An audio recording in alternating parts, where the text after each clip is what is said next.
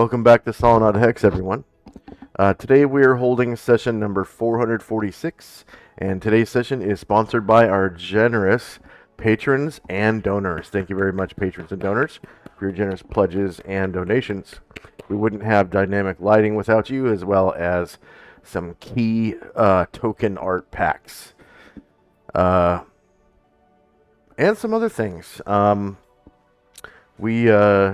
We also donate $1 a month to the creator of OBS, and I wish I could donate to the creator of what's the voice changer that I use, but they don't take they don't have a Patreon. It's weird. Clownfish. All right, players, at this time, if you haven't already done so, go ahead and add 446 points to your player character. And without further ado, we'll jump back into the dungeon. When last we left the Order of the Superior Star, they were in Central Adria, in the Yonti Temple, in the swamp just south of Hang Mai, the old capital. I think you guys were trying to explore the rest of the dungeon before leaving, so you can get that dungeon bonus. You've already defeated the big bad, and you're just kind of mopping up the rest of the monsters at this time.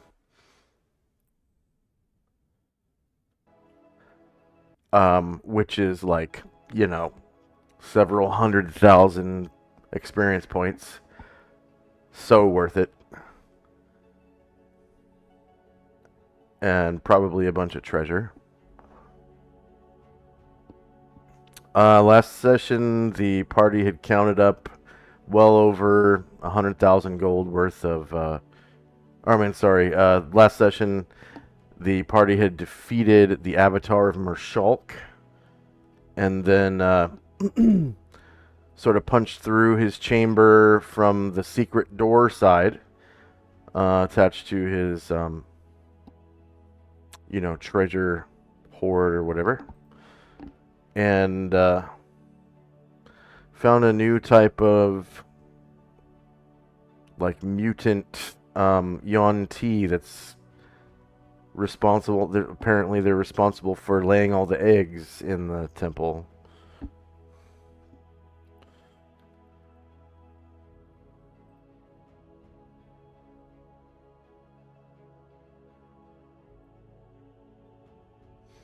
And they're currently laying some rather large eggs.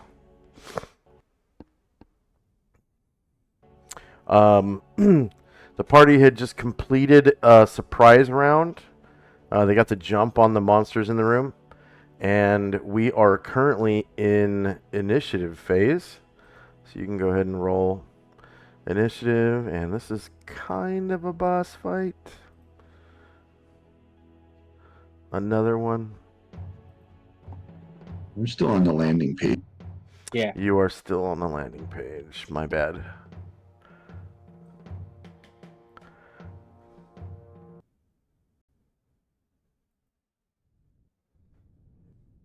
Let me know when the map loads up, and I'll shift ping you.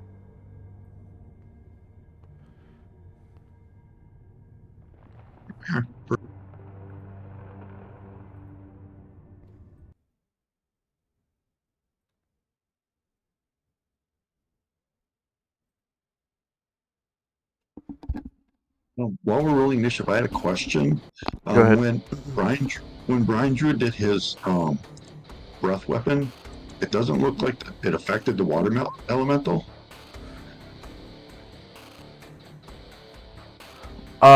Which?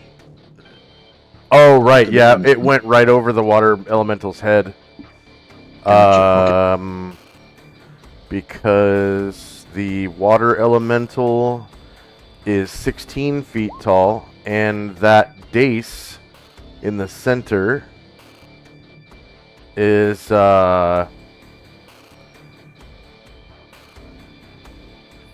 10, 15, 20 feet tall. Gotcha. Okay, thank you.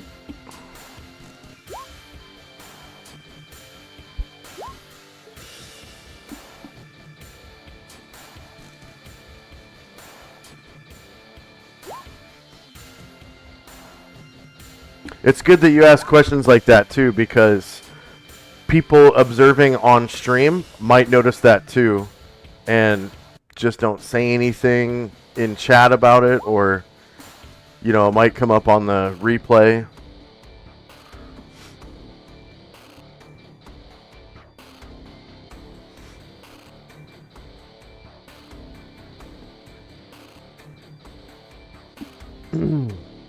All right, so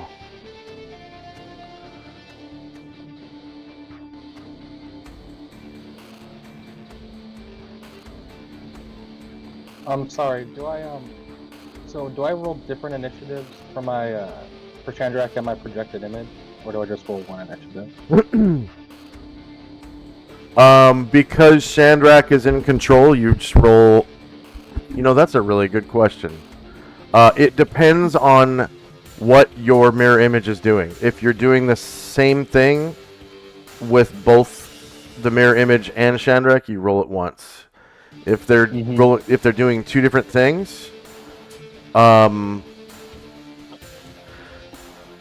think in that case you'd roll it once too, because when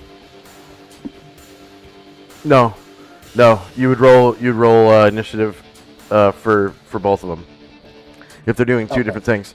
It's just that when they're doing two different things, Chandrak has to concentrate, right? Isn't that how the spell goes? Yes. Yeah. Concentrate and only half move. Yeah. Unless he himself is casting a spell, then it's no move, obviously. Yeah. Okay. Yeah. Gotcha.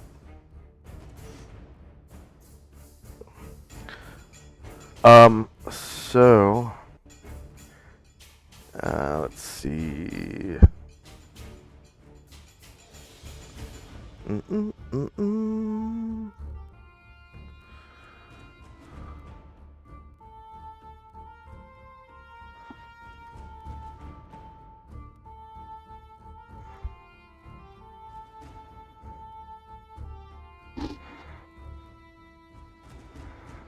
Okay. And you guys have already killed one of the abominations and one of the mutated abominations.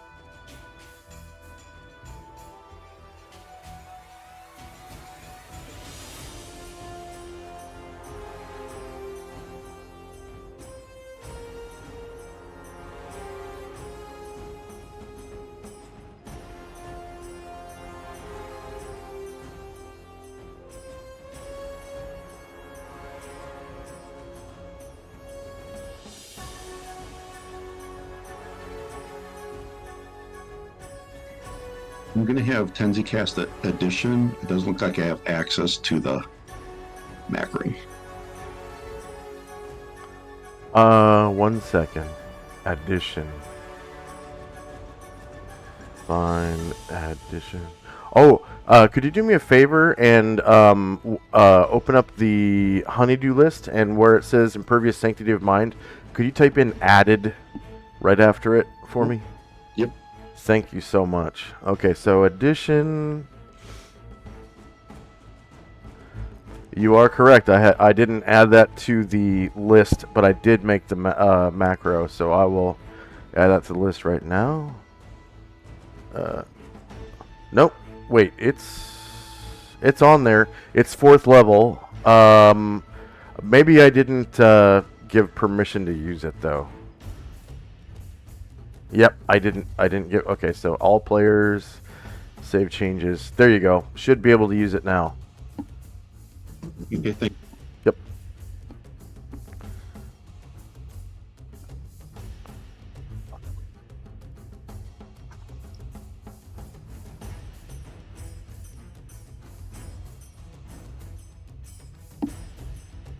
Tenzi's got a slew of really cool new powers now that he casts 7th level spells, and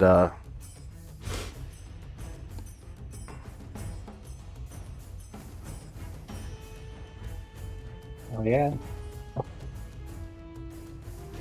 Love it.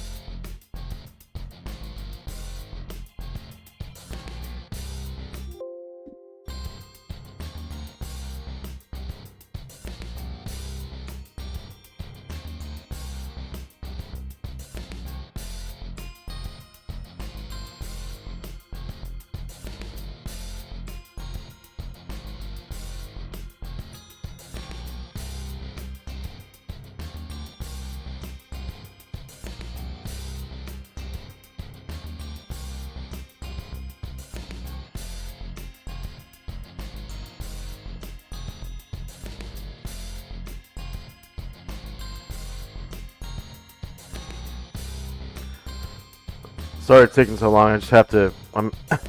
These guys have 4 heads, so they do a lot of stuff. The action economy for these guys is enormous, which is one of the reasons why I put them in, because you guys usually mop things up unless they have a pretty decent action economy. Like Bring it. like Mershulk's avatar. I think you guys mopped him up in like less than 1 round. Or no, it was like 1 round and some change. Yeah, it took us the first round to get rid of the mirror images and And the stone skins, skins. yeah. Oh yeah, that did slow us down.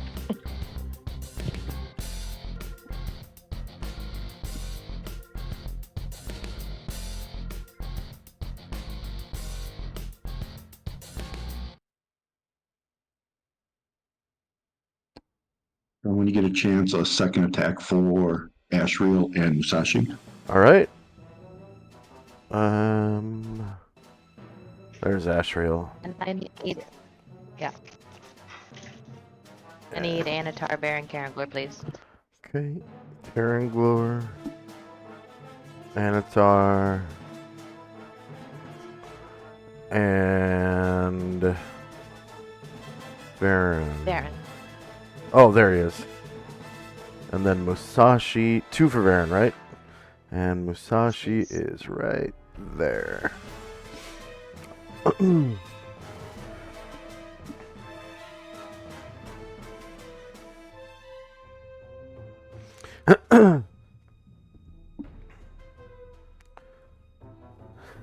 So I'm well into the new token marker set.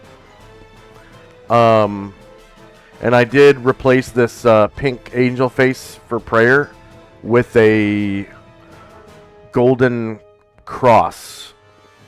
Not a crucifix, but a cross. And there's bless and curse, right? It's reversible. So the bless version is a cross. The curse version is a pentacle or a pentagram. So if there's anyone hostile within your AoE when you cast bless, they'll get the curse version. Can I get an extra attack for Gargamont? For Gargamond. And then for the 3 stackable spells, chant, prayer, and recitation, it is 3 symbols that kind of go together.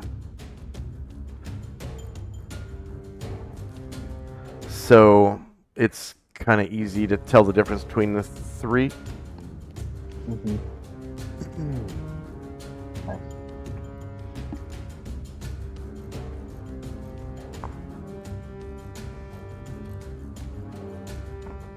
And the list will be more organized as well. Like all of the proficiencies will be in one section. All of the spell effects will be in one section. All of the status effects will be in one section. And all of the That'll be handy. status, like the actual stat adjustments, will be at the end, just like they are now. And I used mostly the same symbols for the stat adjustments. I think I chose a slightly different peacock for the charisma one, because there was a peacock that was a little prettier. All right, is anyone still rolling? Here we go. So I'll read off the spells in effect real quick. Alright, so we got Jim's Locate Object spell has 235 rounds left. Anatar's Fly, 140. Tenzi's Vengeful Strike on Asher, 139. So Asher has motes floating around her head. And her token is currently stealthed, so you don't see it.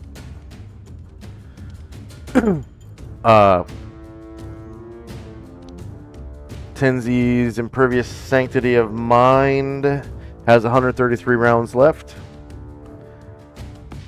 Time now is... what is that? It's almost 2 in the morning. It's like 6 minutes to 2 in the morning, so that's 1:54 on September the 22nd, 11 AE5.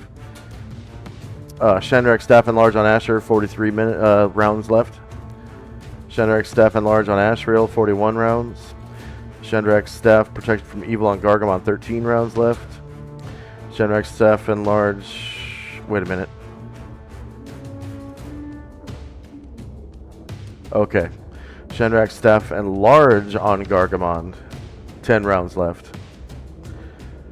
Shandrak's Staff Enlarge on Brine Druid, 9 rounds left. Shandrak's Staff Protection from Evil on Brine Druid will end at the end of this round. Tenzi's Crown of Cold will end at the end of this round. Shandrak doesn't have Protection from Evil cast on Asher. Let's see, Ryer's Rally +1 to hit is through. It ended a couple rounds ago. And Shandrak's Staff Protection from Evil on Musashi ended a couple rounds ago as well. First up is Anatar with that, I'm guessing, Longsword +3 and Quickness proficiency. Okay, so he is going to...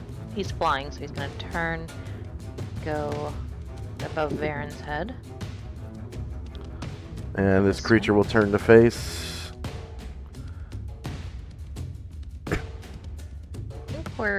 He's at 40 feet. I think that means we're at the same elevation. Higher ground? I'm not sure. 40 feet is, let's see, 5, 10, 15, 20. So you're 20 feet Sorry, he's at 20 above. feet. We're at 20 Oh, feet. that's right. That's right. We switched it to increments of 5 feet. So you are basically flying right over the ground at this point. And these creatures are... They're large creatures. And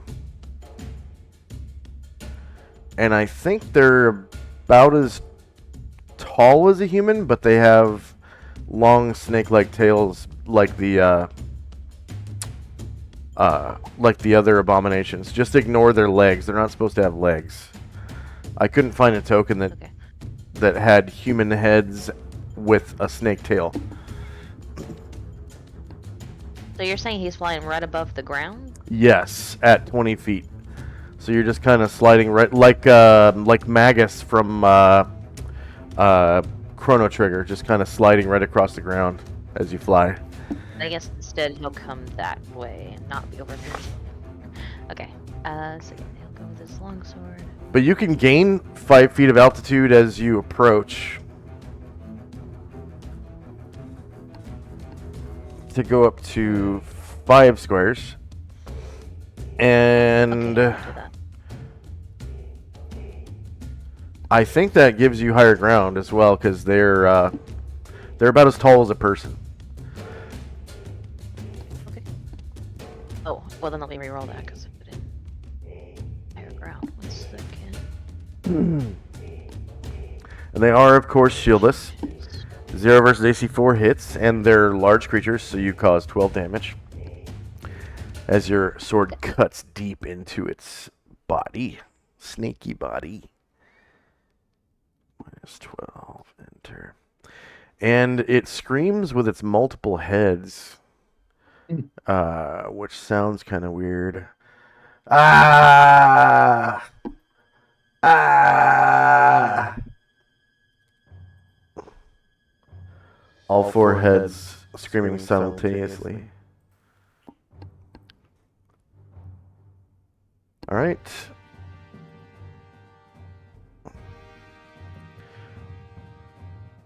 So this Yanti abomination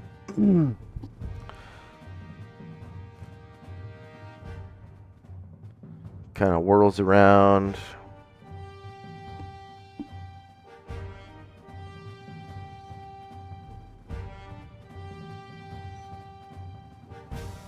And it is going to try to open Baron's mind. Let's see. Scion. Sonic Combat. And they use Mind Thrust. So Mind Thrust on Baron. 90 feet. No defense mode. Closed mind. He'll use 2 PSPs. Hits MAC 9 or worse. That's probably a miss, because I think Varen has a pretty decent mental armor class from his wisdom. I think it might be 5.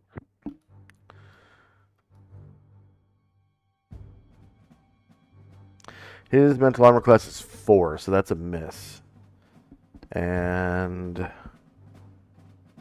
that was 2 PSPs.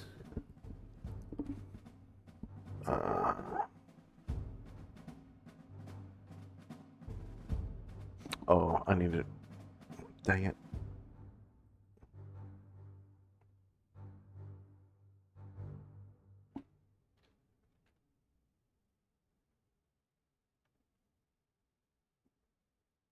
PSP.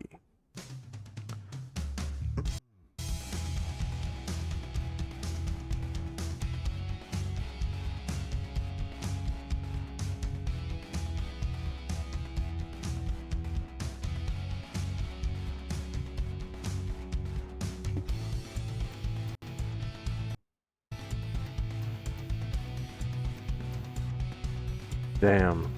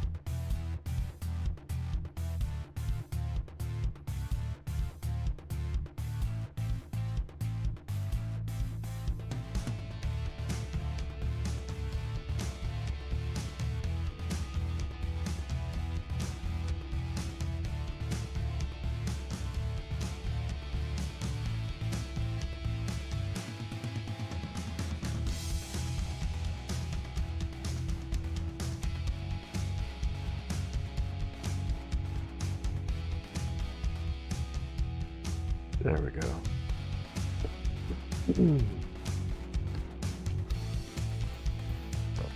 Alright, Chandra. Oh. Nope. Gargamond. Okay. Gargamon. Gonna come over.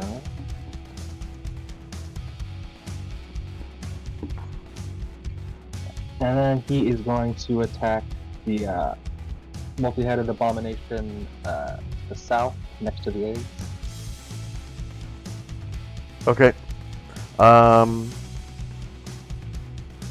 Yeah, that's pretty much a straight line between you and it, so no penalty to hit.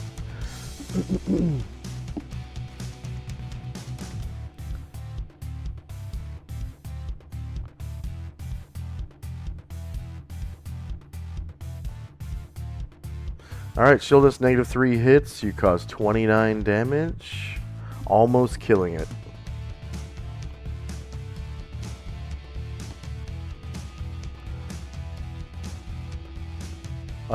So this Yan Pachan is, or Shan Pachan that is, was the only one that hasn't gotten hit.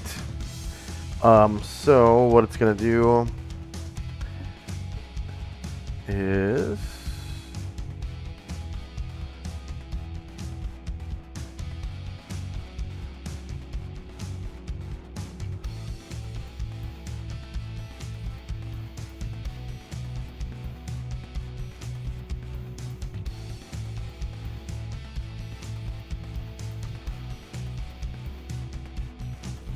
it is going to Mind Thrust Gargamond 90 feet. No defense mode. Closed mind. Use 2 PSPs. I think Gargamon has mental AC of 10. Yeah, it hits mental AC of 1. Very good for him. Yeah, so his mind is open now. He gets mind thrusted.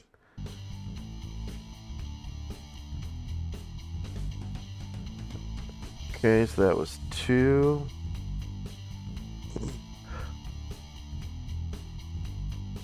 Oh yeah, it's 4 heads all at the same time. Fuck. Okay. They're all. It's also going to mind thrust.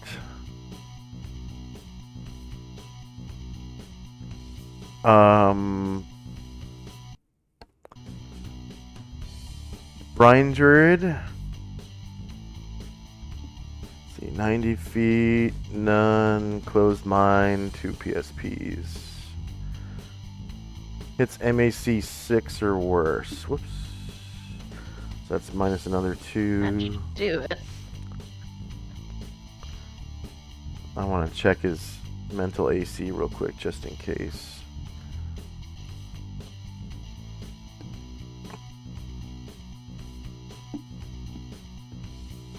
Brine Druid's mental AC is 8, so yeah, that hits him. Alright, it's also going to Mind Thrust.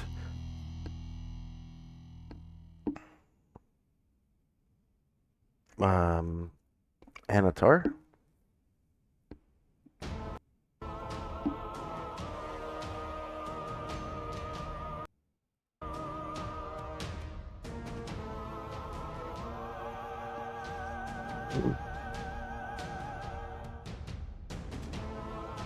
Two PSPs.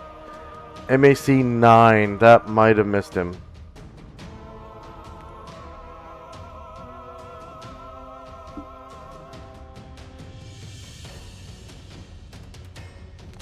He has mental AC 8, so that did miss. And then he's also going to, or she is also going to Mind Thrust Varen.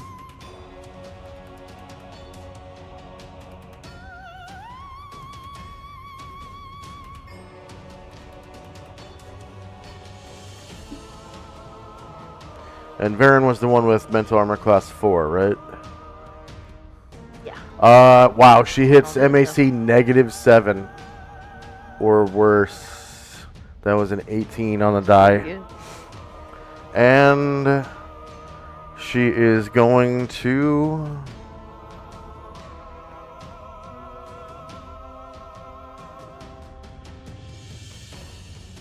Um,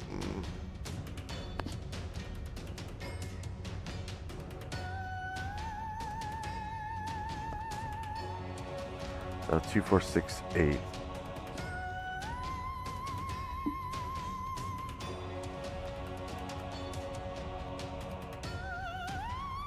Alright, she is going to try to... Gonna try to dominate Gargamond. Adjustments. What level is Gargamond? 8. 8. Alright.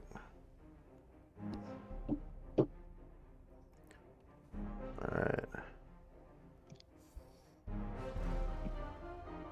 Okay, so she successfully dominates Gargamond. So you can change, give him Charm 1. And I'll give her Charm 1.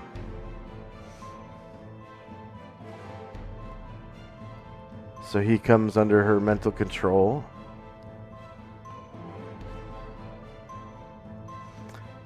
And another one of its heads is going to try to dominate Varen.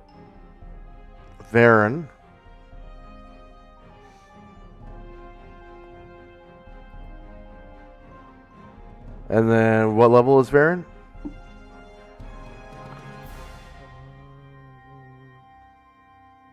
He's above 10, right? It's 11. I think so. Oh, he's Okay, 12. 11. Alright, 12. He's 12. Alright, success. Wow. The target number is 3 or higher, and she rolled 5. So he's got Charm 1 on him. And then the third hit is going to try to dominate Brian Jurid.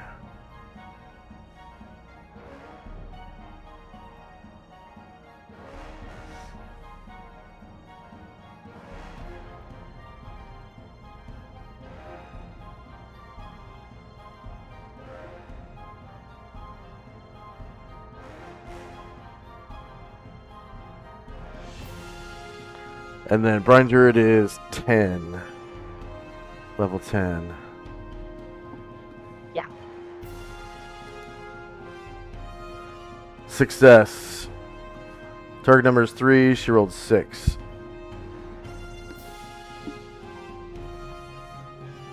So that's Charm 1 on Brian Jurid.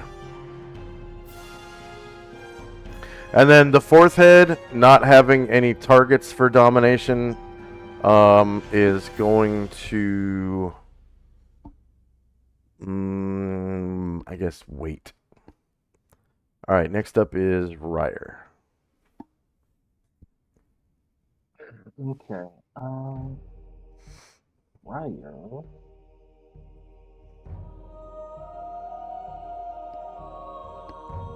Ryer will come over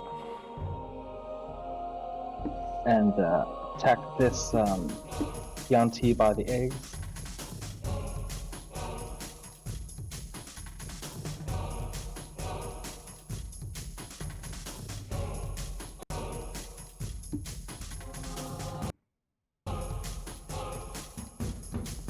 He will turn to face.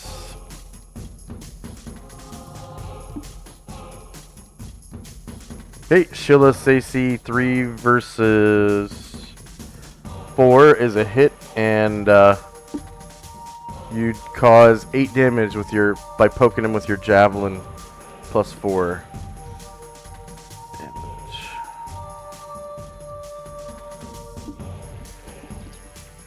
damage. Karen Gloria. Okay.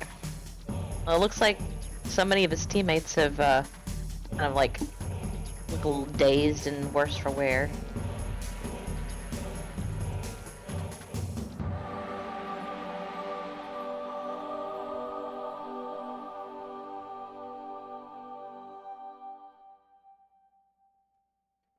7. He'll stop there. Attack.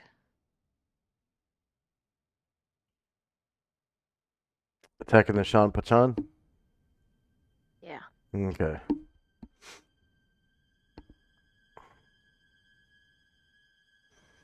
Alright, -4 beats AC 4. You cause 9 damage. I guess you're blade singing? Oh, yeah, I did forget that. Let me roll again. Sure.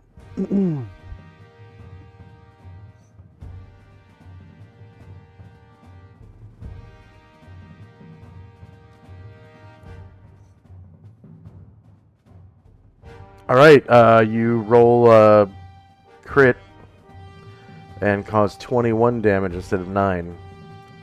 That's As you better. sort of dance up the stairs and then do like a flourish thrust. Pirouette. Yeah. And get it right in the guts or something. Cause 21 damage. Alright, Asher. Alright, Asher is going to attempt to stealth up. Well, that's not possible. He's gonna try to use Featherfoot. Okay.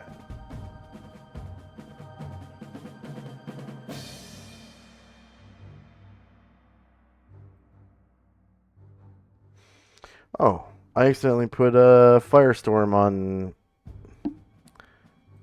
everyone's token. Firestorm.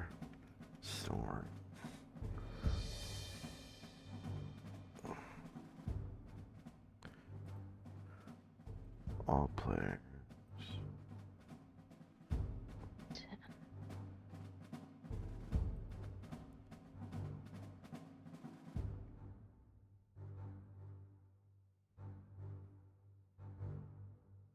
Oh yeah, it is there. There. Now it should be gone. And if she may, she's going to backstab. Okay. Yeah, no. I think these guys are high enough level. Yeah. And then their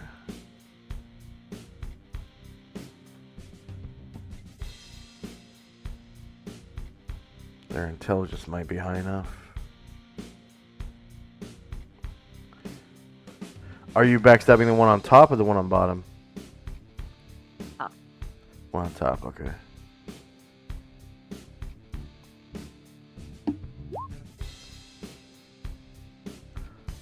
Okay, they are smart enough and have the intelligence to get a saving throw. So I'll roll that save real quick. It's versus spell.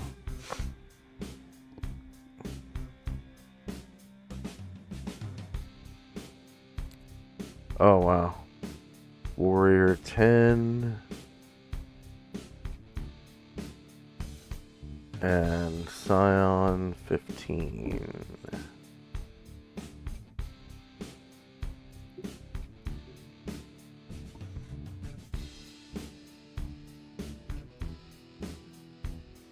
Not triple classed. Alright, so he saves. Target number was 9. And she rolled an 11, so she's able to see you. So no backstab, just a regular old attack. But you might slay her anyways. So yeah, Asher is chagrined when the thing like turns one of its heads to her. Just... Yeah. And Oh wait, were you stealth or invisible? I think she was just invisible. Okay. Alright, so it's shieldless, -9 versus AC 4 hits, and you did add +4 to hit, right? Because you are... Sure didn't. Alright, second. Because technically you're still invisible, so...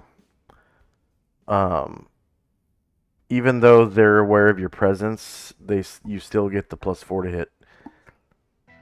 And if you... And Go ahead. I was asking if Asher was enlarged. Oh, fuck, I forgot that too. Jesus. So you're gonna Yeah, want to thank you. put Let's hear. star 1.9 in your damage adjustment, and then also Sorry give about yourself +4 to hit for being invisible. Okay. Thanks, guys.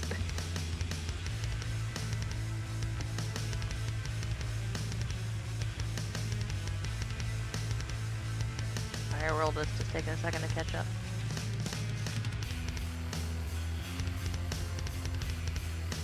Hold on a second.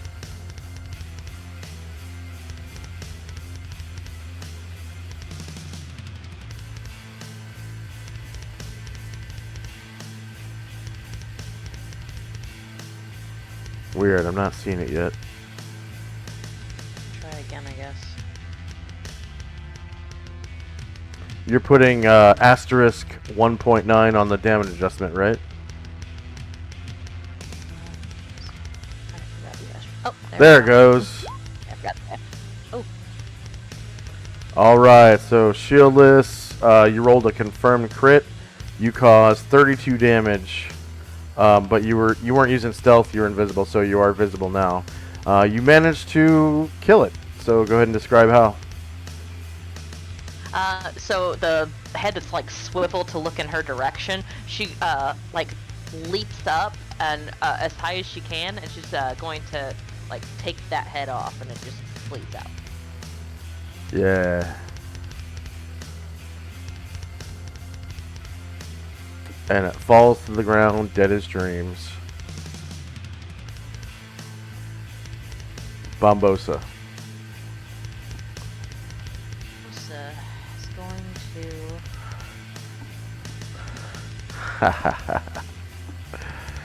He's going to attempt to move silently as far as he can, which is here. That'll be it. Okay.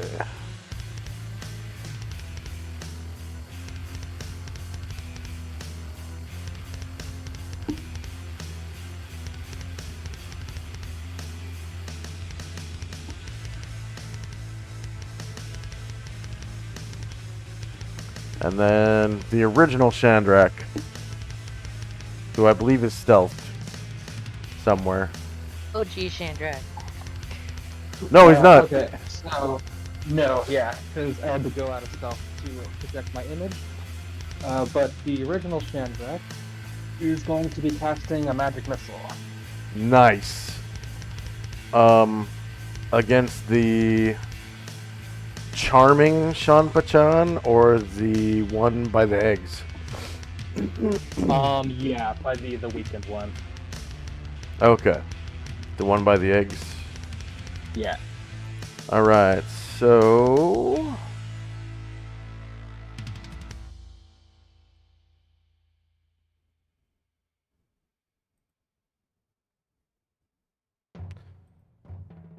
that first missile... Magic missile...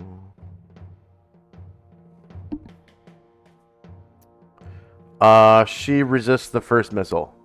Like magic resistance. So it just kind of shatters on some kind of invisible shell around her body. And you can see it like dissipate on the shell itself. Did you add my planeswalker resistance? Oh, okay, yeah. Minus One, 17. I'll re-roll that. Minus 17, you said, right? Yeah.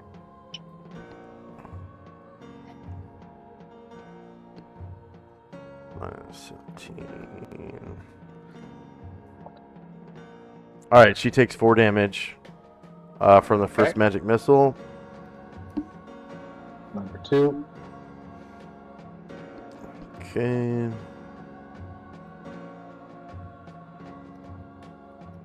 That was minus 17? Yes. Oh, okay, I see it on the chat. Alright, she takes another 3 damage. Come on, you should do it.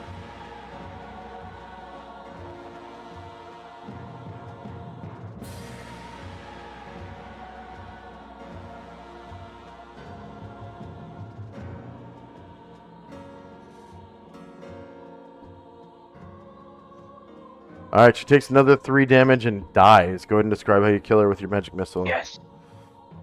All right. So 3 magic missiles fly through the air, actually go through the illusionary Chandrak, and like each one hits one of the faces and like knocks it into the water. Nice. And the next 2 will go towards the last Shan Hachan.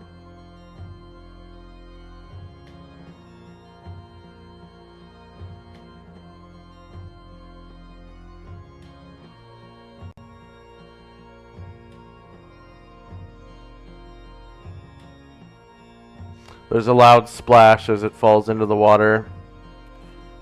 Sploosh.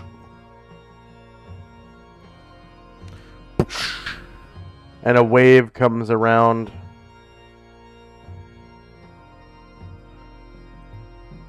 Like so. And kind of splashes up against the bridge from both sides. Dang.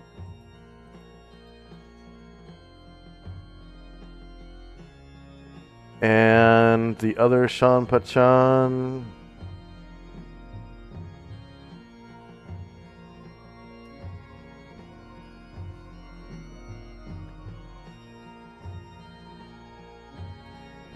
Minus 17. Takes 4 damage from your magic missile. 4th magic missile.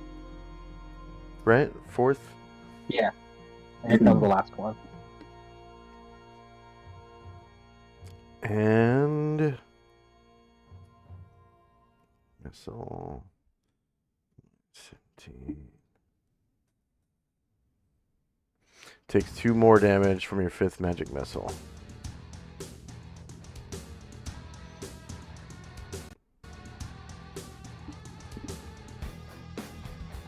And Ashrael. Ashrael will attack his Nudachi against the water element. Alright.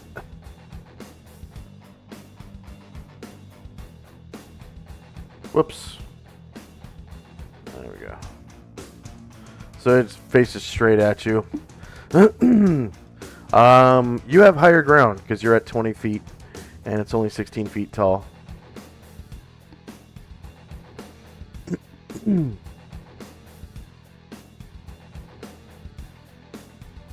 Alright, it's shieldless, so -6 beats AC2. You cause 13 damage.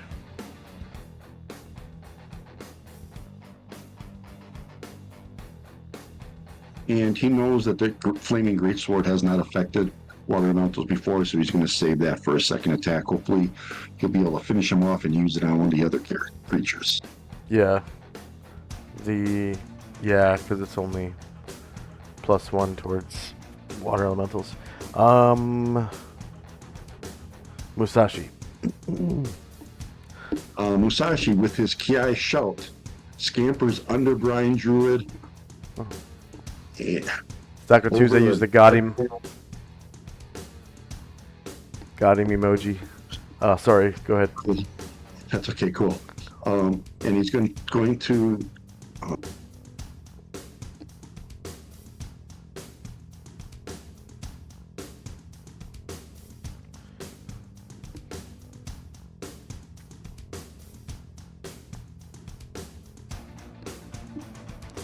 Close with that Shampachan. yeah.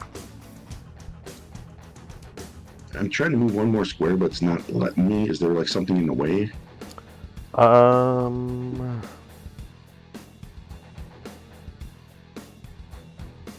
Oh, I did put an invisible barrier around the dais because it technically is 10 feet higher for some reason, which I did not describe earlier, so I will remove it. So it will only be a regular dais, and it doesn't have stairs anyways, so I don't know why I did that. So it'll be... So it's like 20 feet high right here, and then the dais is like just a couple inches higher, this dais right here. Maybe like 6 inches higher, so not even a full square. It's like a 6-inch step up.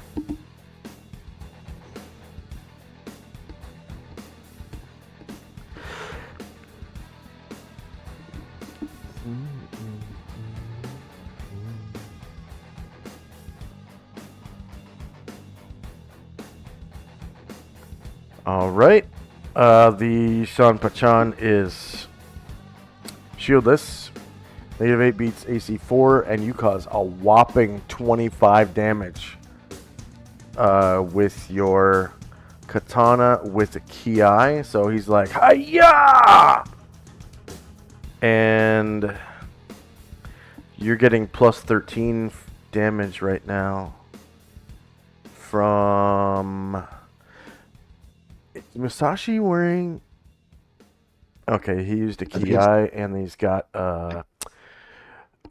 like another plus 3 from weapon specialization and mastery. Yep. So 25 damage. Is there a head still breathing? Yes. Well, we'll see if we can finish him with a ki wakizashi.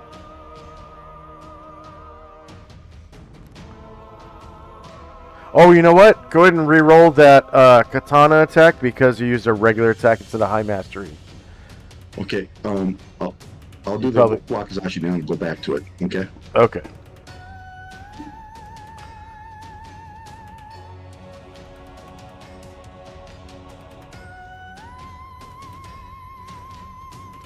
All right, so wakizashi plus 5 with ki or ki. It is shieldless, and you manage to confirm crit it. And negative 19 does beat AC 4, so that's a hit. And you cause 28 damage with your wakizashi. That's 28. And you still have your high mastery attack with the katana. Here it comes. All right, natural 20 on the katana, causing 29 damage, killing it. Go ahead and describe. First, he just kind of pokes it with the wakizashi and then up strikes with the katana, cutting off a head. And he's trying to dodge the blood that's squirting off him. Oh, and I do want to show everyone this new handout for local fighting styles.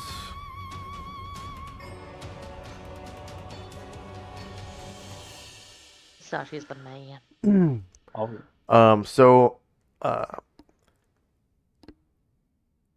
Originally I didn't want to put these in the game because they're largely homebrewed. The combat and tactics book doesn't give specific effects for different styles, so the DM has to like choose what the effects are, which I thought these were kind of logical because, like, for example, the rapier and Megosh, the Megosh gives there's like a bonus to like defensive disarms or something with the Megosh. So I made the weapon style give you a free defensive disarm, so that it takes advantage of the bonus to hit, right? And so I basically did all the styles like that, same thing. If they had a bonus to hit for some kind of maneuver, if they didn't, I kind of chose something else. Like, for example, the dual belt pistols, right? So like a gunfighter style. I gave the gunfighter the ability to reload both pistols simultaneously. So you can pow pow, you know, and if you're a specialist or expert, you can shoot both pistols every round because you can reload both of them every round. That's cool. And then if you're not a specialist or an expert, then you spend one round reloading both pistols, which normally you could only reload one gun at a time. But with that style, you can reload them both. So a non-specialist or non-expert can pow pow and then spend one round reloading both guns, and then the next round pow pow. Dual hand axes. I just did the negation of penalties for fighting with two weapons. and then hand axe and knife. This was inspired by. Have you ever seen the movie The Patriot? With what's his name? Mel Gibson. Mel Gibson. So he fights knife and hand axe in that movie. And there's really no benefits to using hand axes or knives, so I just gave the ability to make a free offhand knife attack without spending an attack to do so, which means your knife is your offhand weapon. Normally with an offhand weapon you can only attack once, but with this style you can attack with that offhand knife twice instead of just once. So if you have multiple attacks with your hand axe, you would do hand axe knife for the first line of attacks on the turn order tracker, and then the second line of attacks you would do hand axe knife again. If you have multiple attacks. If you don't have a multiple attack with your hand axe, then you would do hand axe knife on the first line and then knife on the second line. So no matter what, you have a multiple attack with your knife. And then lasso and trident are pretty self-explanatory. Like the lasso gets a bonus to hit with pull trip maneuvers. The net gets a bonus to hit with block, trap, or disarm maneuver. So that's what I did. And then dual sai, that's the one that Tenzi I think is most interested in. Fortunately, the sai does have a bonus to hit on block, trap, or disarm maneuvers. So I gave the dual sai style the ability to make a free block, trap, or disarm. So he's got, in addition to his martial arts, an extra sai attack. So like when he's using his sais, he has like 5 attacks per round or something like that, and like 2 of them are blocks and one's a block, trap, or disarm, I think, something like that. I don't remember exactly. And then dual katana and wakizashi, they don't get any bonuses to hit anything. So katana and wakizashi, I did +1 bonus to attack rolls, and then dual katanas, because they're larger blades, -1 bonus to armor class. And of course, you don't actually touch your armor class on the character sheet. It's just that everyone gets a -1 to hit you from the front while you're using 2 katanas, if you have that local fighting style. And all these take 1 proficiency slot. The only people who are allowed to take these styles are people who are allowed to be proficient with the weapon in the first place. So some of these are like, every character. Like I think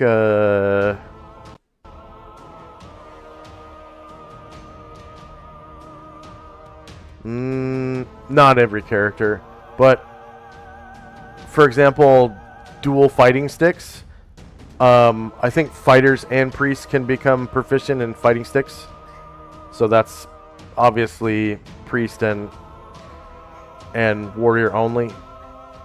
And then I'm not sure if thieves can be proficient with a saber, but that might be like thief and fighter. I can't remember if it's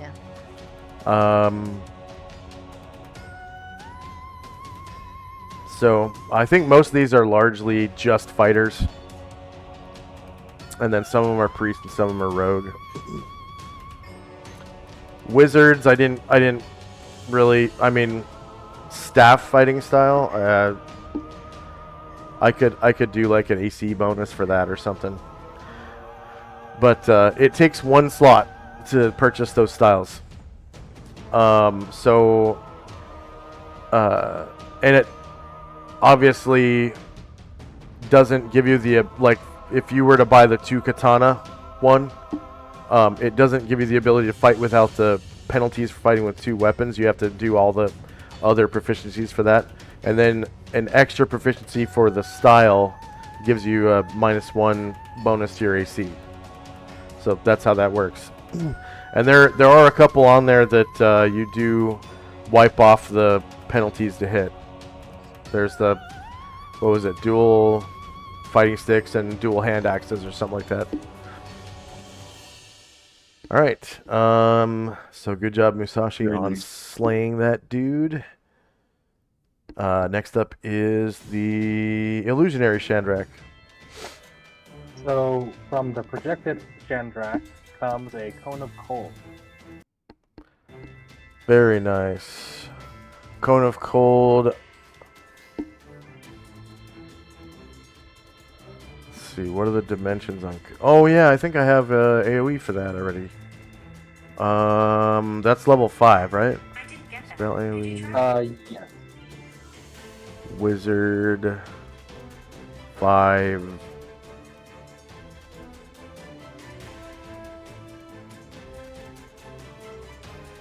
Cone of Cold maximum AoE. Oh yeah, it is different by level. I can do one 60 feet long and 12 feet wide right now. Okay, there we go.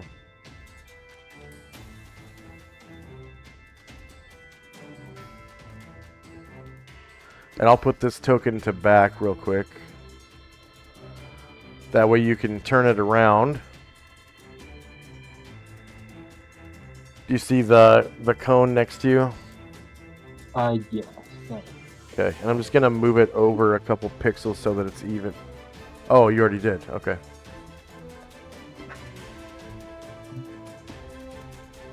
And remember, this water elemental is down below where you can see.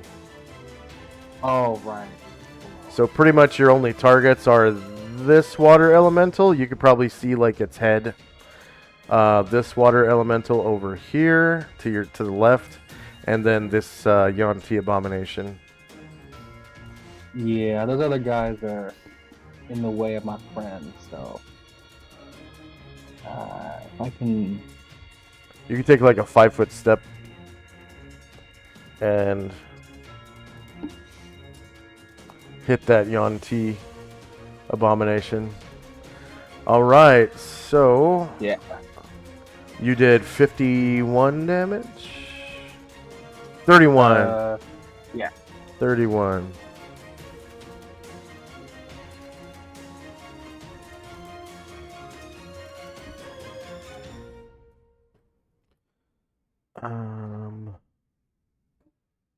Saving throw versus spell. And no modifier. And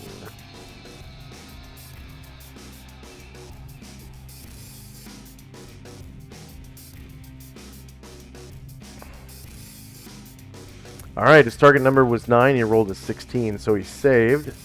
Taking half damage rounded down, which is 15. Still a lot of damage. Mm-hmm. And Chandrak gets... Does it Go ahead. have egg in front of him? Yeah, we'll say that it hits this batch of eggs right here. So these eggs, they stop moving. And they turn a frosty blue color like this. Nice. And they're all covered in frost. And then these other ones, they're still kind of moving.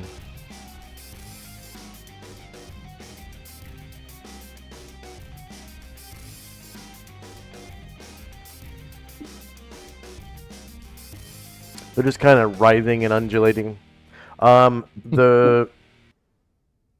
I guess that was the illusionary. Yeah. So you took off the Cone of Cold from the real Chandrak, right?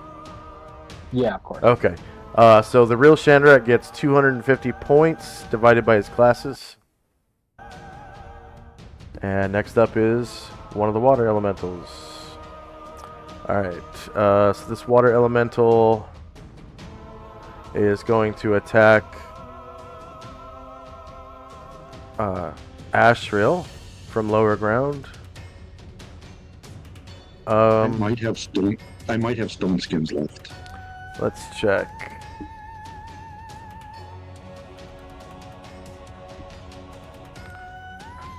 They are gone. Yes. Alright, so this water elemental stands up as high as it can. Reaches out with a wave-like arm and strikes at Asriel from lower ground.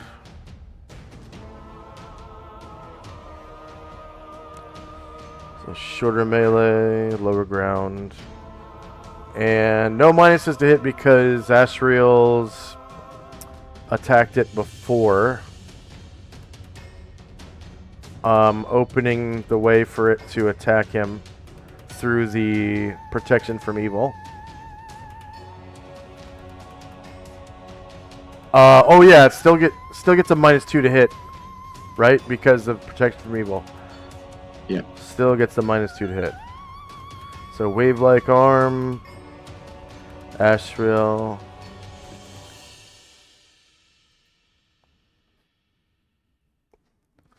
Shorter melee, lower ground. Come on, lower ground. And -2 to hit.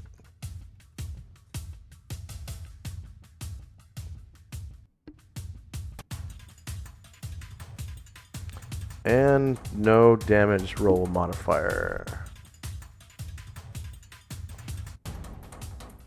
Shieldless 0 versus -6 is a miss. Baron. I think he rolled a 10. Wow. So once that Panchon that had him charmed is dead, does he kind of come back to himself? Yes, his mind is still open, but the charm is gone on all 3 characters now. Alright, so he is going to turn to this water elemental that Asriel's fighting. And he will gain, I guess, 5 feet from here, so he's like just over the edge. Let's see, 25 feet will let you reach down to 20 feet. Okay. And then he's going to kind of, yeah, he wants to basically maintain 20 feet to get to here. Alright, good. Because if you went up to 25 feet, you wouldn't be able to reach. So yeah, you got higher ground. And it is... So it's gonna turn to face. That way you're both threatened. And it's front shieldless. AC. So I missed. And we're coming up on a bathroom break at the end of the round, which is going to be another probably 20 minutes or so.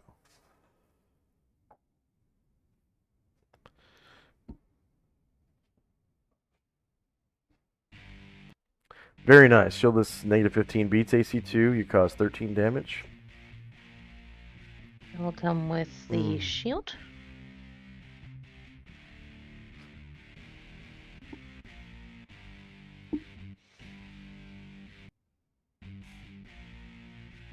And then your claws just kind of pass right through. You already knew that, though. You fought these guys so much that you probably wouldn't even do that. So, shieldless, you rolled a natural 20, and you caused 11 damage with your shield. Alright, next up is Brine Druid. Okay, Brine Druid is going to...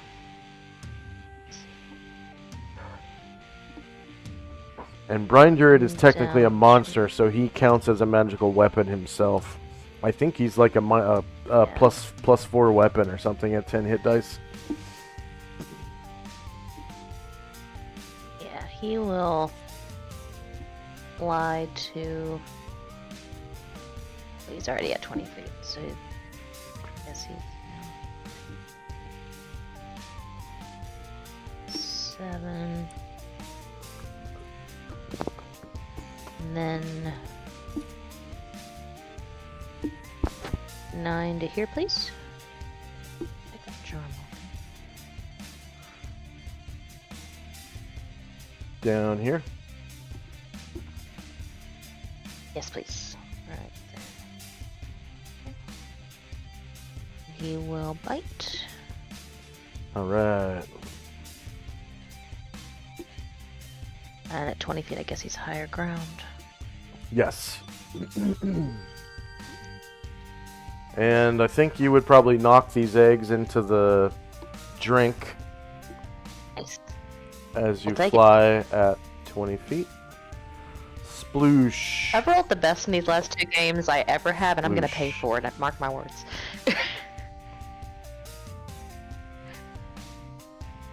And they sink like stones because they are not hard-boiled. Hey! I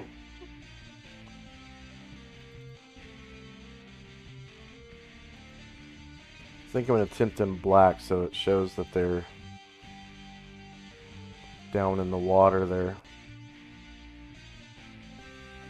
The cool thing about tinting animated tokens is it stops their animation too, automatically without me having to do it. Alright, and you bite the water elemental with a confirmed crit for 38 fucking damage. Good lord. Minus 38. Enter. So you take a big old bite of water out of the water elemental. It's like missing its Refreshing. body.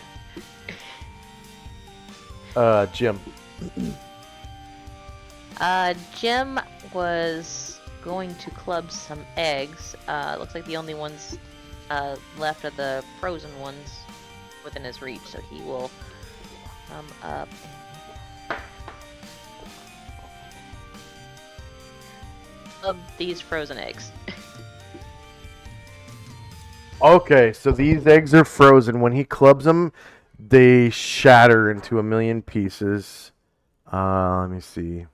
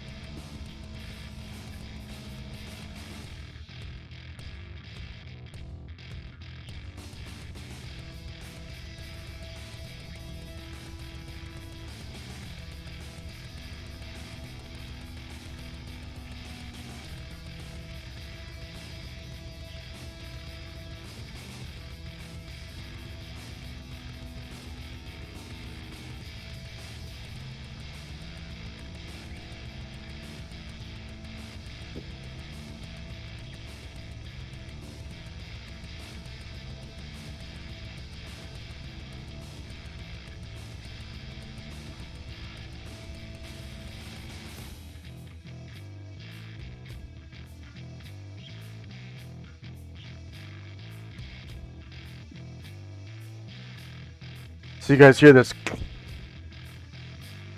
and bits of like frozen egg and eggshell go splashing over the edge.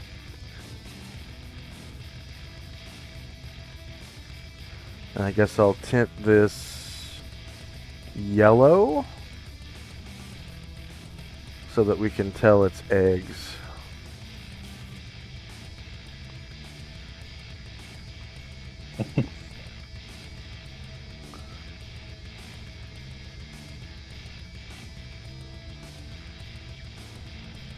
And bits of frozen egg drop into the water and kind of float on the surface.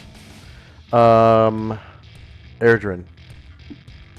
Erdrin is just going to reload. All right.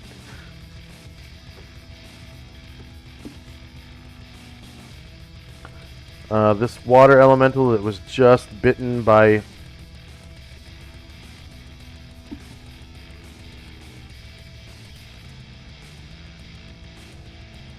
Brine Druid Oh, wow.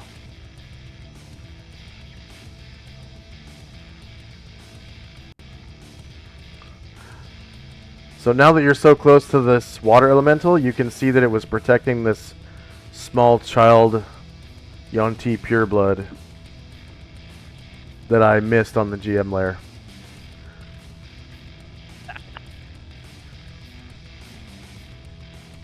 Alright, so this water elemental is going to try to hit Brine Druid with its wave-like arm.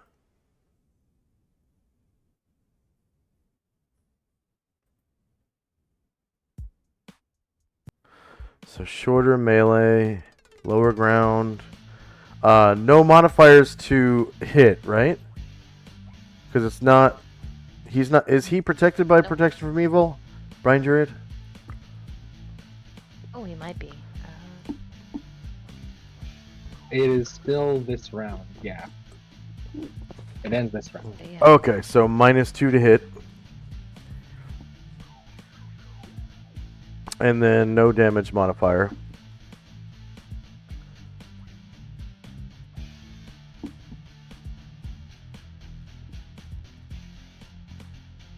Shieldless 8 versus -1 is a miss. And the other water elemental on the left side is, see, they move at, in the water, they swim at 18. 18. So this water elemental is going to swim over here to where Brine Druid is. Kind of over the Shattered Egg and Sunken Egg. And try to attack Brine Druid. Oh yeah, he's in the air, so he can't turn to face. Yeah. He's flying. So this one gets... Couldn't finish its flight. Yeah. That's on me. This guy gets shieldless flank on him. Yeah. Oh, I need to put that egg on the map layer, so... To front... LMO... There we go. Alright, so same thing. This water elemental reaches out with a wave-like arm to strike at Brine Druid from the shieldless flank. So shorter melee and lower ground. And -2 to hit for protection from evil.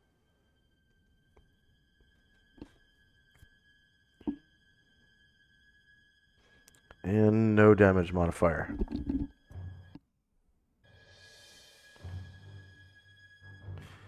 Shieldless 8 versus -1 is a miss. Wow. The last guy rolled a 2. You said shieldless. Oh yeah, that's right. Shieldless flank. That's a confirmed crit. -9 versus AC -1. So he takes 36 damage from the wave-like arm. Thank you for being honest. I've totally missed that shieldless flank thing. 36 damage is a big chunk for a henchman.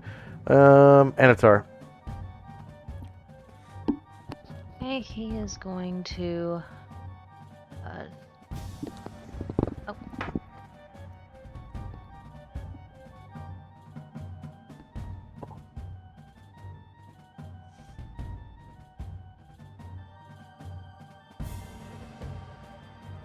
He is going to fly to Brine Druid's aid.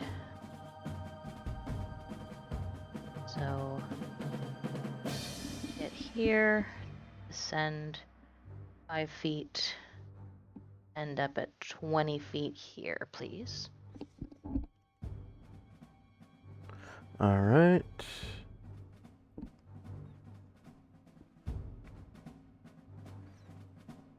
He is Class B, so he can turn. Yeah. attack.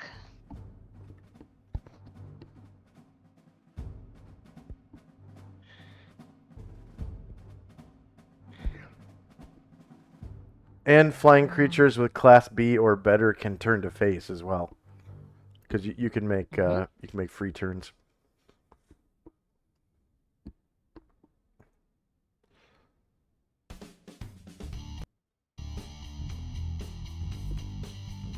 All right, Anatar making attack against shieldless AC -3 beats AC 2 for 23 damage. Minus 23. And Gargamon's multiple attack. He's got the reach on him. He does. So, with his 4 squares of reach, would he be able to reach down to poke this elemental? Or would I have to Yeah. take a 5-foot step and do that? Okay, cool. You get higher ground, but you also have a -2 because you're attacking through Ryer and the Yanti square.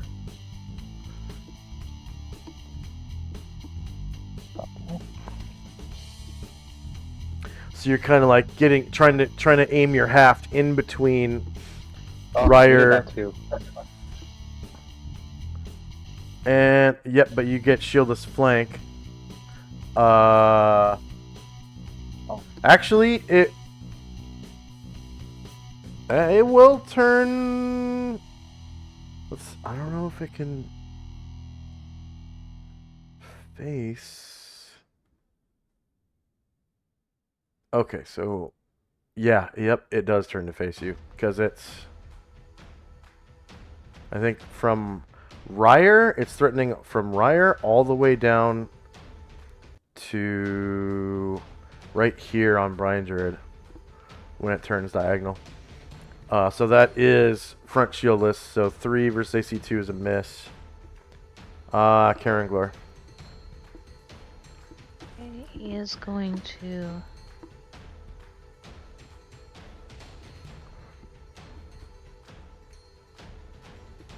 Coming up on our first bathroom break.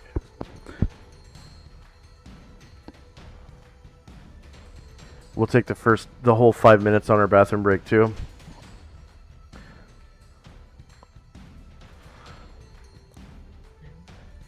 Six. Alright. It's coming Alright. for this. Yeah, the abomination is going to turn to face Gargamond actually. So you get its shieldless flank.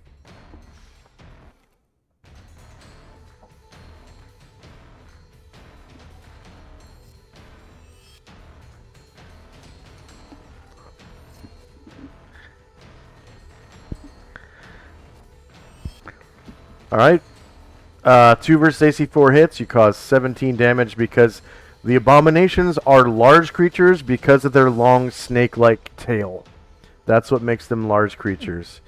So 17 damage almost kills him. You can see his green bar is just a little sliver. Next up is Ashriel. Ashriel will Nodachi the water elemental.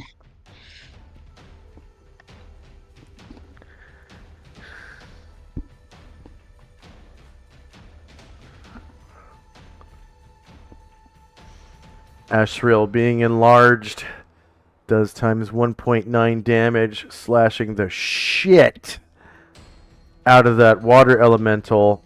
Confirmed crit, 33 damage, killing it. Go ahead and describe. He kind of swipes through with the flat of his blade, comes down to like cut it and damage it. And then with the flat of his blade, he splashes Varen with water. All right. It chisels on his wings, and Baron like takes his arms to get it off. And I have movement left, so I'm going to fly up to next to Karen Glor. All right. And gain a square of movement and attack with my greatsword. Oh yeah, your flame blade against the Yanti abomination. So this will be front shieldless.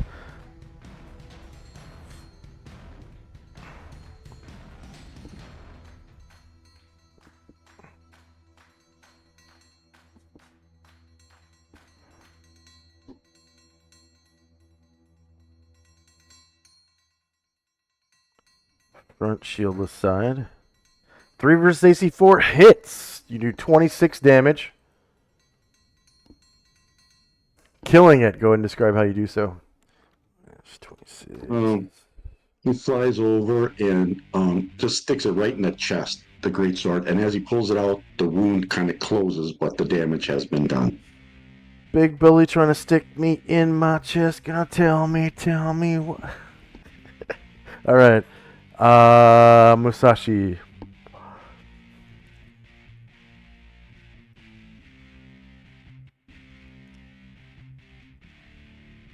Four squares, 1, 2, 3. If he goes to the edge here, can he swing down on this guy? Absolutely. You gain higher ground by doing so as well. It's going to be front shieldless AC. And he used his Ki this round. Yes, he did. He sure did. So you get that, what is it, +4 katana attack with Ki.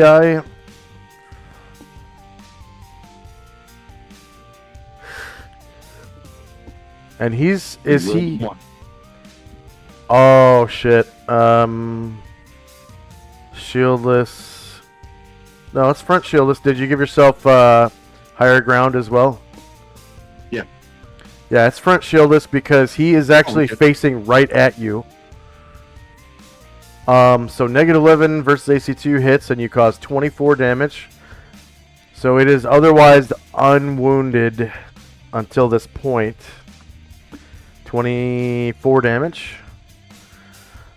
Varen with his first multiple attack. Target, but he doesn't have target, but he does still have his turn. So it makes a 90-degree turn. Yeah. And is going to glide down to land here.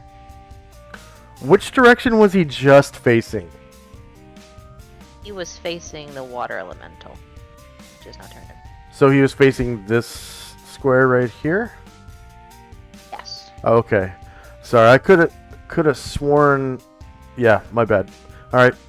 And did you want to fly over, cross over from the water to the sidewalk thing? Yes, please. Okay. So that should bring you right to here, So he glides and he lands or there. here. Yeah, that'll be good. Okay. Glides and he lands there. And I have a confession to make. I did not move. I didn't realize I was doing it at the time. I did not move Brian Druid half of his light movement horizontally. Mm-hmm. So I may need to land him and take attack of opportunity or two. All right. So has he turned? He hasn't turned, has he? Is not. No. Okay. So go ahead and turn him, and then I'll move him for you. Alright. I don't want to land him on that other guy. So let's just say he turns this way and he's going to fly over this. Okay. So these two elementals take attacks of opportunity against him, and attacks of opportunity we all know are against rear AC as they pass out of attack range. Because he's so low, if they hit, it may cause him to go under half and fall. So it's shorter melee, lower ground, -2 to hit, and no damage mod. And it's against his back AC, which is another +2 to hit built in. So 1 versus -1 is a miss. And the other one also makes the same attack. Against Brian Druid. Shorter melee, lower ground, -2. Oh, come on. Shift V. No. Shift V? No, Control V. Jeez. -2 to hit. And no attack. Or no damage mod. Against his rear AC again. Back attack. 0 versus -1 is a miss. Jeez. Alright. Can't buy a 20. With a 7 and an 8, both miss. And does he want to land over here? Yes, please. On the little sidewalk thing? Yes, please. Okay. There you whoops. Ah! That's too far. Yeah, that's good. There we go. Right there. You should- And then Varen's out of movement. And then Tenzi gets his spell off. Which was... Addition. So I was Addition. going to do something different, but since all the animate objects are dead, I'm just going to create 2 rocks, each 5 pounds, and drop them on the water elementals. It won't do anything to them, but you got to burn the spell, so I'll just do it. So you... What was that about inanimate objects that you said? Oh, I didn't see I that, was. yeah. Yeah, if there was animate, like flesh objects or whatever, I was going to drop acid on them, but I didn't want Oh, to do it here. on the eggs? I was going to do it on the creatures. Okay. I guess I could do 1 egg, but for these eggs because they're not in water. Okay, so you want to drop acid on the eggs? Yeah, like slug acid because that's something I'm familiar with. Okay. So you can see Asher is kind of occupying the same square. Are you sure you want to do that? Yeah, no, I'm not because I'm afraid I'll splash it on her. So I'll just burn the spell. Okay. Yep. No XP awarded. And that is the end of the round. And we'll take.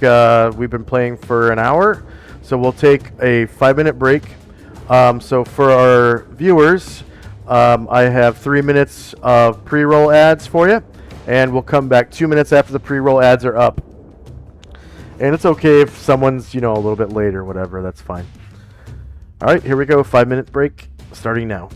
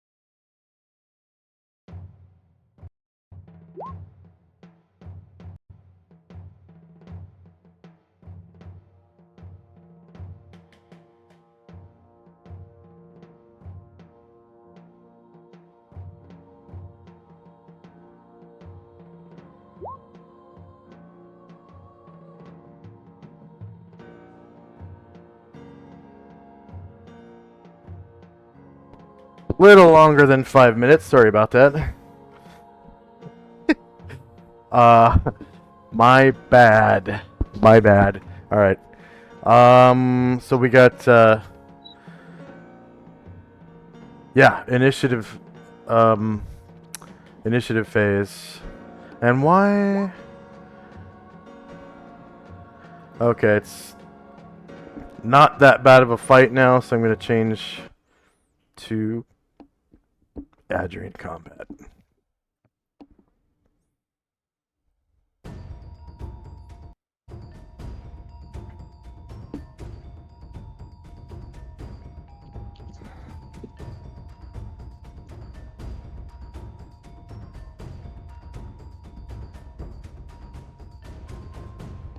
Hmm.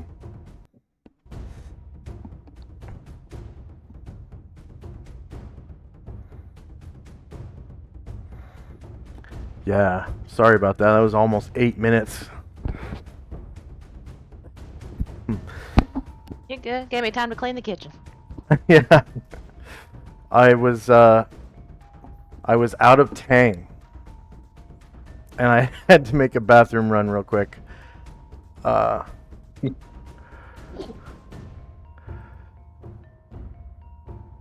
So I had to make some Tang. Is anyone still rolling? Yeah, just a second. Okay.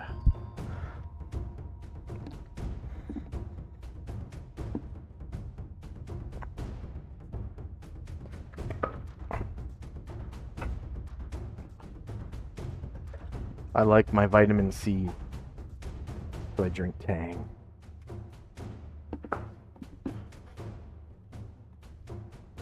We should do a Tang commercial. Gotta pay for those anime tokens somehow. Yeah. Are you still rolling, Shadrach? Okay.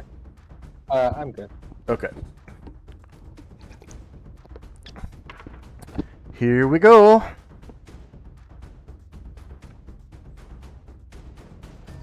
We got spells and time.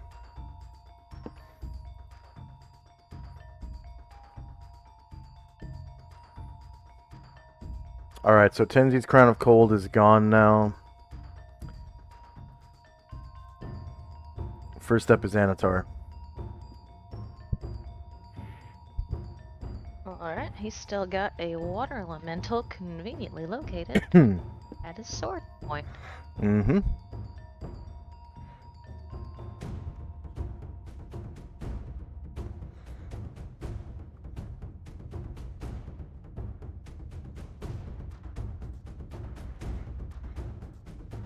Alright, shieldless front, -9 versus AC2 hits, and you cause 17 damage. Almost enough to kill him. Just a Like, smidgen pokes left. He pokes at it a little bit. It's like, go down. The water elemental looks like a squirt gun squirt shooting up out of the water 16 feet right now. He's that little. And then next up is Varen. Varen is going to Shoot. come up to here, and here I believe he can reach the water elemental. Try to take it with his shield.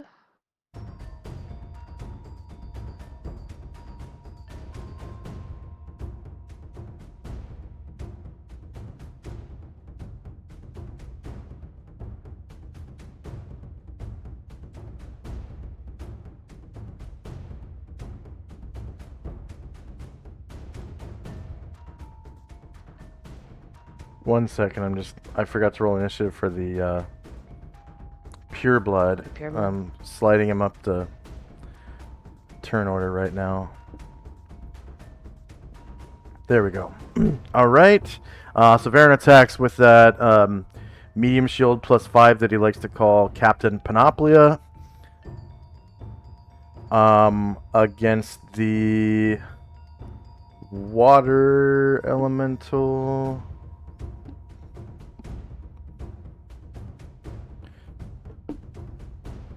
That is gonna be rear, actually. That's a back attack.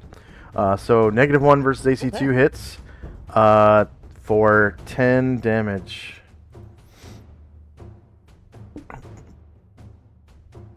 Killing it. Go ahead and describe how you do so. He kind of takes the shield and like swipes it the opposite way. So instead of like clanging it into him, he like takes that little spigot of water and like uses it like a cup, and he pulls it out, and there's just not enough structure to hold it up. And then he turns to the pureblood, steps up, uses a sword. And the pureblood will turn to face.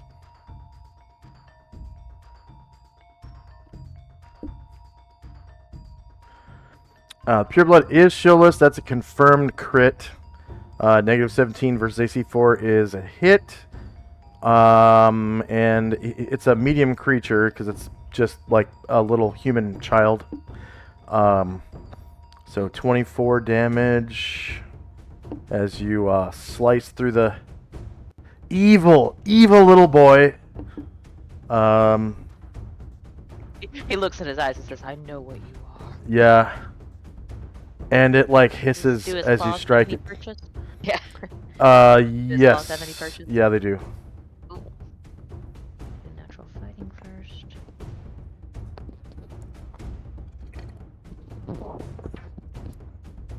You can see the... Oh, no natural fighting. Weird. I thought he was pretty strong. Yeah, he is pretty strong. Doesn't. Yeah, 17 or lower, and you rolled 18. Okay, he is shieldless. -4 beats AC4 for 3 more damage. Survives. The other. And the other Talon, shieldless -2 versus AC4, hits for 2 damage and survives.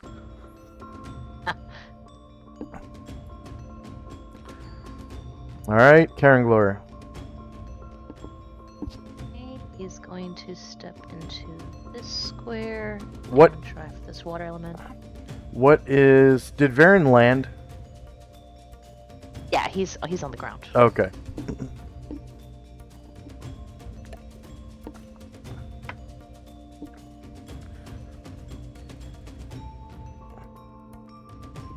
Same elevation.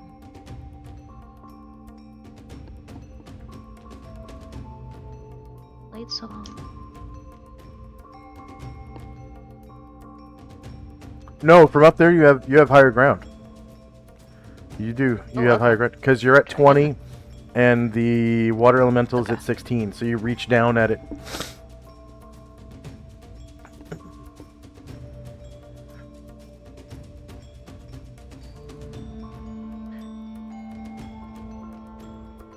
Is this the attack roll, the -5?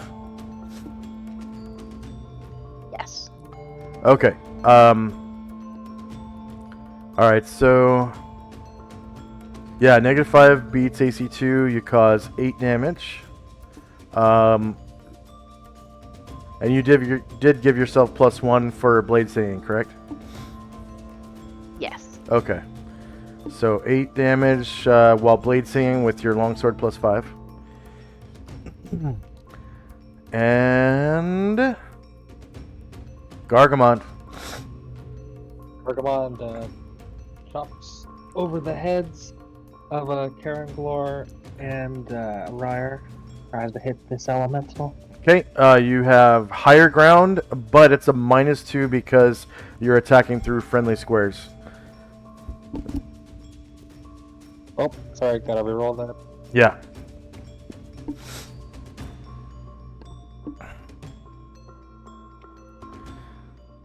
And it is going to be front shieldless.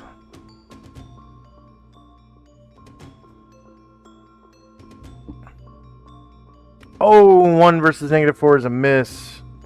Tenzi. Tenzi reaches into a sash, pulls out a vial, and jogs around the edge here, and that'll be it for him. Oh wait, I'm sorry. I think I accidentally clicked on Gargamon. I think I attacked myself. You did, yeah. Go ahead and Yeah. re-roll. Yep.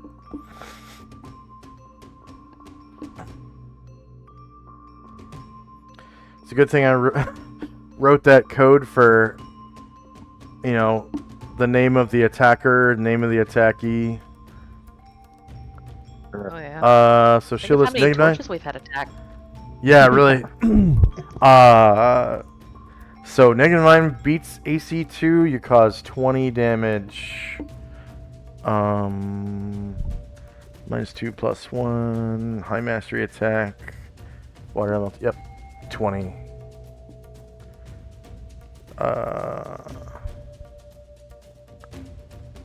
So that's.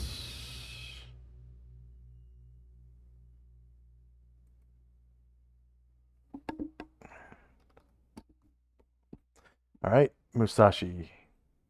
Tenzi makes it to Brian Druid and hands Brian Druid the vial. It says this is a potion of healing. Oh, okay. Thank you. You can, if you want to, I'll allow you to administer it. Wait, no, because magic item is a non-move action. So you can hand it off to him. That's fine, and he can take it in his one of his front claws. You will. And so we got Musashi now. Swings with the katana from higher ground on the water elemental. No key or with key? No key.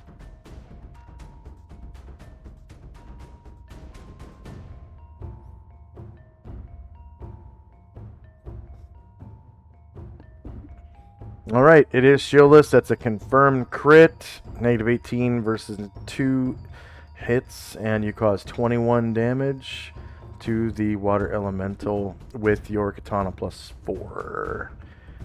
We'll follow up with 21. the Wakizashi that's still swimming or crashing. Yeah, it's definitely still alive. It's got a little bit more than a sliver of health. See if we can Remedy that. Give him his medicine. Yep, -1 versus AC 2 hits for 11 damage. Killing it. Go ahead and describe. He just is stabbing at it. It's not, it's water. It's like, it's kind of weird just even stabbing at it. But he stabs it and a big hunk falls off and the whole thing just kind of falls back into the water. And water goes everywhere! And that will end our combat here. Oh, so you got the pure blood still. Oh, yeah, we do. We do. We totally have the pure blood. Andrea, combat. Whoops. Whoopsie. Jim. Jim will come over to this clutch of eggs and club it. Oh, yeah, they just kind of smash apart. I will tint them yellow so we know that they're cracked open. And I'll probably red X them too.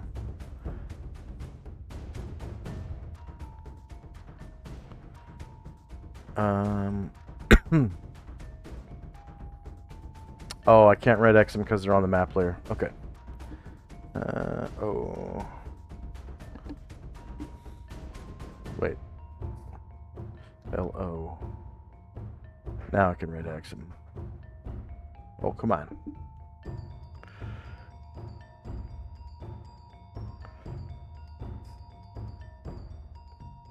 Red X. LMO. Alright, this is the illusionary Chandrak. Okay, so I just want to be clear. So, is my Chandrak able to see across the water and see the child, or is all this stuff in the way?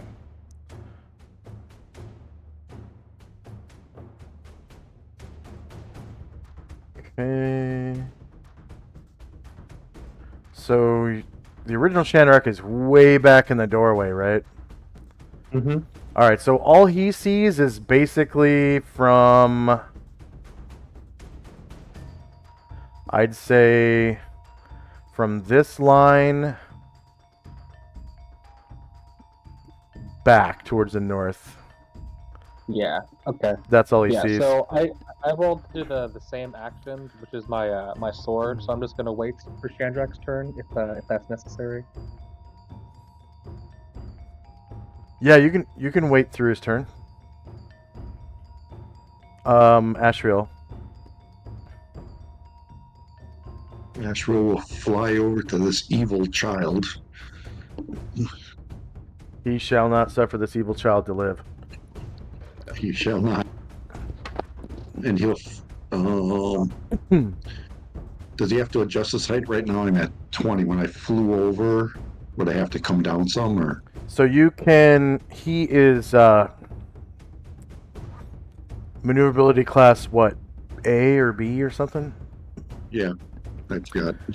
So Oh, it's like- he's able to fly straight down, so he can lose as much altitude as he wants, right there, and can come down to the level of the water if he wants to, or be at 1 square above, so he gets high ground. Yep, that's what I want. 1 square above. Okay.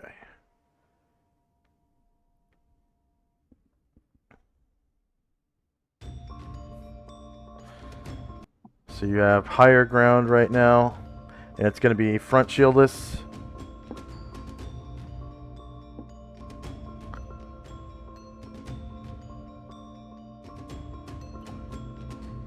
Okay, confirmed crit for 32 damage.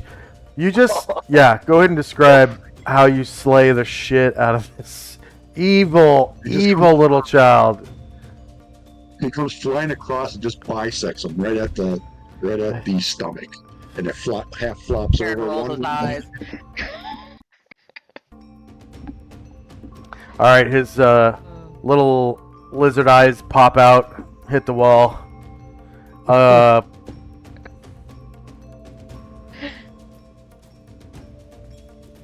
First up is Shandrak and Company because combat is over. Okay.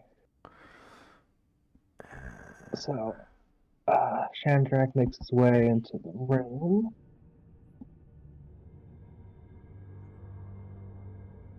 And I have my projected image follow me.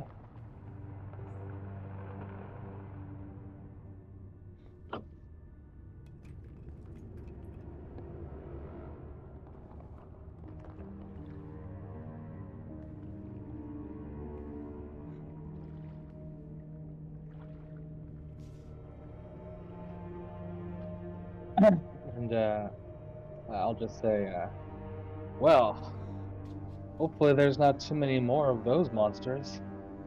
That was a weird one.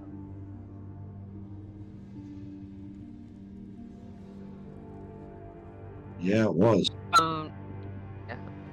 From nowhere, Ash just says, "Yeah, it looks like they were trying to make some more, and like part of like the egg membrane kind of moved."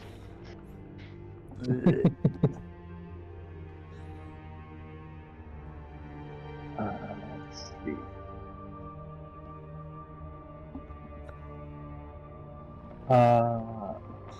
So Ryer will. Oh, nope, he won't quite make it, but he'll just start heading his way around.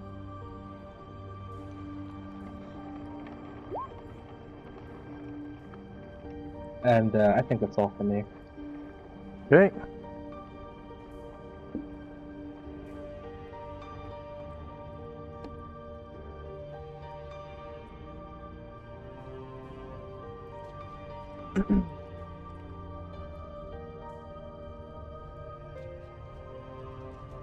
All right, so the Shan Pachan.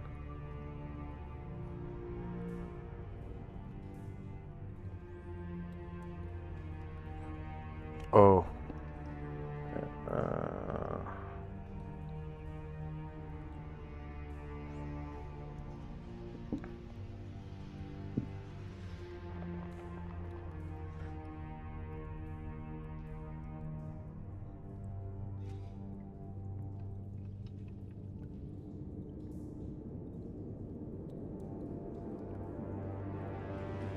Alright.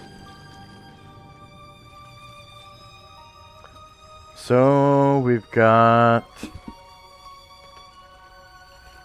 let's see, fun group.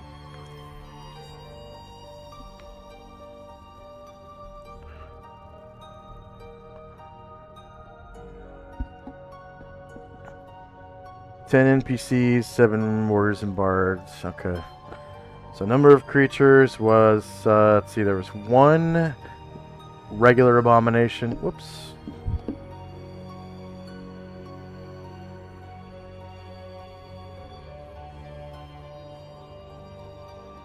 One regular abomination.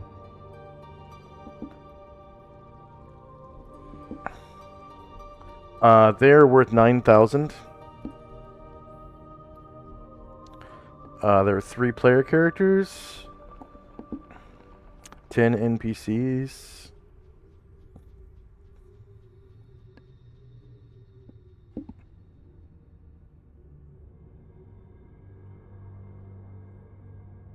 There was 1 defeated. They have 9 hit dice each, and there are 7 warriors and bards.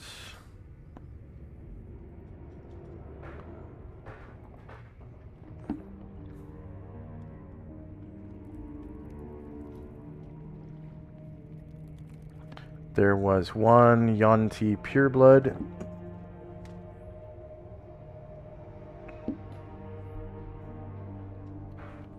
Pureblood. They are worth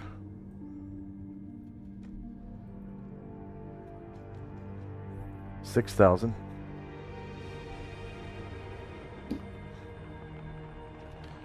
Three player characters, 10 NPCs.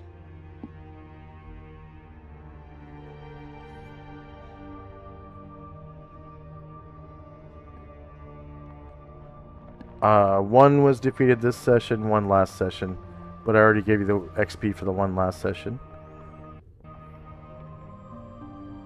No, 0 last session. That's right. Hit dice per creature is 6. Number of warriors and bards was 7. So no hit dice XP on that one. 3 water elementals.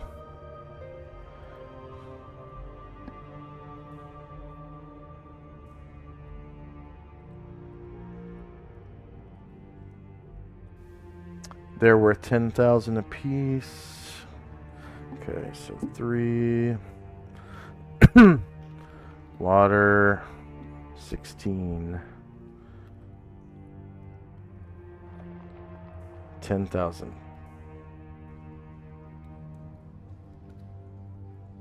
3 player characters, 10 NPCs.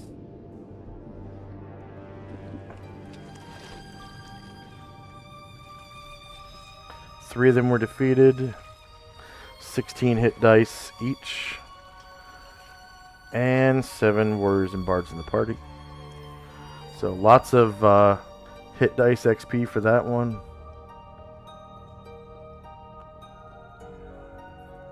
And then the Shan Pachans. They're just like an abomination, but 1 more hit die. But they do have multiple heads. So instead of being worth 9,000, they're worth 12,000. So there were, you guys killed 1 last session, and 1, 2, 3 this session. And I gave you the XP for the 1 last session, so 3 Shan Pachan. 12,000 experience points, 3 player characters, 10 NPCs, and they have 10 hit dice. So 3 of them were defeated,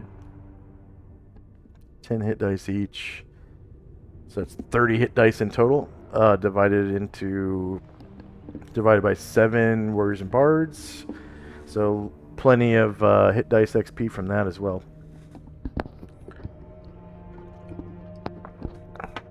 Not gonna lie, we had 3 characters charmed in a couple of minutes. I'm like, oh, this could be a thing. Yeah.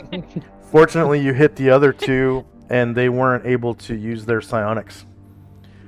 There was all 3 of the Shanpachans were using psionic attacks with 4 heads, and then you had that other Yonti abomination that was using psionics as well. So there were 13 psionic attacks incoming, and you spoiled like 8 of them. So that's 4,500, 3,750, 750, and 1124. So about 10,000, almost 9,000, 9,500 ish for that one fight.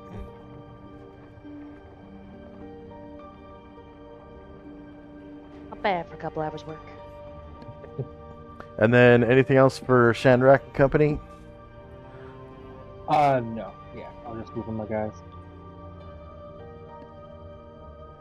Asher. Okay, Asher is going to drop her stealth.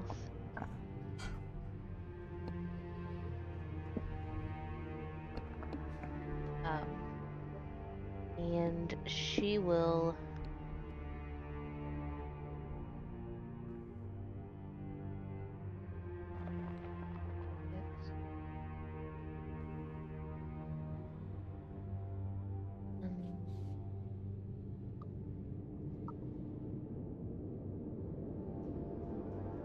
I guess just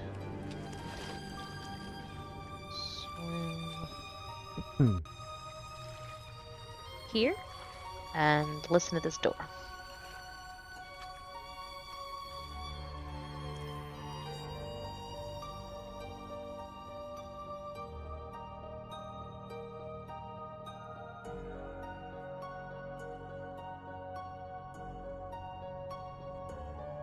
Okay.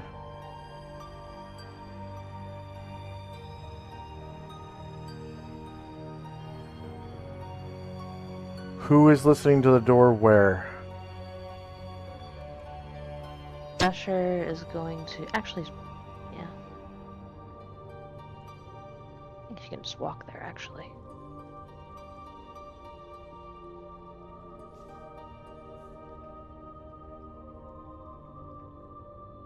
Oh, I got her stuck. I have Asher stuck here. Thank you. There you go.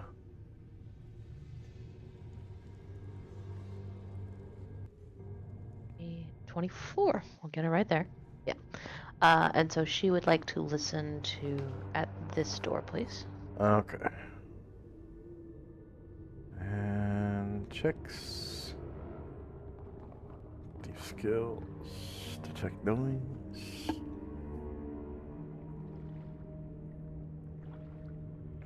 All right. So on the other side of the door, you can hear waves crashing against sea rocks. She looks over her shoulder and says, more water elementals, I think. That's all I hear at this door. Bombosa is also going to drop his stealth. Is going to come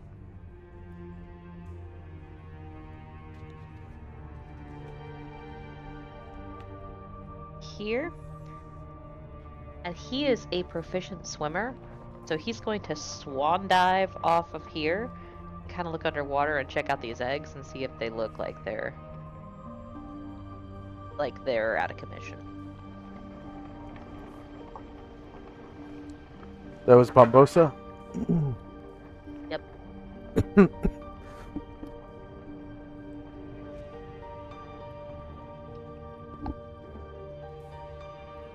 All right. So he gets down into the water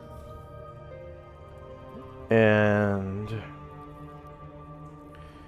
shines his like continual light necklace on him.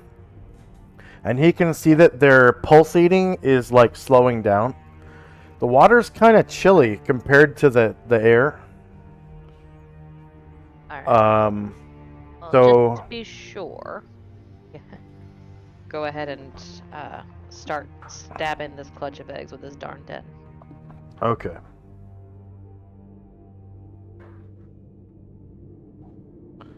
And yolks go everywhere.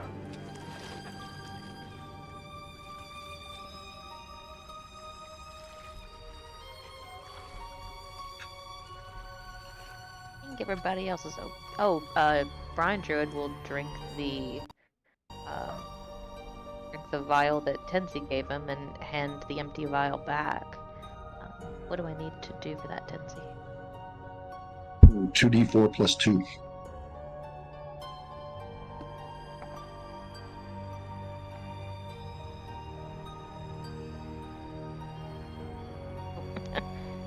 Arsa.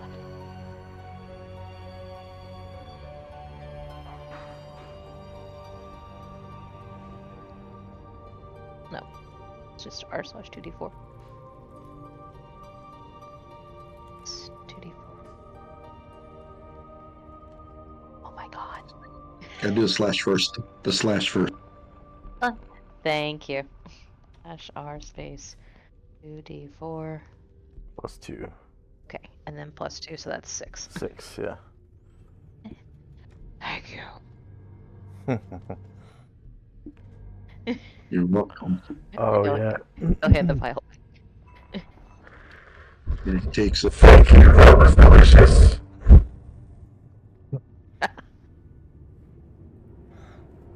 Tastes like copper.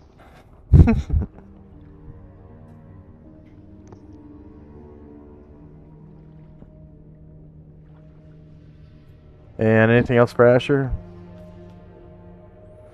No, that's good for now. I noticed there's a couple of those necklaces kind of strewn about. It looks like one of them was from Jim, but I don't know who this other Yeah. one is from. Oh, it might have been Airdrins. I wasn't sure if one of those lights were from Bumbosa or not, so I dropped a new one. There, I lost one. Okay. If that's not anybody's, we can delete that. And that was it for Asher, right? Yep. Alright, end of round.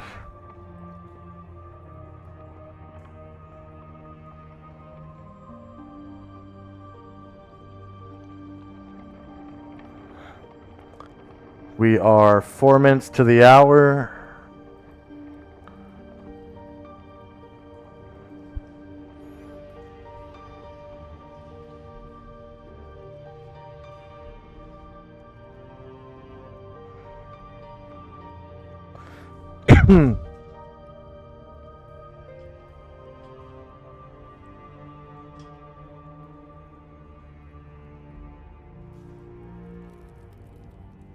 First up is Tenzi and Company. Kenzie takes the vial, reaches down into the water and fills the vial with water and puts it back in the sash. There's like green stuff floating in it, but I don't think that matters for the spell. You can like turn any Does not. liquid into it, right? Yep, anything, Yeah. even acid or poison. Yeah. And then Musashi's going to go over by these four-headed guys and look and see if they have any like weapons on them or pouches which might contain valuables. Let's see.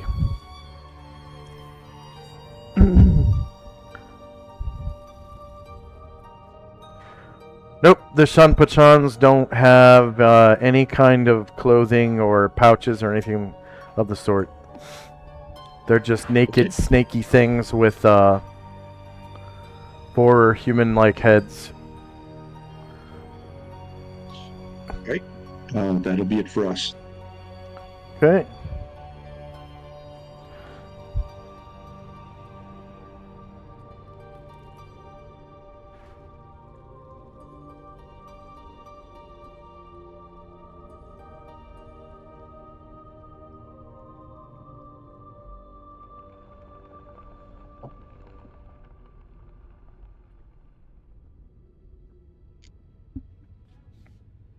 Could you remove the Shanrak? Could you remove the detective symbol for observation from the illusionary Shandrak?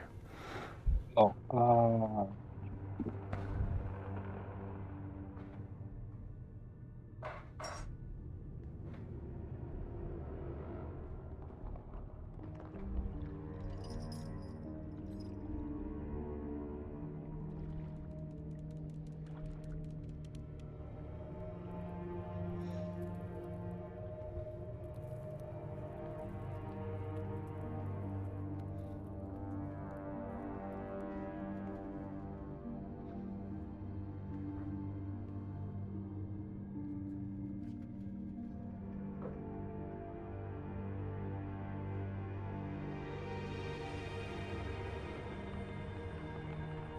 Otter sees two Shandraks next to each other and does a double take. Oh yeah, new trick I picked up. And you notice I like like both it. and both Shandraks are saying that at the same time.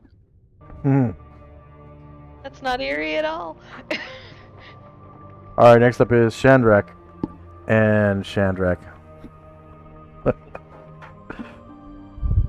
So actually, first off, I did notice it looks like project damage is not on the turn tracker. Oh. Shandrax. Wait. Find project.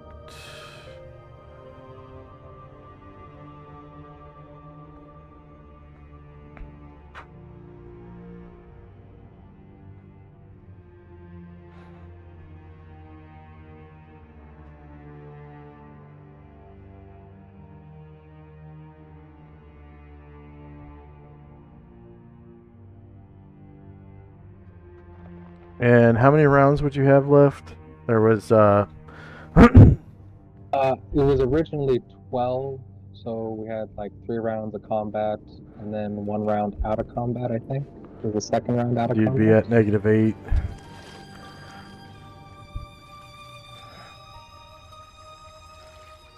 Okay. Anything else for Shandrak?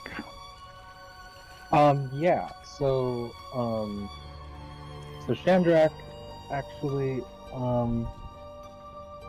another little trick he picked up. He can do he could do it before, but not. He didn't have to memorize it right now. Shandrak is going to try to cast the sending spell and send my follower Izane a message. Okay.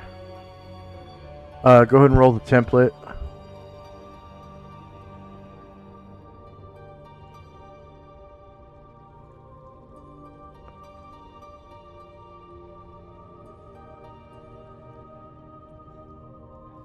Oh, actually, it looks like there isn't a template. Oh, could you add that to the honeydew list?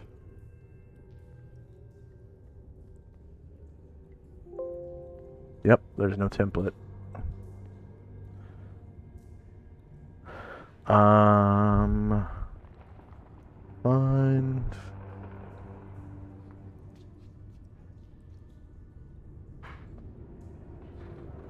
Find sending. Okay. Casting time is 1 turn. So. Oh shit! I forgot about that. Oh. Are you changing your mind, or? Yeah, if I can not burn the spell and change my mind, I'd like to do that. That's fine. If I didn't. Yeah, that's Thank you very fine. much. Yep. Okay. Okay. In that case, yeah, Shandrak is going to listen at this other door. Okay. Thief skill checks. Detect noise.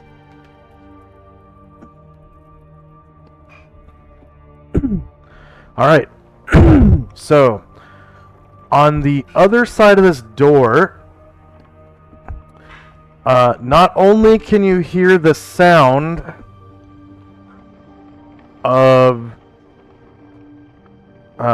ocean waves crashing against cliff faces, but you can also hear the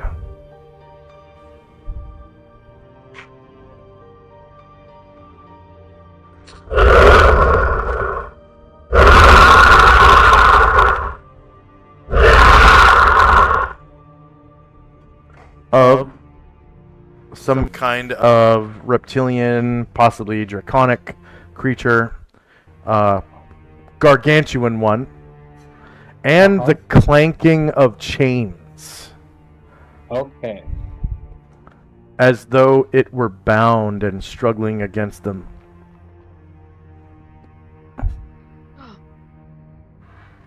Okay, yeah. So the Chandraks turn to the group and say, "Same over here. There's water elementals, but I think I found our dragon friend. I hear something draconic and sounds like he's chained up through this door." Andrew's head whips around. Yeah, I think let's start from this door. I think. I was just thinking to myself, found the Avatar, found the breeders. I wonder where that dragon is. Hopefully, he's through this door.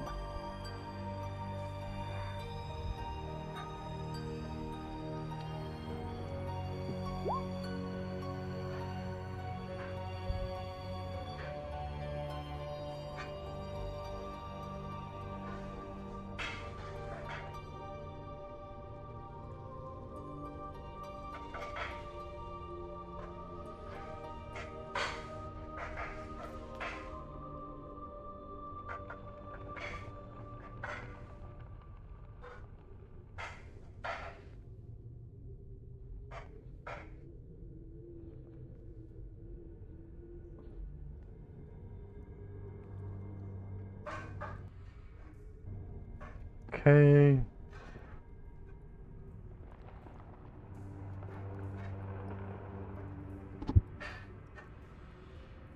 Where are we at?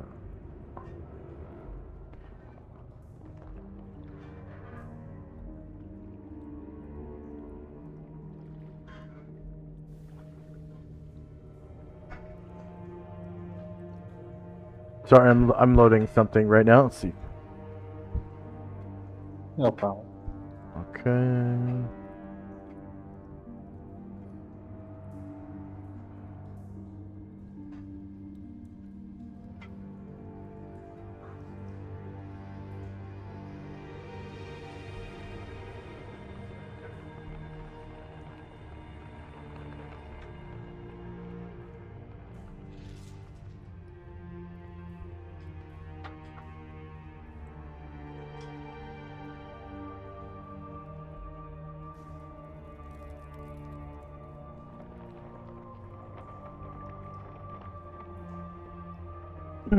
All right, so you can actually hear two of them.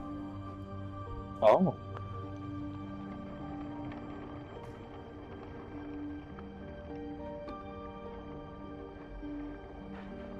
Yeah, I'll say that. It's like, yeah. Turns out its spirit forgot to mention there's actually two dragons, not one.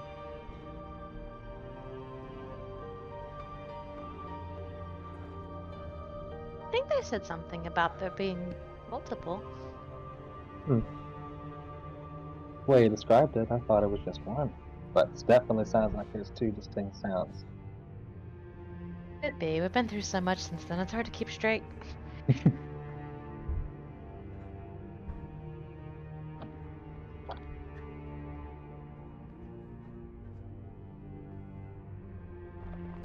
All right, and both Shandrak and Asher gain 200 points for their listening checks.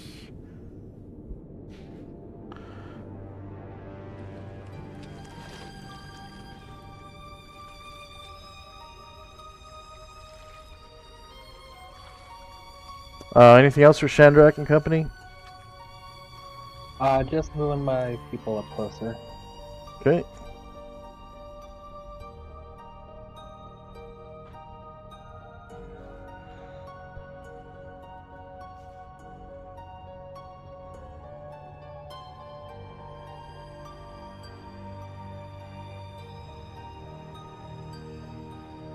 Asher and Company. Bombosa will swim here and destroy this last clutch of eggs. And the rest of Asher's group is going to start moving that way, except Varen and Brindred are going to try to close their minds. What is that save again?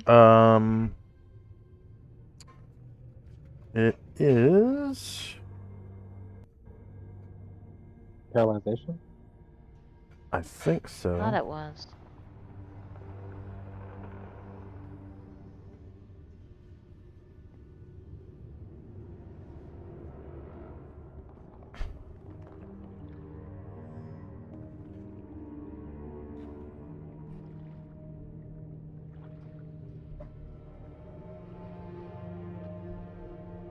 Yes, paralyzation.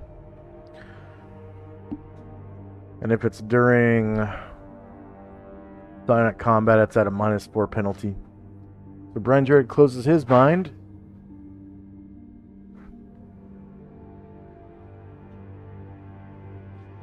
So you can see Brian Jared kind of like touch thumb and forefinger on both front claws, and he kind of leans back on his hind legs and straightens his neck out straight up and closes his eyes and starts saying Om, Om, and his mind closes. And Varen, same thing. He kind of puts his sword away and touches thumb and forefinger, spreading the other 3 fingers, sort of stands up straight and closes his eyes and Om, Om. Are they able to move after that? Half move, because it takes concentration.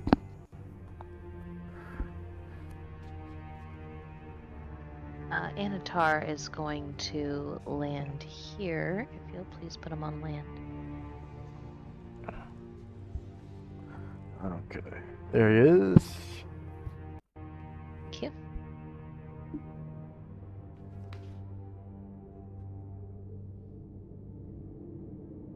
And Asher, before we leave, is going to jog to this door.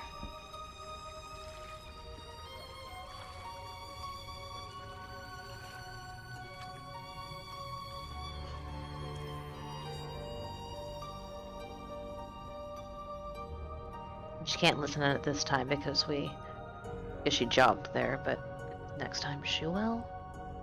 And then Mombosa only used 4 squares of movement, so he'll swim and get out of the water here, please. 1 second. Sure.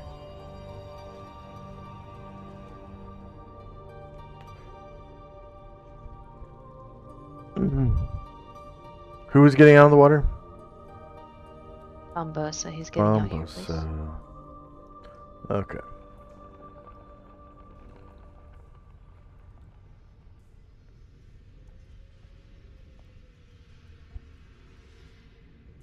There you go. Yeah. That far. I think that's everybody. Oh, Karenglor. Just forgot my boy.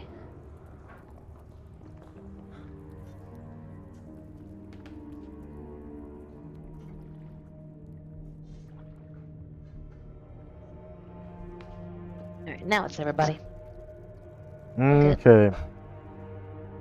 End of round.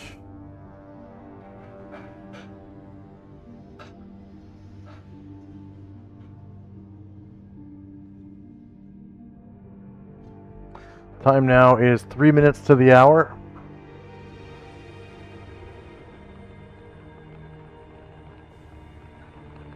And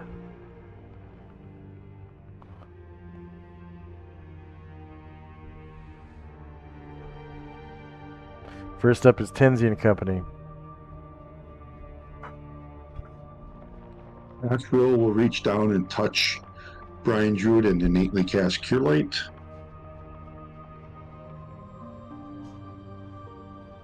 He like shivers in relief.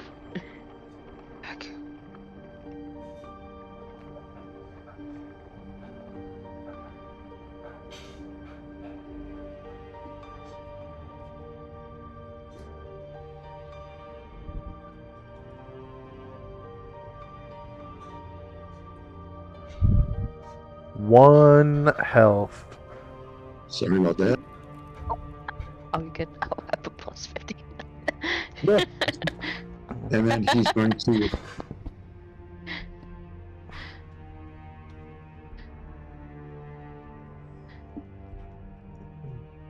Oh, I'm probably gonna get onto land here.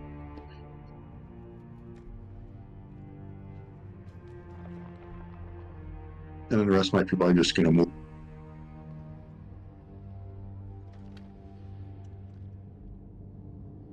All right. Next up is Shandrak. Okay, so Shandrak is going to. Yeah, I'm just gonna try to hide in the shadows next to the door. Okay.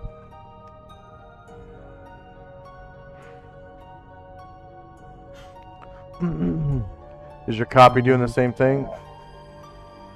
Whoops. Sorry, Erdrin's supposed to go on the other side of that wall.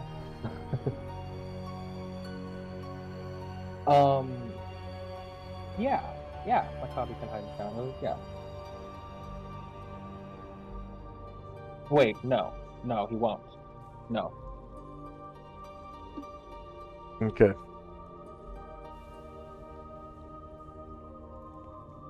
But could you help? Erdrin got stuck in this wall. Erdrin? Yeah.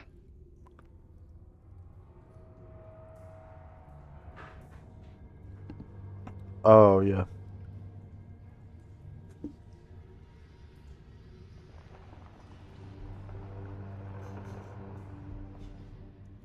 Thank you. You'll go right there against the wall, and he will also hide in the shadows. And Gargamon will take a moment to try to close his mind.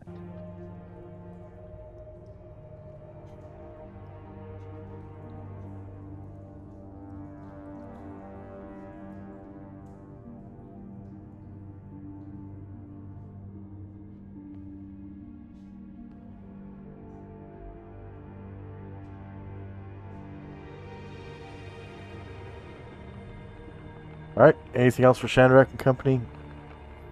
Nope. Just waiting for people to. Yep, people are coming closer, so just waiting for people. All right. Asher. Asher is going to listen at this door on the south.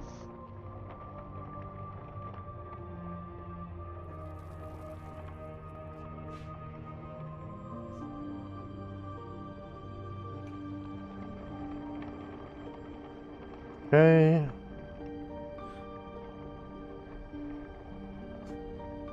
So you can hear on the other side of the door is in fact silence.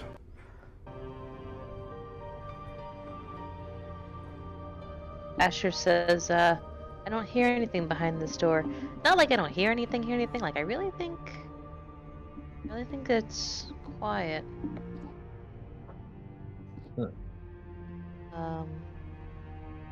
On both sides. Better than hearing something scary. Says Shandrak's duplicate. Bombosa's gonna kind of duck behind like one of Gargamon's giant hulking thighs, and he's gonna try to hide in shadows. You said Bombosa? Yeah. Alright.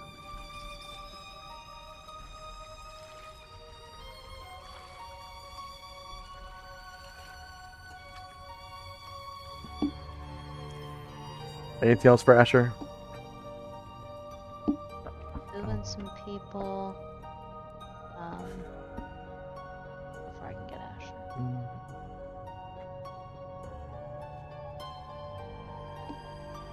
Yeah, Asher can get close enough to Brian Druid that she's gonna try to hide behind him.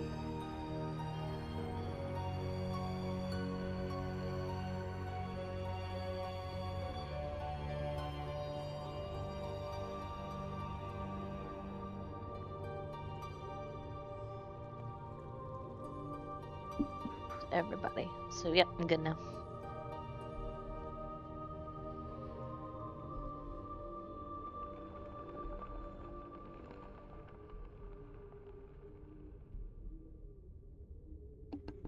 Okay.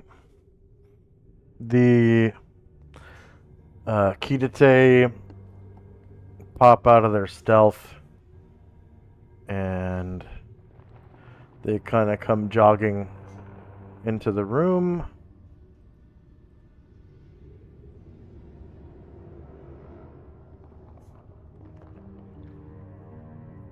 Not really jogging, actually, because outside of combat, their movement rate is doubled. I forgot about that.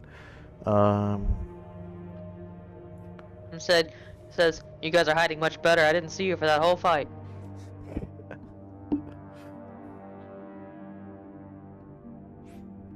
The tuning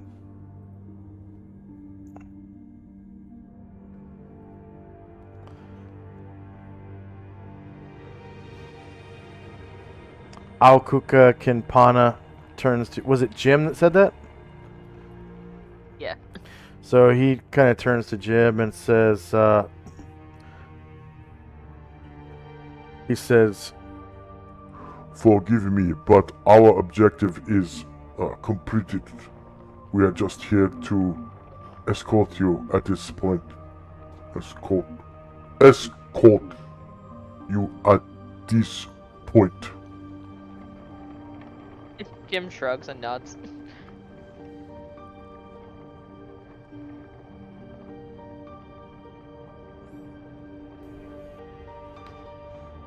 Might have found a dragon.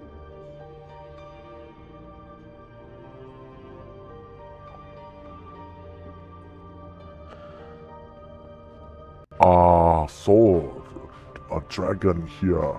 It must be the Panlong Guardians.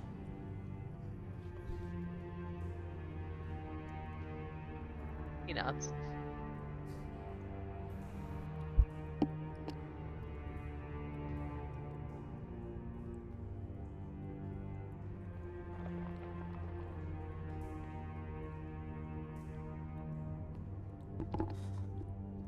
right.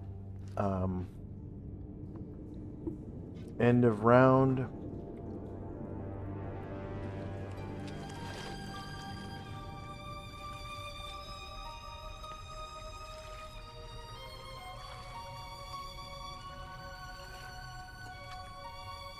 Two minutes to the hour.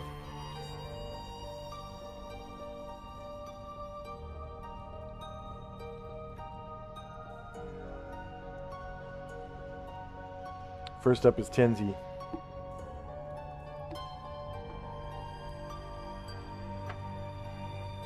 Trill will fly back a little bit, touch Brian Dewar with another innate cure light, and then come back to here and ask if we're ready to go.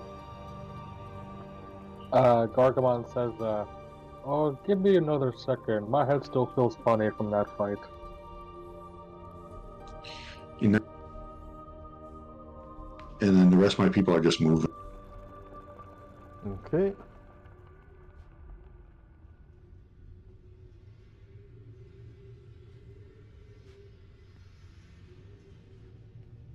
There we go. Oh dear. Ah.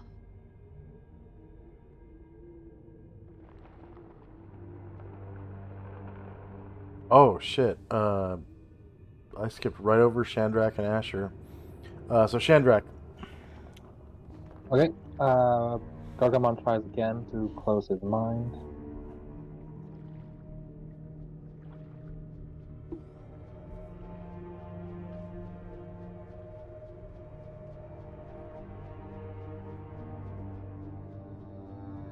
Oh.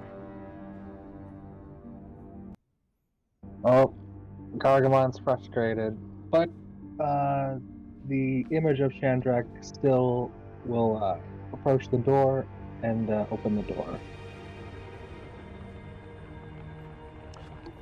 All right. So inside.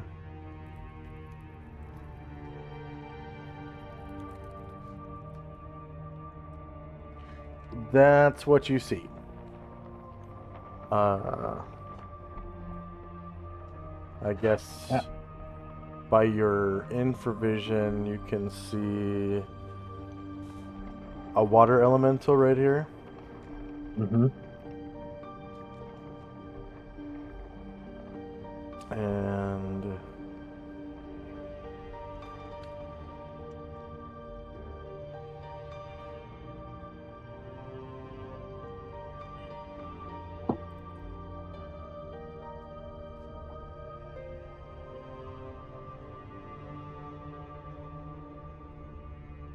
there we go.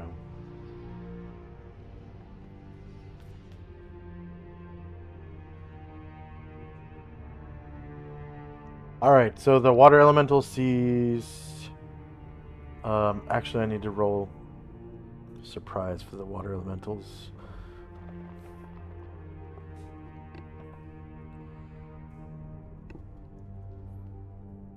Surprise.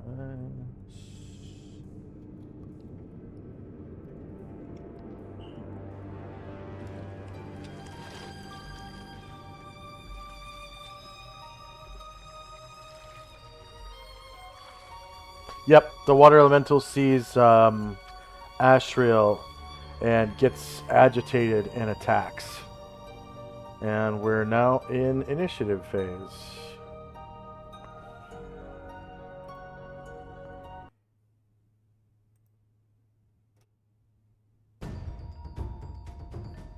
And you can hear the jangling of huge chains.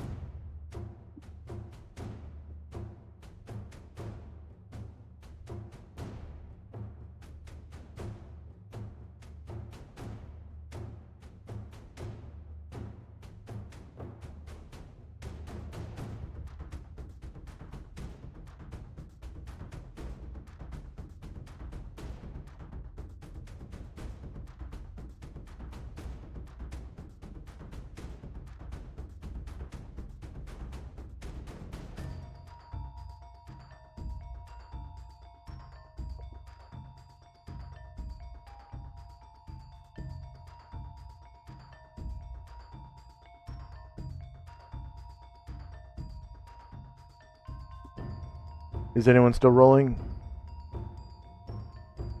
I need extras, please, for Initar, Varen, and Karen Glor. Already done. thank you. Sorry about that. Actually, I might have missed Caranglor.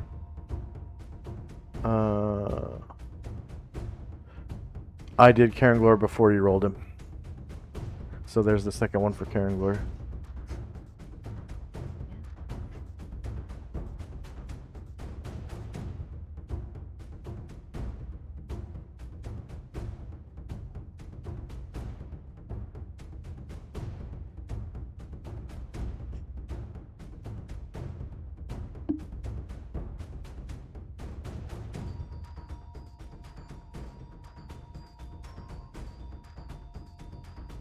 Um,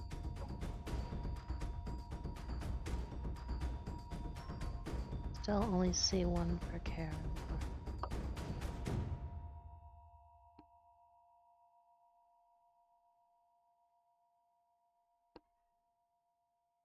Yeah, it's weird. It didn't add the second one when I just now when I hit Control U. There you go.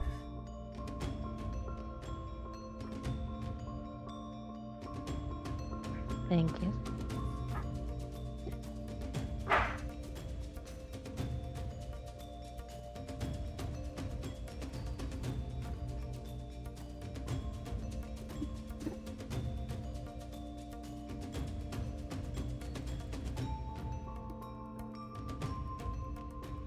Okay, is anyone still rolling?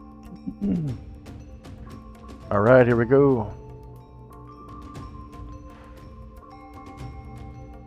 Spells and time. Time now is 1 minute to the hour. 1:59 a.m. Oh, I'm sorry.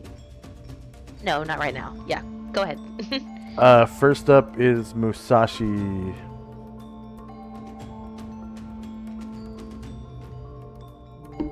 So as she moves towards the clamor,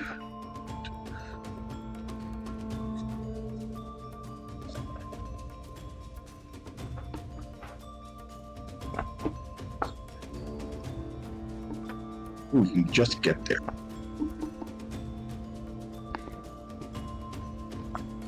Oh, we cannot because it's in the water. Oh, never mind.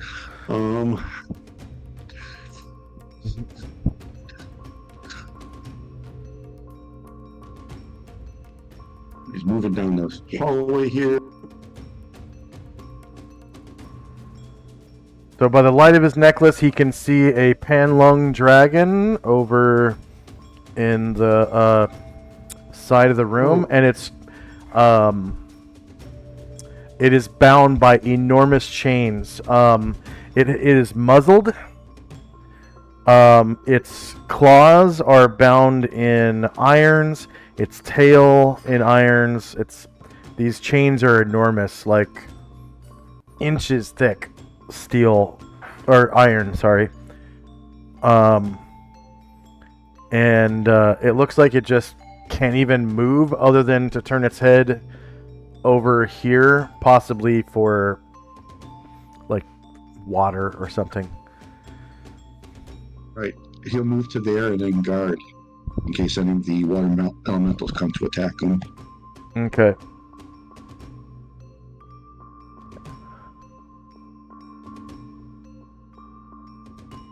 Angald. Baron. Okay, he will.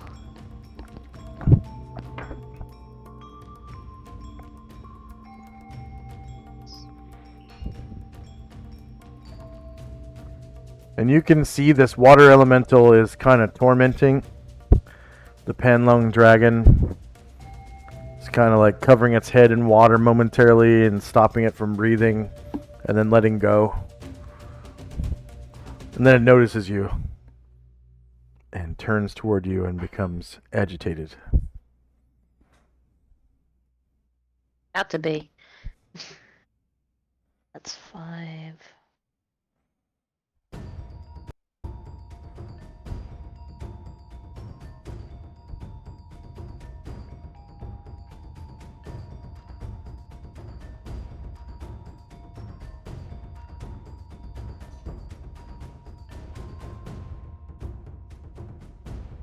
Yeah. So he's going to. That's the end of his movement. He is going to hold his attacks, hoping that something steps to him. Was that at least a half move? He's on the ground. Oh, he's on the ground. Okay.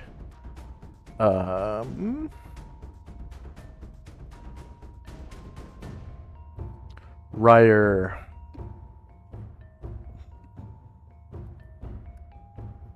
Ryan. I'll make his way inside.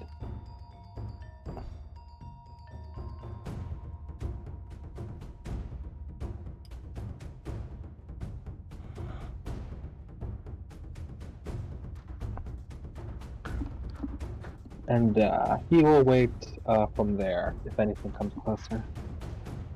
Okay.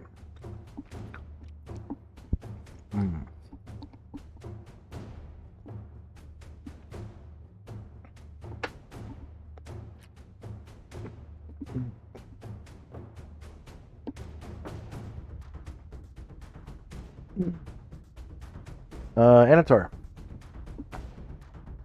Still hovering at 20 feet, so it's...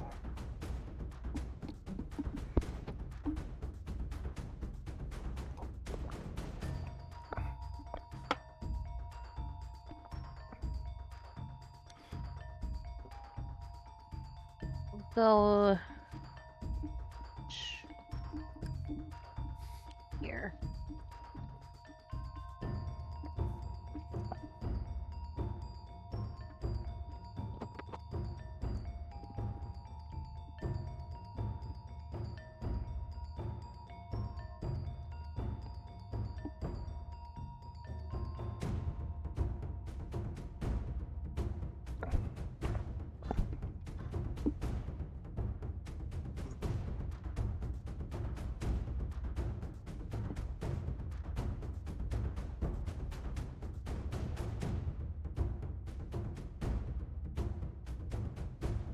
Josh? Yeah, I'm here. Oh yeah. If I may, he's going to fly here and then here. There you go. Appreciate you. Alright.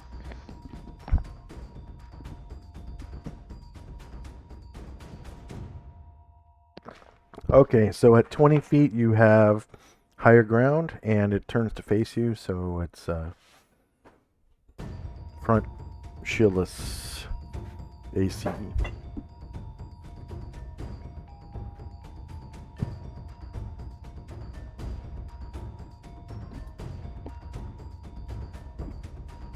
Alright, -3 versus AC2 hits, you cause 23 damage with your longsword +3.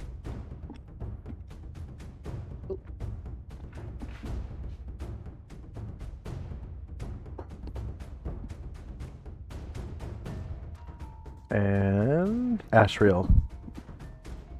She will fly in following Anatar and landing to the left of him.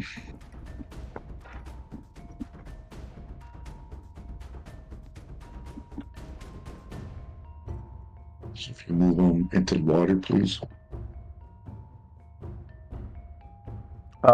Could you move out from underneath Shandrak? Sorry.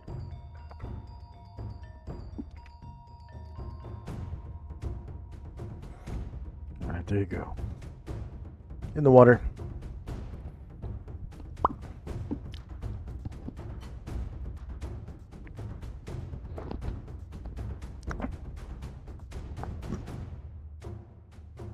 Is he stuck? Is that a wall or something? Yeah. Okay. There you go. Thank you.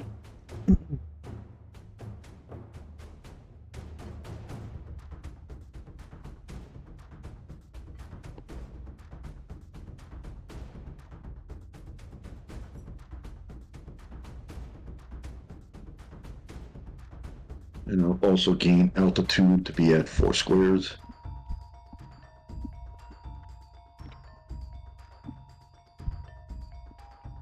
Hey, you get higher ground and front shieldless.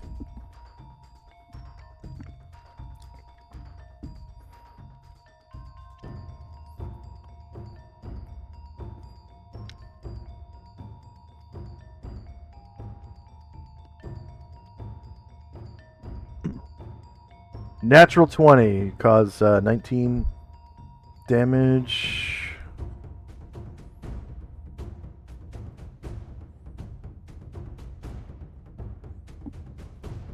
Gonna get a critical hit in the chat.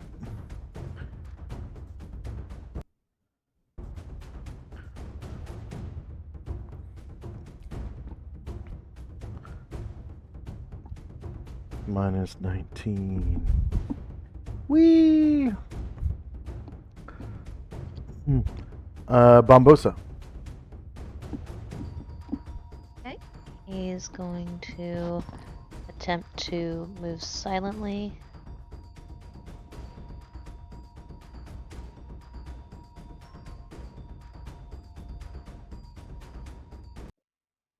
Getting up here and hold his attack in case something gets close enough. All right. Karenglor. Second, let me put a thing on him. Alright, Karenglor is...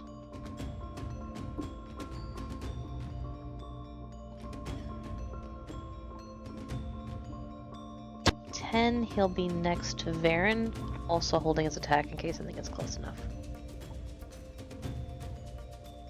All right. One of the water elementals. All right, so you hear this like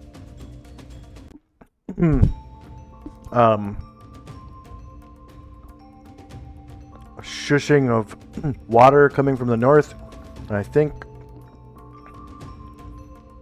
Anatar can see there's a water elemental up here. Excuse me. And it descends into the water, swims underneath this walkway to the north, and then pops up right here next to Anatar. Cool. He will turn so that he's facing north.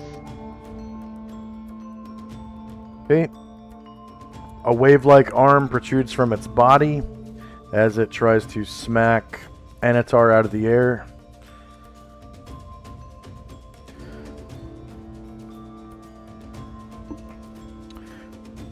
With a melee attack.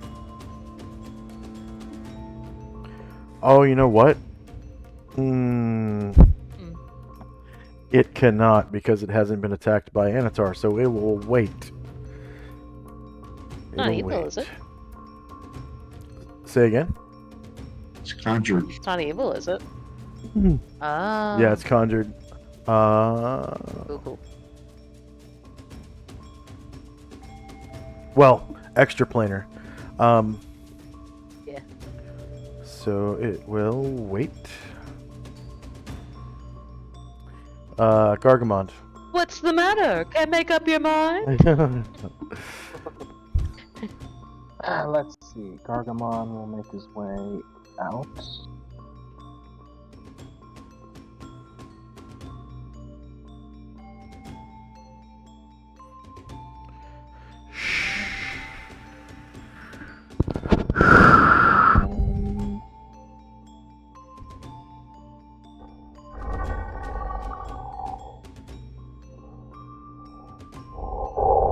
Yeah, that'll be his full movement. So he will also just wait to see what comes up. Okay, the Kidate Ninja are going to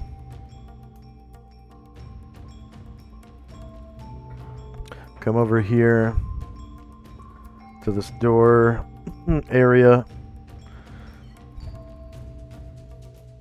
and try to hide in shadows.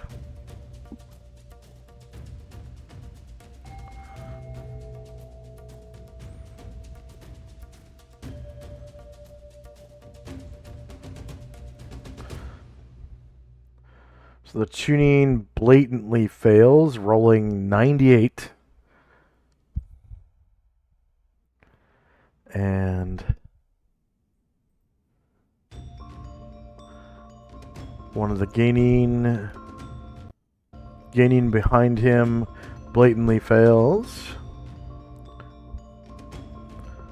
And the other gaining blatantly fails. All three of them failing.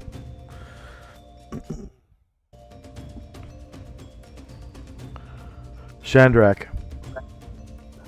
So, I would like to have my image act as though it were flying across the water directly to the north, getting behind the water elemental. Okay.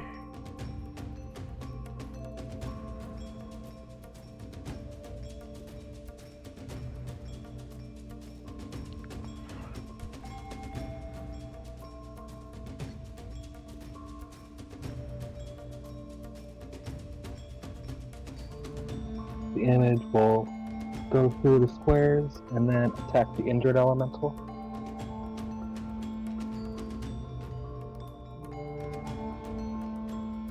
And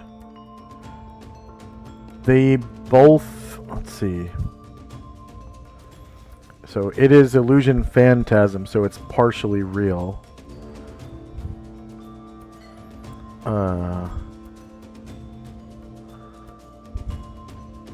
And I need to disconnect it from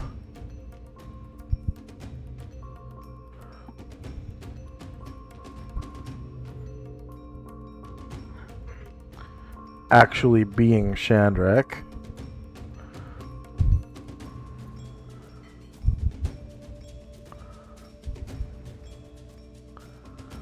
And they will opportunity attack him as he passes by at -4.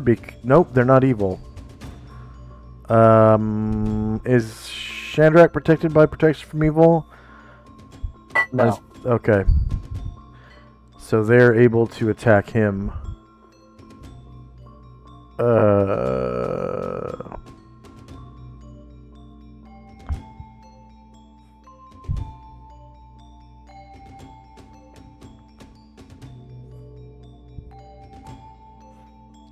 So shorter melee, lower ground, no modifier.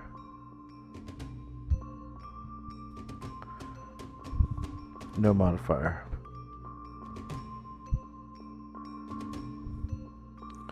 And it's a back attack. -8 versus AC 6 is a hit, but only causes 18 damage to the phantasm of Shandrak. And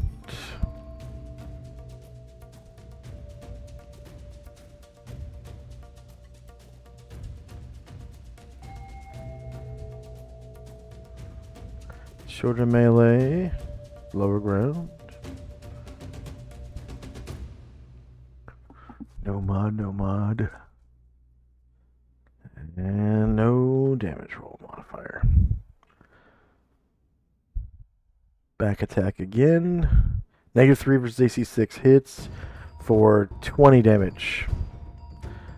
And then he's doing... What is he doing? A back attack on the injured water elemental.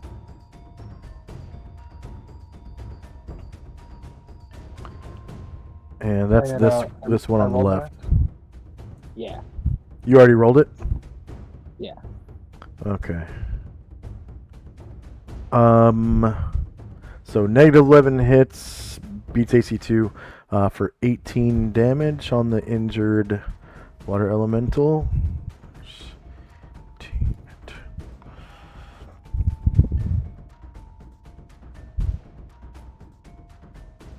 And Tenzi. Tenzi's jogging in. And he will get up to here.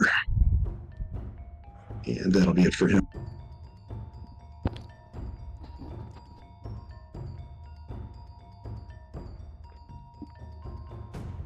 Asher. Okay.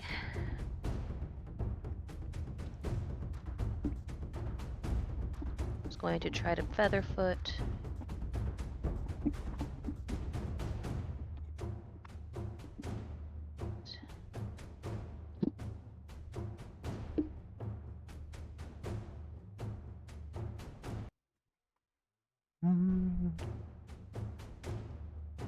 Oh, okay.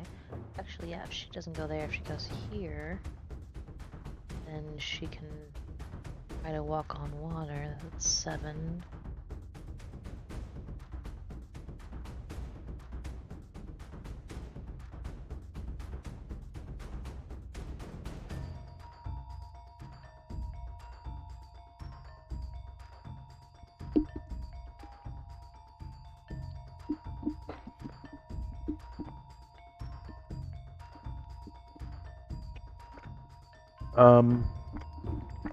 No, she won't get there. Okay. Oh, she can go under Ashriel. 10. 1 second. 1 second. Yep.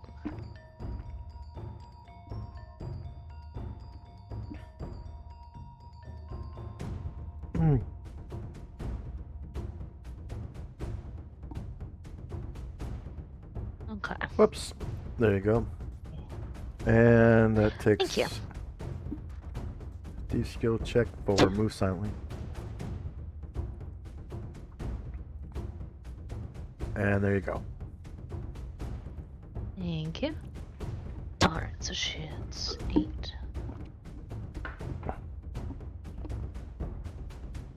11. 12. So she is going to take a 5-foot step under Ashriel. Thing doesn't have a spine, but she's going to presume it doesn't know she's there and try to attack the water elemental. Yeah, it's definitely too stupid to know. Attacking at a +4. It's Hero's Feast. Imagine it's probably still alive, so she'll be visible. Oh, that's not what I meant to do. Whoopsie. Yeah. All right. It is shieldless. -1 beats AC 2. You cause 14 damage to the injured one. You said. Yes. Okay.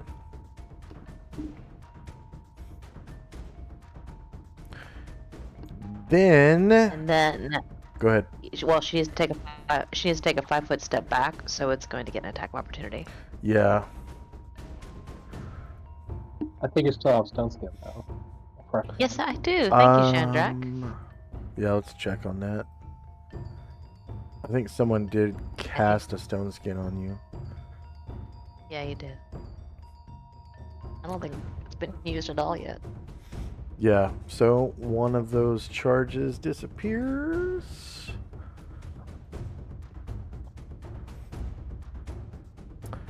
Then next is one of the water elementals. Where?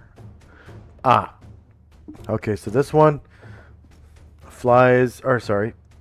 swims underneath. Same deal. It swims over to here. Then underneath. And over to Gargamond.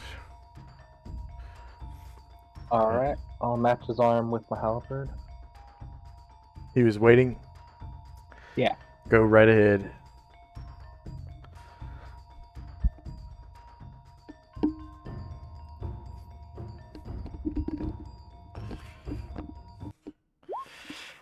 Shieldless, -4 beats AC 2. You cause 24 damage with your halberd +5. -24. And water elemental attacks Gargamond.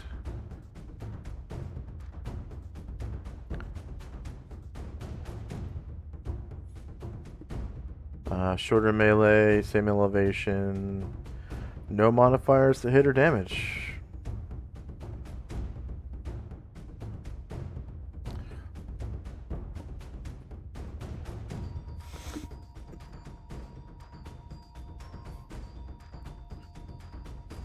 Gardevoir is shield, right? Shieldless. That. He actually does have what's it called? Stone skin. The little shield. The little shield on his arm. What's it called? A Buckler. buckler. Okay. But he's using his axe this round, correct? Yeah. So he does not get the benefit of Okay. that. And for some reason, his shieldless AC is the same as his shielded AC.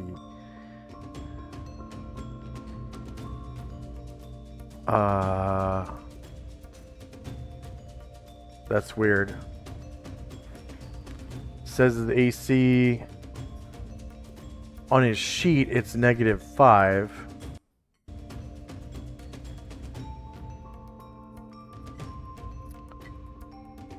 And shieldless is -4.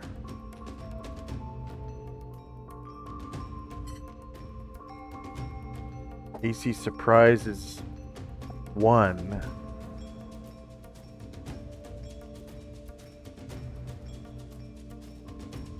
So how is it -7 on here?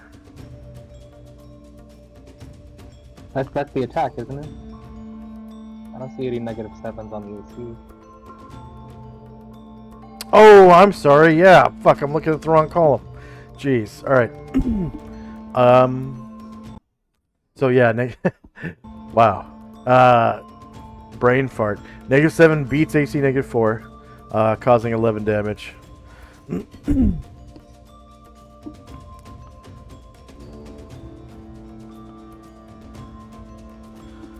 All right, Jim.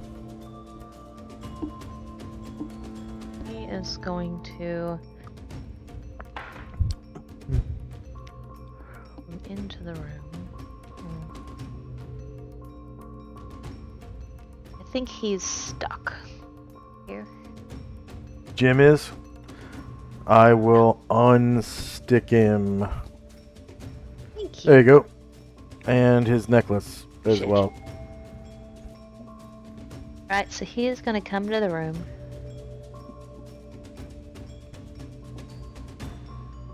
It's all of his normal movement. He rolled for a club, and from there, I think, yeah, from there he can kind of see this whole dragon situation. So he is going to, wait till the end of the round and change his action so that he can jog.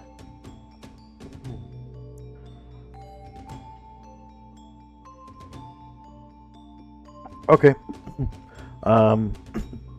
One of the water elementals. Excuse me.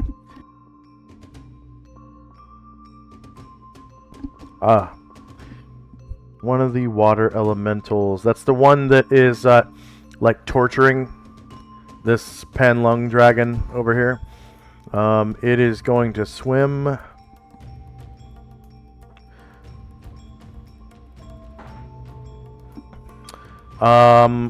It is smart enough to know that if it tries to swim past Gargamon, it's going to incur an attack of opportunity.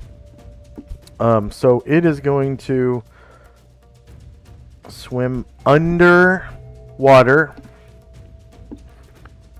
under this bridge, underneath Gargamon, and attack him from the backside. But he can... And if it pops... Yeah, it just pops up right here. If it pops up there, Karen Glor was saving his attack, and he has 2 squares of movement left. So, Okay. if he may... Thank you. There you come here. And it looks like Gargamon turns so that it's not a back attack, but it's... Actually, from there, it would still be a back attack. So if he turns straight north or straight south, it'll be a shieldless flank. And he won't bear his back to either one. Alright, Karenglor is attacking the one that just popped up out of the water. Yes.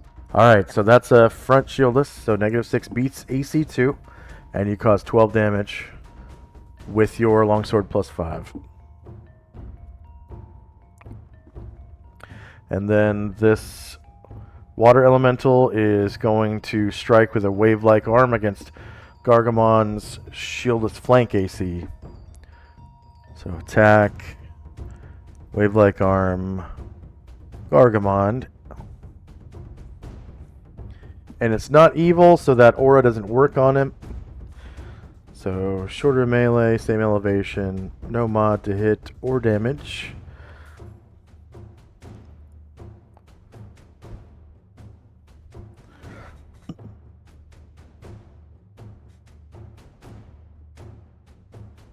Okay, shieldless flank is the one that's not a crit. So Oh my God. -11 beats AC -4, and it only causes 17 damage to Gargamon instead of 35.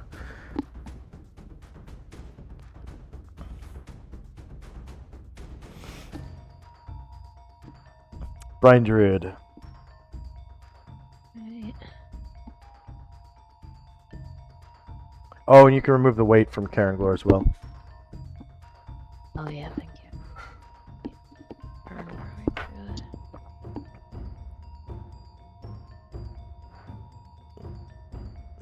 Yeah, a lot of weird twists and turns, so he couldn't fly, and he's out of movement. So I think that's gonna be it for him. Okay. And I think this is the last water elemental. I think everyone around him is protected from evil.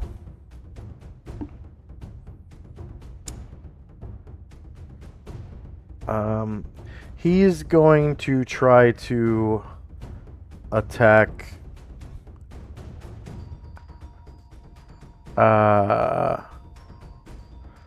he's gonna try to attack Chandrak. So both Asriel and Anatar can make back attacks against the injured water elemental on the left. It doesn't know whether or not Chandrak is protected from evil. That's why it's doing that. -6 beats AC 2. That's enough to kill it with Anatar. So go ahead and describe how you do so. It starts to turn around and says, "Pay attention!" And he's like slashes it directly across where its spine would be if it had one.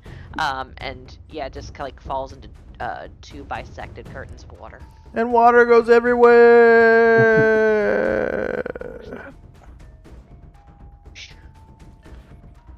Alright, Airdrin. Alright, he is moving silently into the room. Oh, managed to get stuck in the wall again, but on the right side of the wall.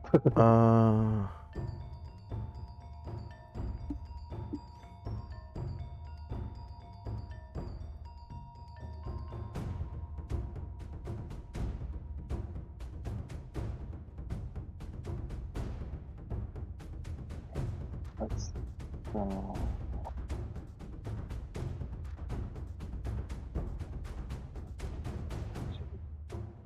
What the hell?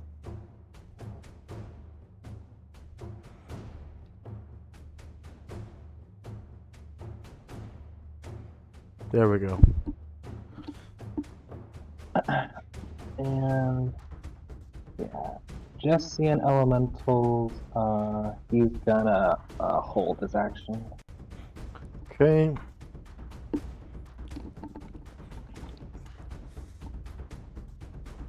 Musashi. He's guarding. He's ready to unleash flashing steel, but nothing will help him. Varen. He's out of movement. Anatar? Yeah. Oh. Yeah, that's metagamey. Yeah, he'll go ahead and take his attack.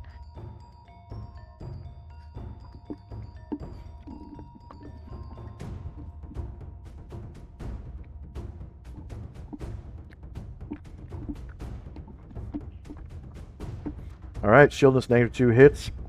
15 damage with his longsword.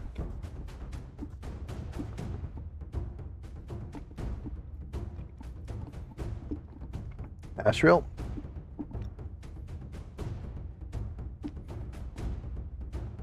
Astro will attack. Did that water elemental want to attack? He was waiting. Okay. Yeah. I mean, I'll attack and he can attack me, but I'm just. No, you're good. Yeah, I was wondering the same thing.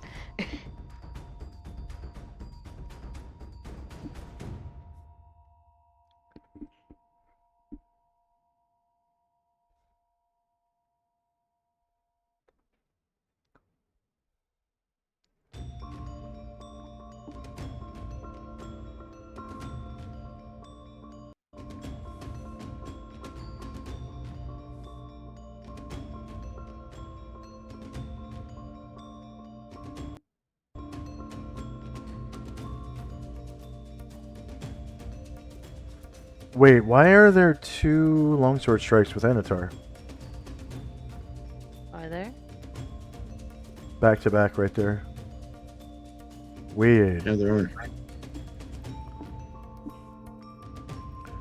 So weird. I don't remember how much damage I subtracted.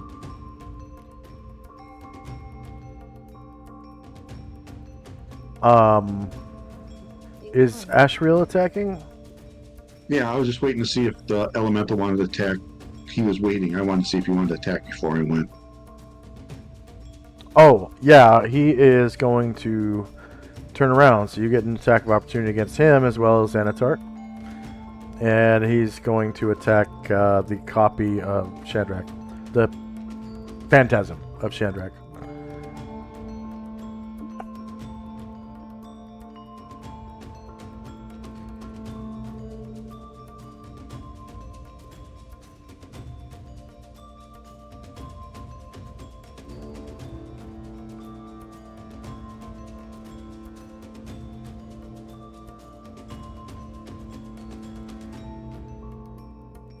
Zero versus AC 2 hits for 13 damage. And against Chandrach's Phantasm, 0 versus 0 hits for 22 damage. And Anatar's attack against the Water Elemental, please. I just rolled it. Did you see it? I see it now. Let's see, Asriel did 13 damage, right? Yes. Okay. And And then Astral's normal attack.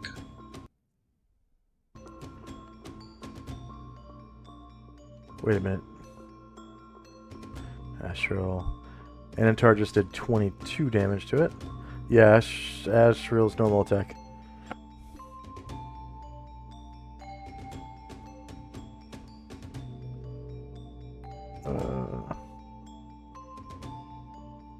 Both hit 0 versus AC 2.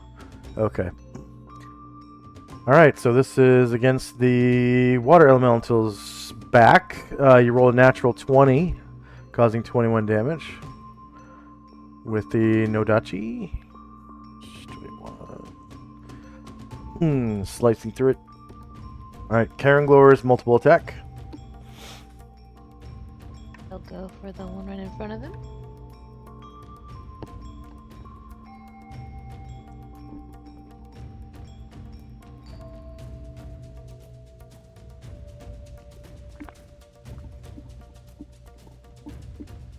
-11 beats AC 2, cause 8 damage. With your longsword plus 5. Strong 8.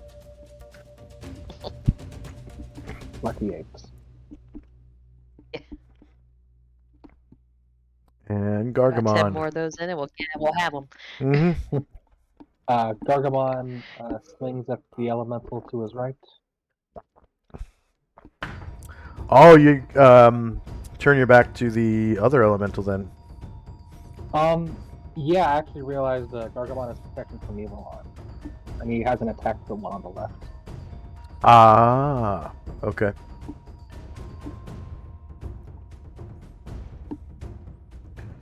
All right. It is shieldless. 0 versus AC 2 hits. You cause 24 damage.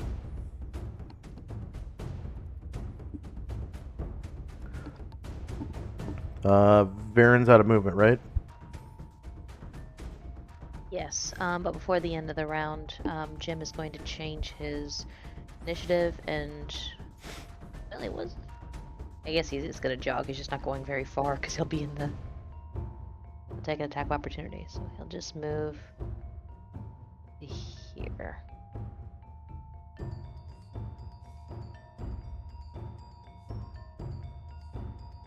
And you can hear like these dragons, Panlung dragons, are like cheering when you guys score hits and shit.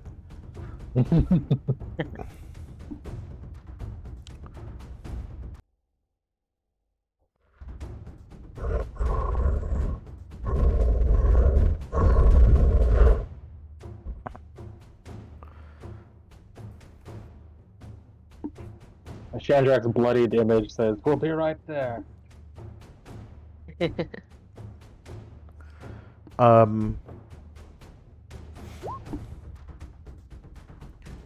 And what, Shandrak, what were you doing at the very end of the round? I'm sorry.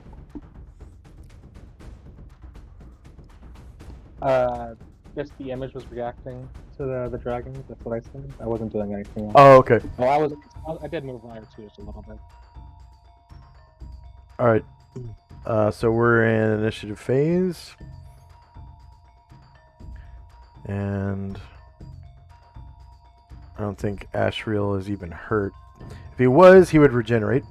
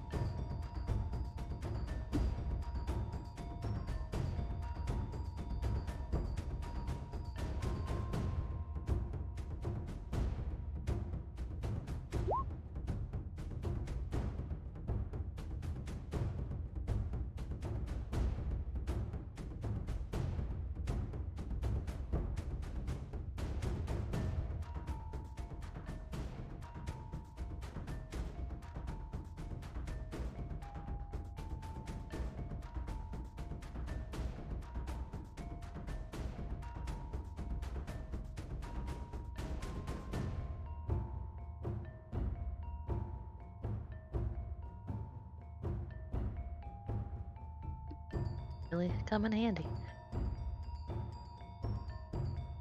Hmm? I forgot I gave Bombosa a Featherfoot. That would have really come in handy if I'd remembered that. Oh.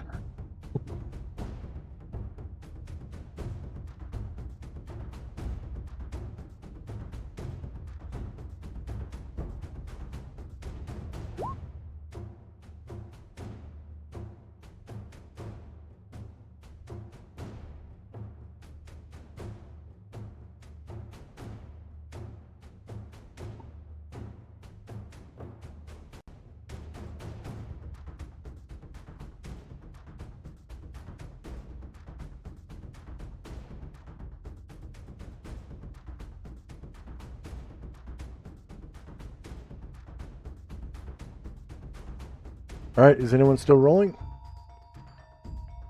Second.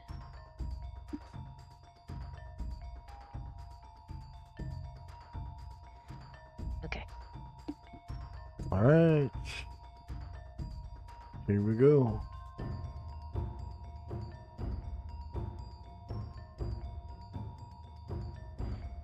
Time now is 2 a.m. September 22nd.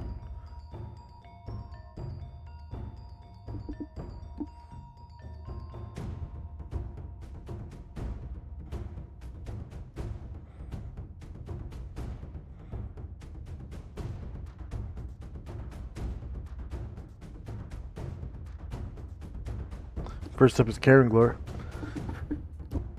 Okay, going for the same one.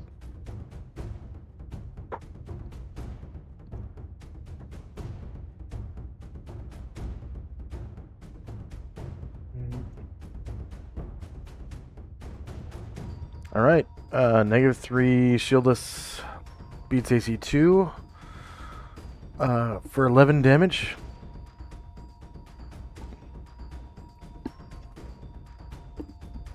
That longsword plus 5. Varen. Baron. Yeah, I think. Still being a threatened square, so he'll move through Gargamond right here.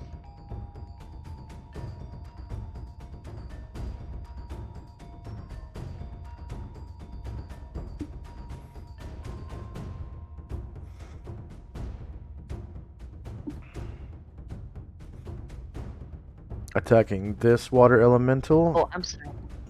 Yeah, but I rolled the wrong thing. I didn't roll high mastery. Yeah.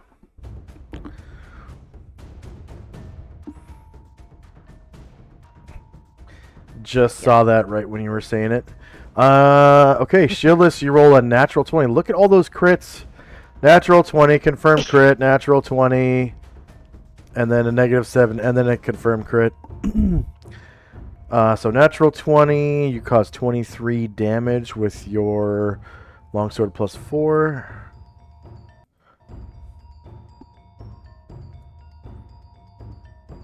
Shieldless, -1, beats AC 2, you cause 10 more damage. Killing it, go ahead and describe how you do so.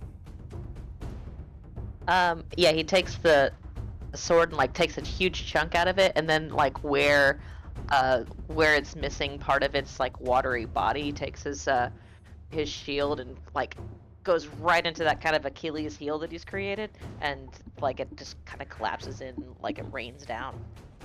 And water goes everywhere. Very nice. Ryer. Ryer's just gonna wait for right now. No magic bullets. Ah.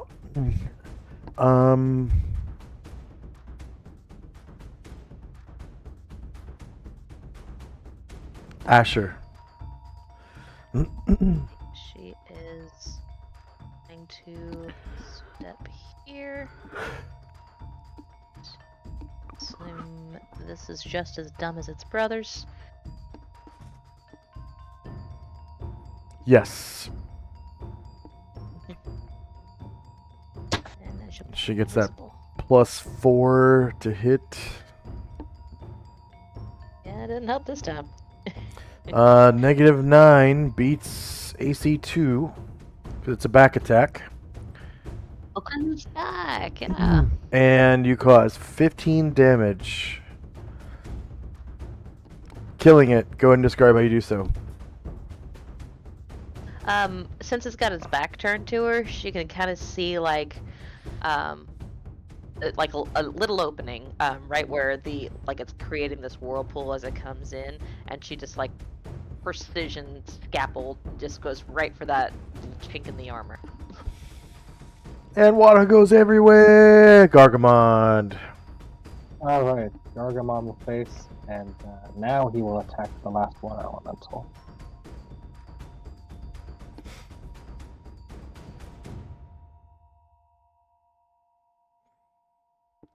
Sounds like a book. The Last Water Elemental. Shieldless. That is a confirmed crit. -13 beats AC 2. You cause 35 fucking damage with that axe. Yeah.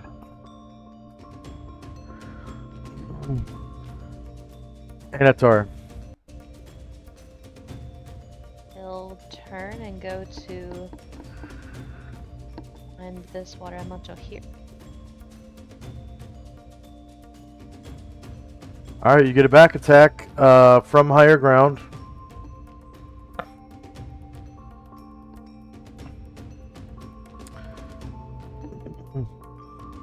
Alright, -8 beats AC 2.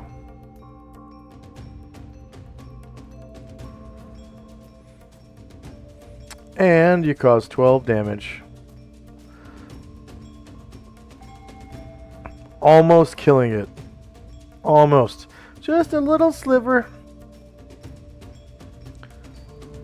Little sliver of health left. Shandrak. Shandrak will take a 5-foot step, the real one, to get a better view of the room, and then he will have his image fly over and attack the back of the water elemental.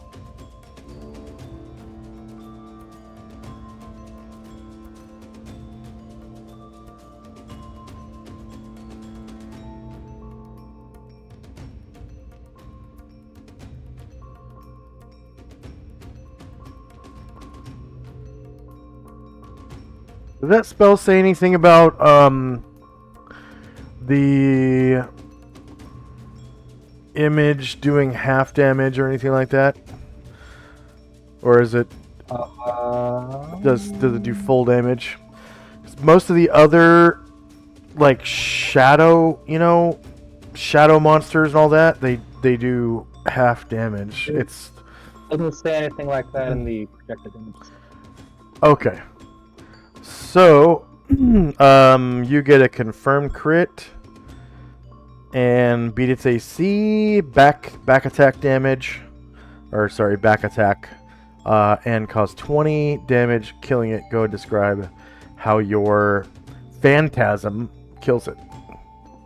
Yeah, so it appears as though Shandrak is just kind of flying along the water, and he goes and hacks like the shoulder of the elemental off, and as Shandrak's kind of like at the end of his like stabbing motion, the real one takes a 5-foot step back, out of the line of sight of the projected image, so the image disappears.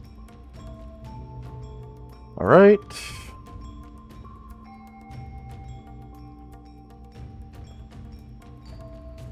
And whoops. So that was 4 water 16s.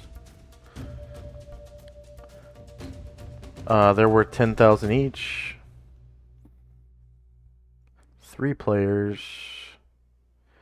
10 NPCs.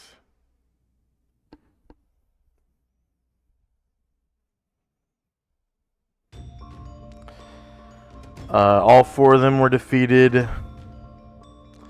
They have 16 hit dice each. And there were 7 warriors and bards in the party.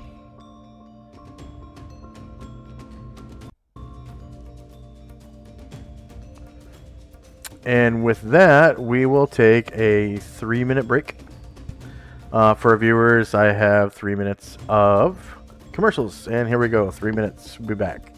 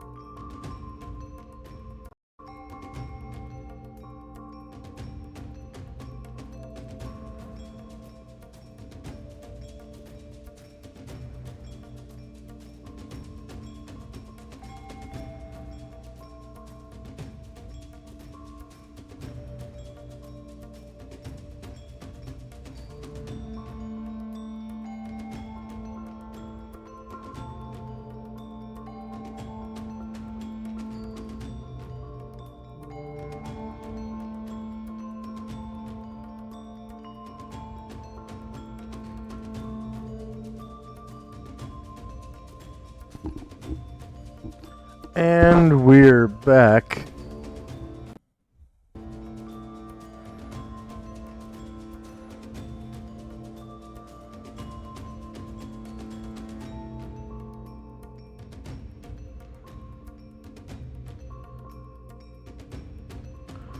And that was the end of combat.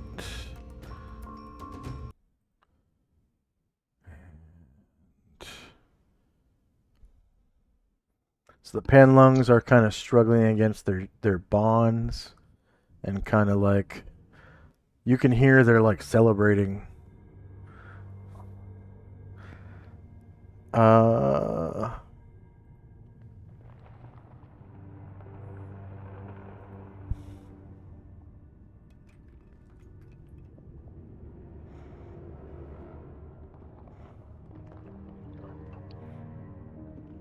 Alright, so the Kidate all bust out of their shitty stealth.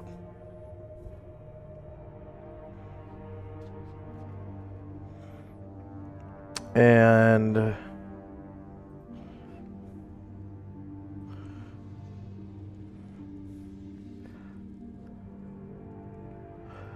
they all walk into the room.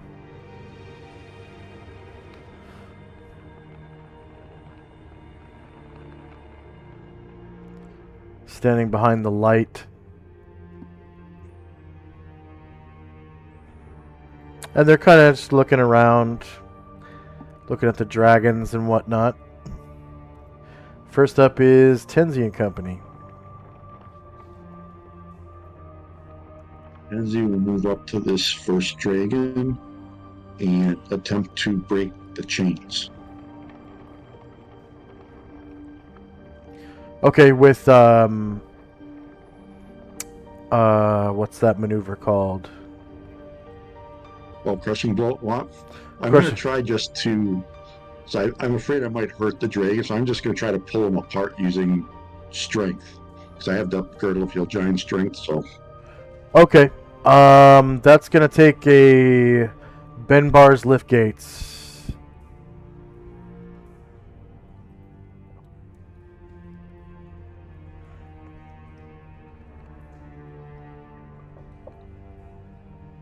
Holy crap. Alright, so your target number was 50 or less. And your strength score gave you 5 attempts. 2 of them were successful.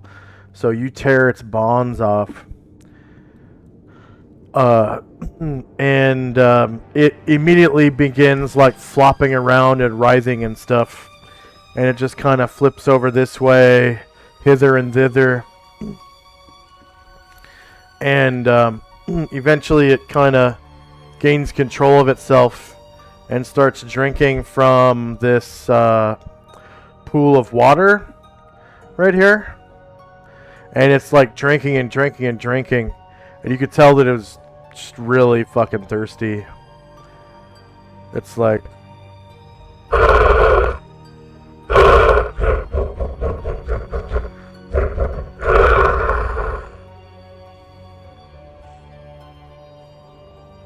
And it finishes drinking, and it says,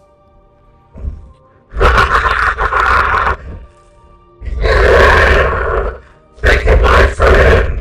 I feel so much better."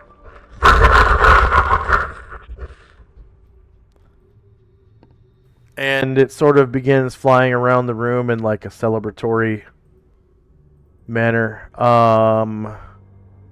Its maneuverability is really bad, so it just kind of, turns around, starts flying this way, like a couple of feet, and lands at this other drinking bowl, and starts drinking again. Anything else for Tenzi? I'm going to have Astral fly and then land on the ground here, right there.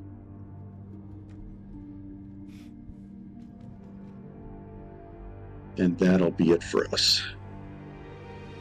Oh, no. Astro will land and then, like, telepathically communicate with the dragon, asking if it needs any healing. So its telepathic voice is a little different. It sounds like this, and it seems it says no. I don't need any healing. I'm uninjured. My son, that is good to hear. And that'll be it for.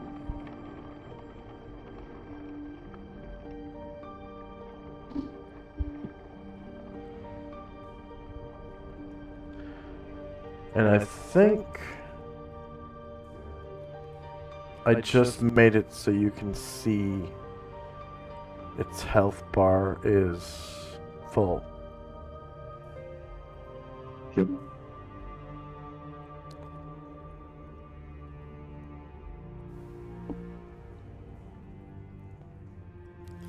All right.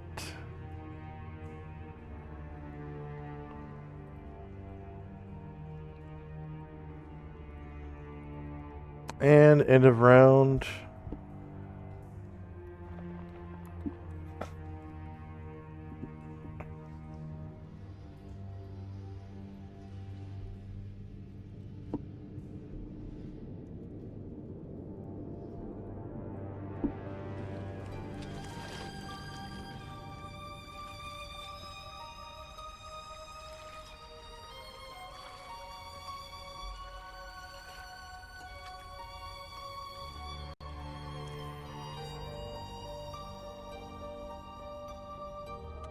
Time now is 2:01 a.m. September 22nd. 11 AE5, not 1 AE5.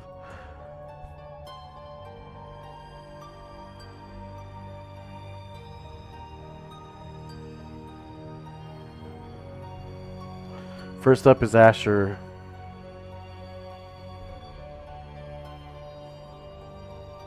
Sure, we'll attempt to featherfoot back over to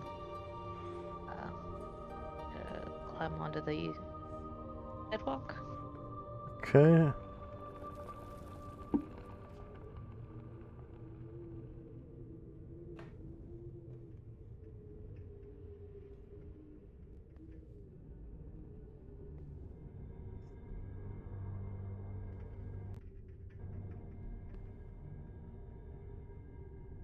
Okay.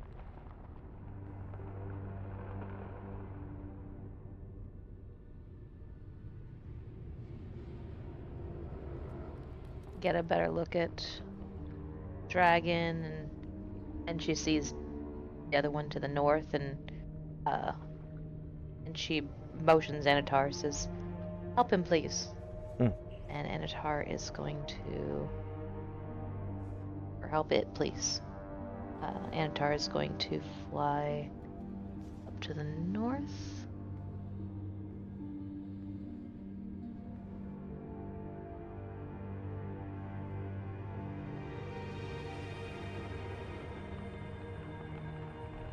If you could please put him here, I will land him.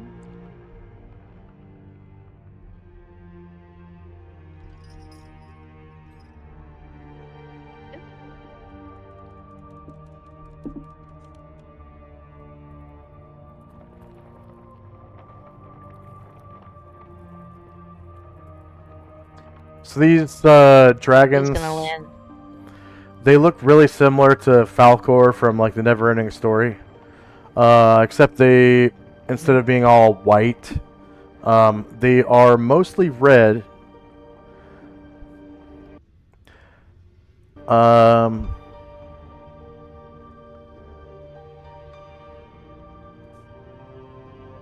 Various shades of red, orange, and a multicolored mane surrounds its neck, and dark whiskers grow from its snout.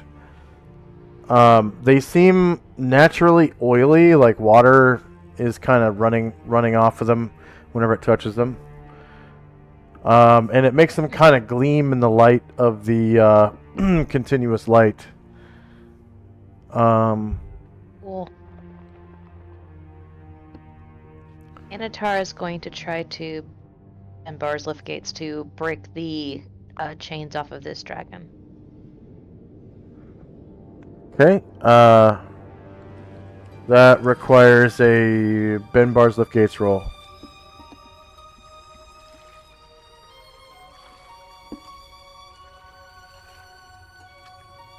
All right, so you're able to break the chains off, and again, this dragon seems to celebrate.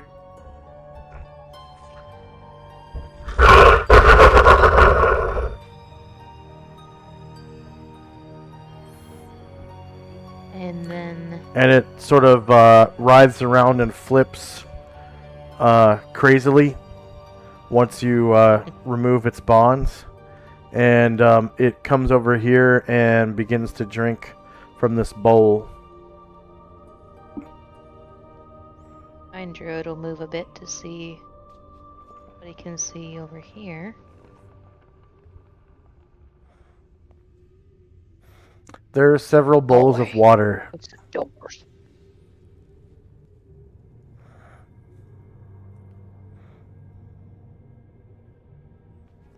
Alright.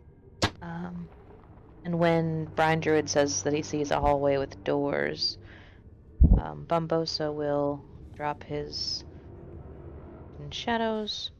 Just then, Oh, after you never mind. see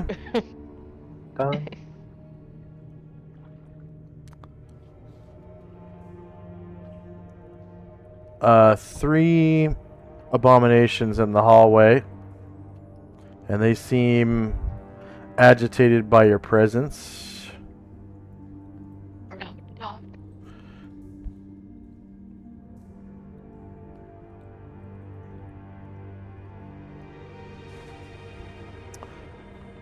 Two of them being unarmed, and one of them holds a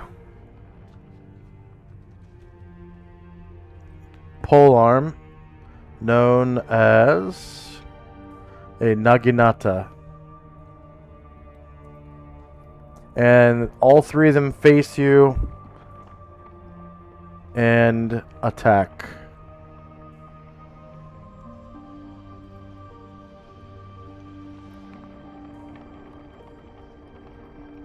I'm sorry, wait, where's the sound like this coming from? From where Brian Druid is. Okay.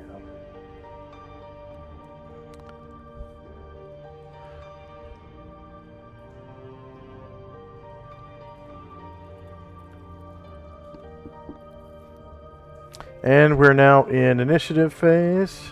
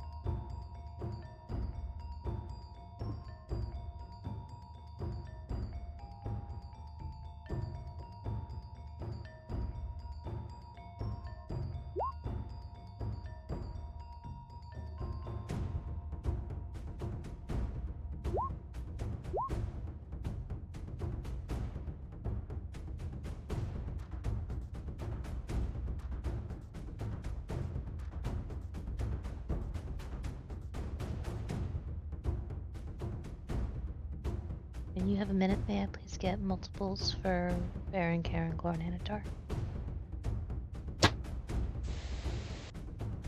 Yeah.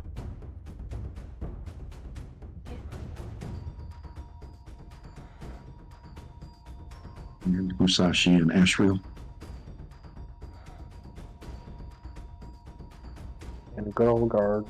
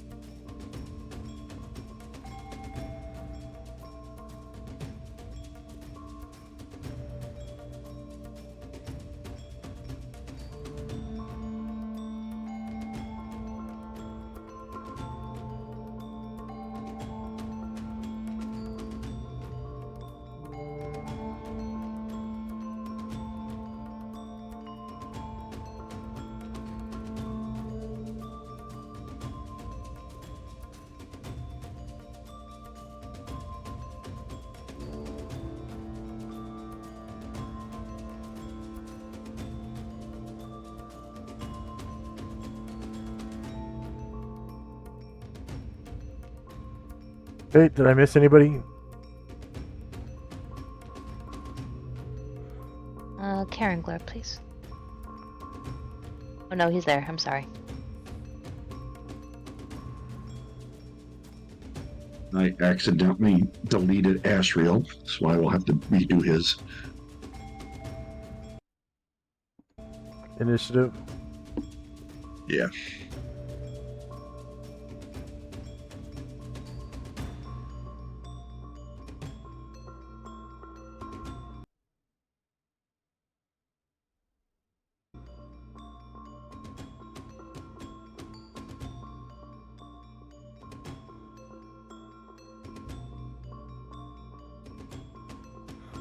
Okay, is anyone still rolling?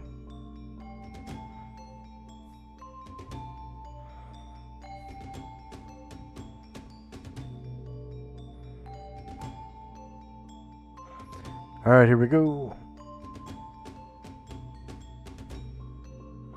Time and spells.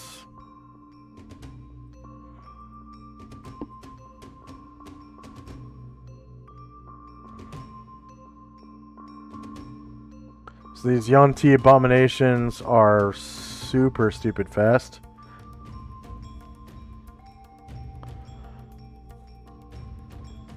This one is going to try to open Brian Druid's mind with the mind fuck.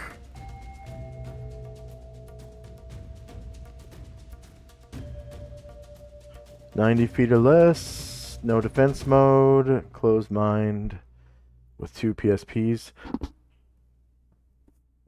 MAC 6 or worse.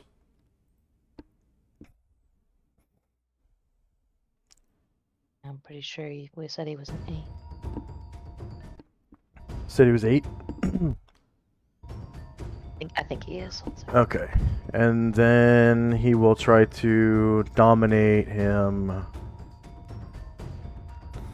with the telepathic science domination.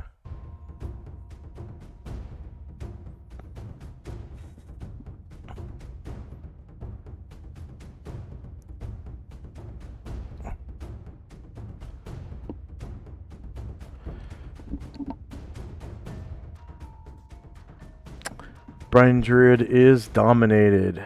So put you could put if you could put charm 1 on him, and this abomination will get charm 1 as well.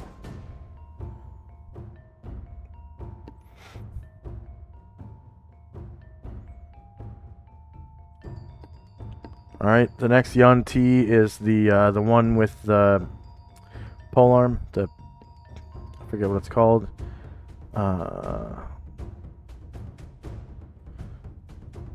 So it makes a half move.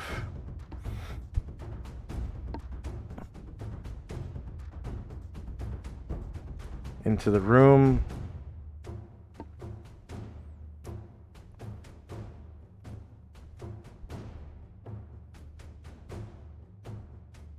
And it is going to try to mindfuck Musashi.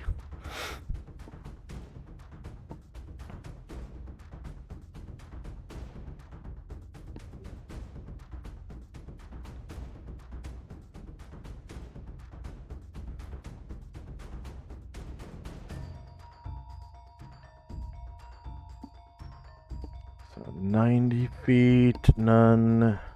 Closed mind, 2 PSPs. Hits mental AC of 7 or worse. Do you remember his mental AC?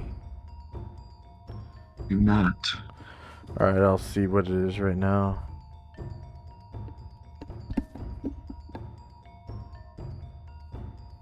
He has MAC 10, so his mind is opened. And this abomination will try to dominate him.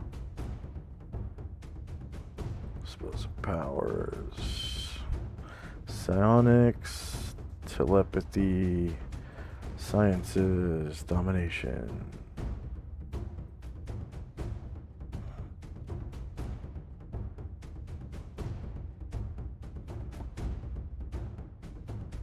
And he's level 10, right, Musashi?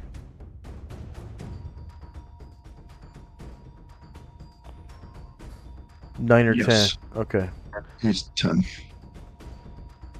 So he could become Grandmaster soon.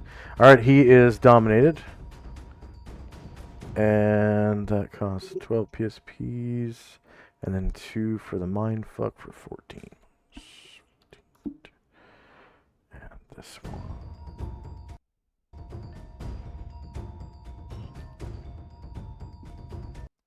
Alright, next up is Ryer.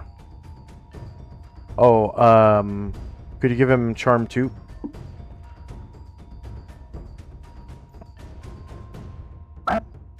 Okay, Ryer. He will go.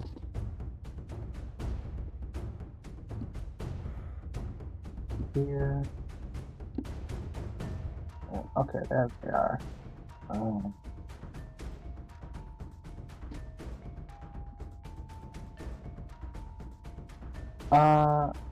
These guys in the hallway were able to get Musashi. This one stepped out of the hallway and saw Musashi and opened his mind and there's then one right dominated there? him. Yeah, Okay. it made a half move. Yeah, I can't see that one. Yeah, I don't either. But I do see the other two in the hall. It's kind of weird. So you don't see the abomination right here. No. I don't either. 1 second.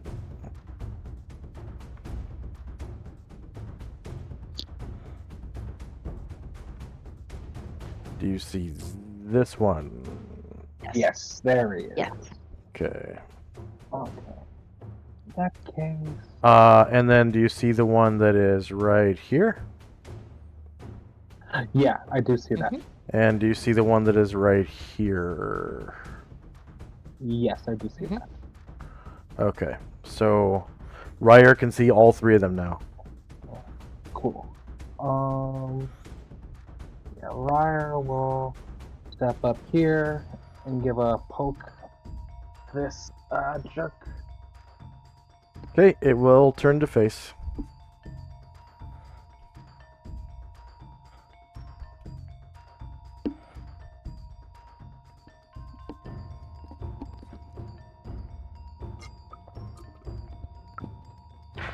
Shield is 8 versus AC4 is a miss. Gargamond.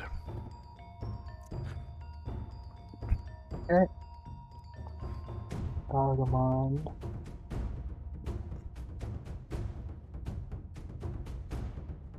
Is way over.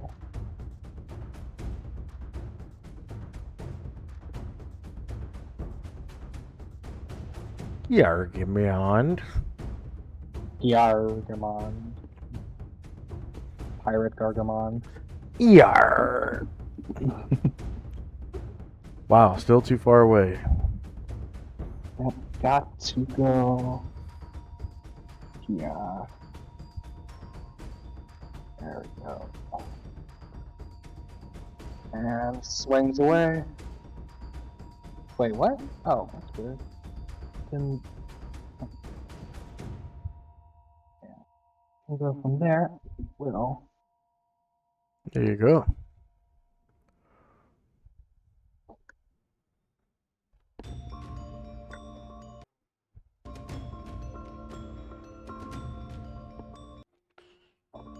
All right.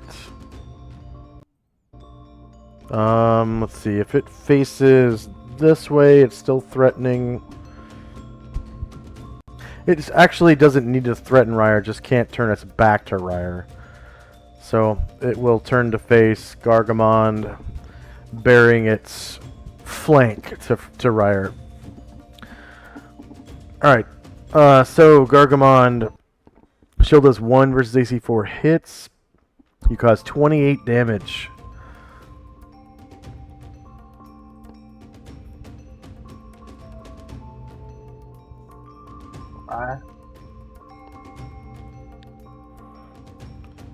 Varen.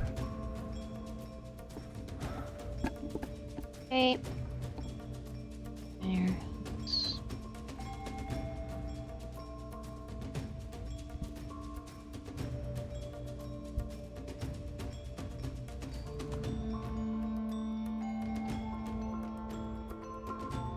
Yeah, well, look at this. Alright. This toolbar's freaking me out.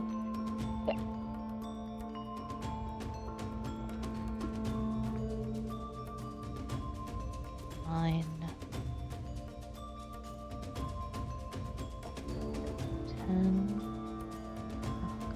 10. Oh, the new toolbar. Yeah. Why was that such Yeah. a tongue twister for me? Yeah. New tool. Hey The new Shandrak, I toolbar. think I may have lag and Gargamon may not be where it looks like on my screen. Can you ping where he's at right now? He's right there. Okay, he is. Alright. That's fine. Yeah, thank you.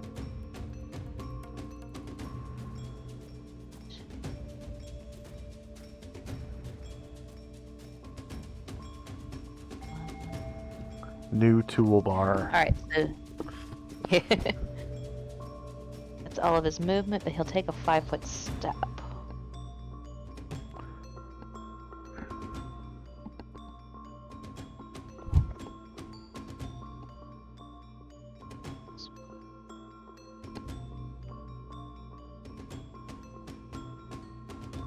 He will take an attack of opportunity from Brine Druid.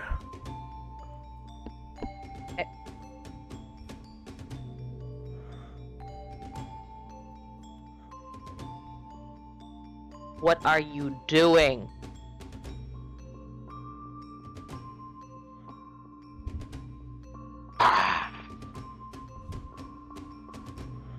Playing with action figures.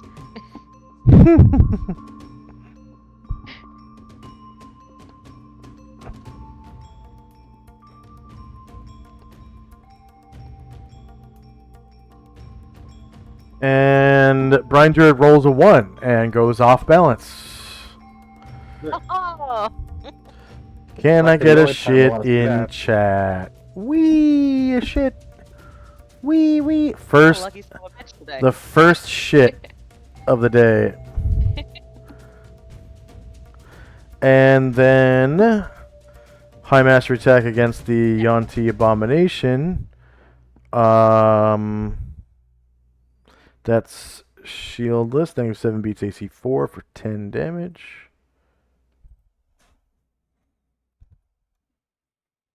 And Yep. Karanglor. Oh, I still have a shield attack. Ah, yeah. And probably 2 claws.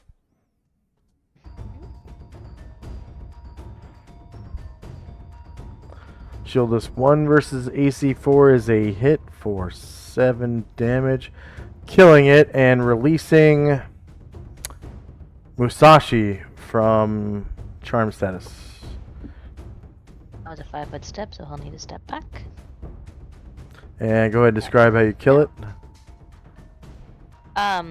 Yeah, it's kind of like a little bit focused on holding Musashi, who's like working so hard to break out that he's distracted, and so like he's able to take that shield and like bash him right between the eyes, and he like loses focus, and like his mind kind of explodes. All right.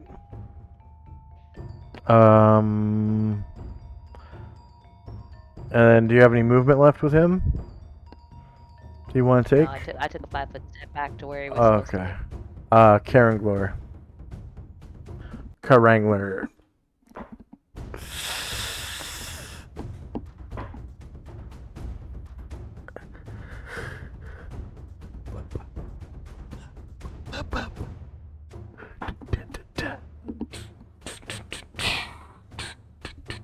be. He very carefully avoids Brian. he checks out Brian Drew before he goes, and Brian Drew looks disabled. He is out of movement, so he will hang out there and hold his attack. So apparently this track has Japanese drums in it or something. I think that's what those drums are.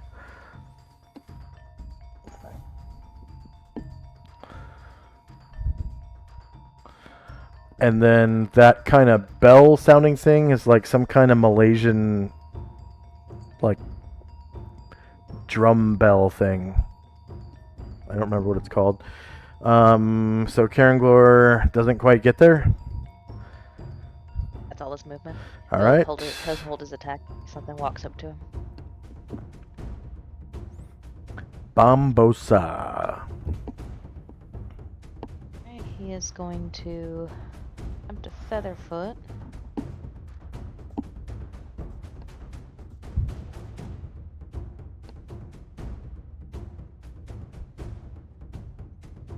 That's as far as he'll be able to get. He'll his attack in case something comes up to him.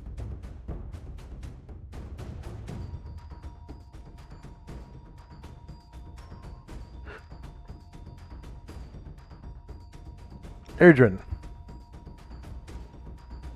Erdrin will simply move silently closer. Get that far, and he'll wait if anything happens.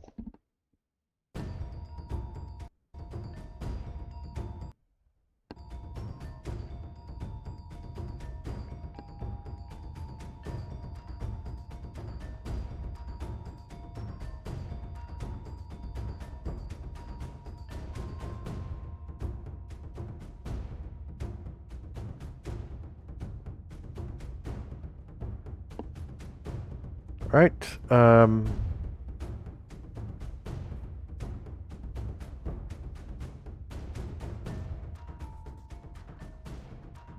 he just moves silently.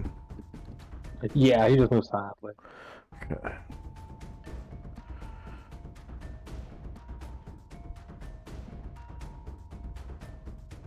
And the third Yanti abomination is the one kind of like in the middle of the hall down here. He is going to mind fuck Karanglor.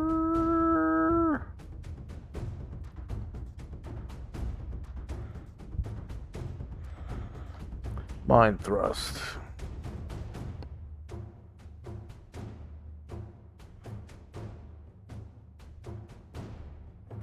Karanglor. 90 feet. No defense mode. Closed mind. 2 PSPs. Hits MAC of 0 or worse. I'm pretty sure that hits him. I'm sure that hits, yeah. And then he will try to dominate him as well.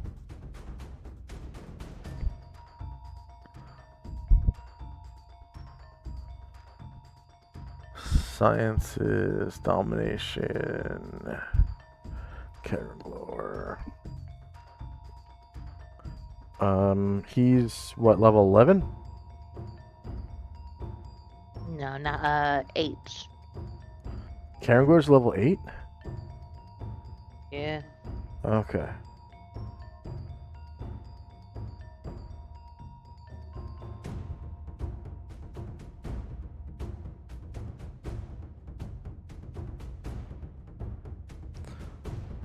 All right. Yeah, success. Target number was 3 or higher, and he rolled a 13. So that's gonna be Charm 2. The new Charm 2. And he is holding his attack, so if you want Yeah. to do something with that, you Yep. are entitled. Yeah. So. Hey, don't they get a saving throw too? Or is that not a thing? Oh yeah, that's right. I forgot about that saving throw. There's a saving throw versus spell, and you can roll one for Brian Druid as well. Yeah, I forgot about that for domination.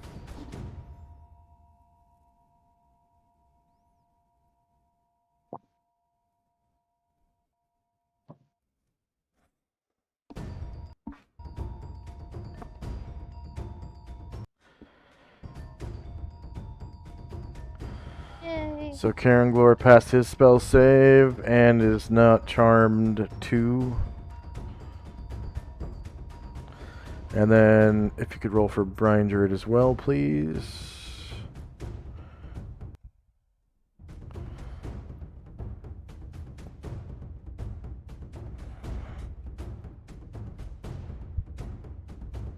Hey.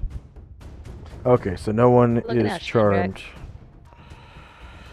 Yeah. I completely forgot about that. Alright. Me too.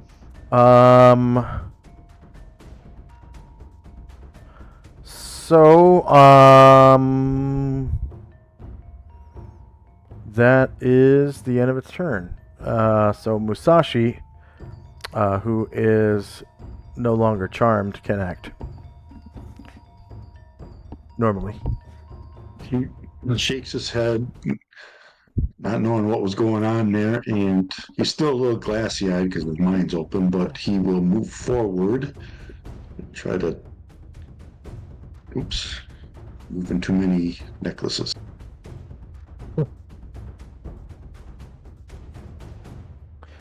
There's a wealth of necklaces.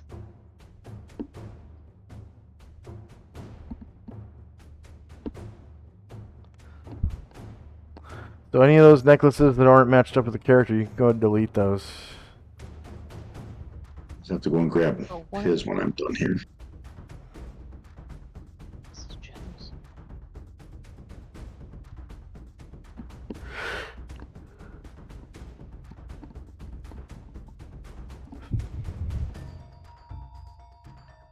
It's as far as he can go, so he'll try to guard there. Alright, Asher.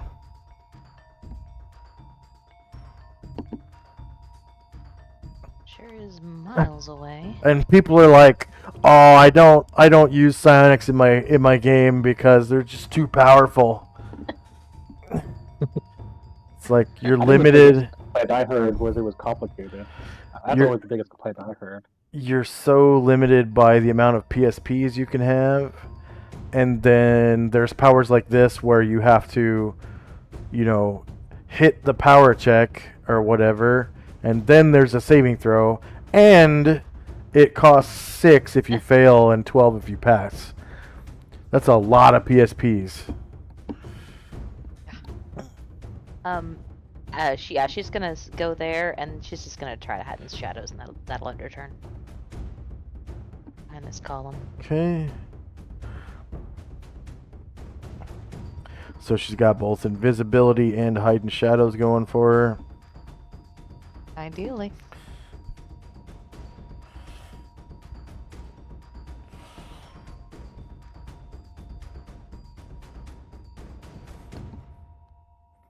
Anatar, who's way up north. Because he just broke Yeah. that dragon's Kind bonds. of holding out. I was kind of holding out hope that something might come a little closer, but let's see how far we can fly. We'll go up 10 feet.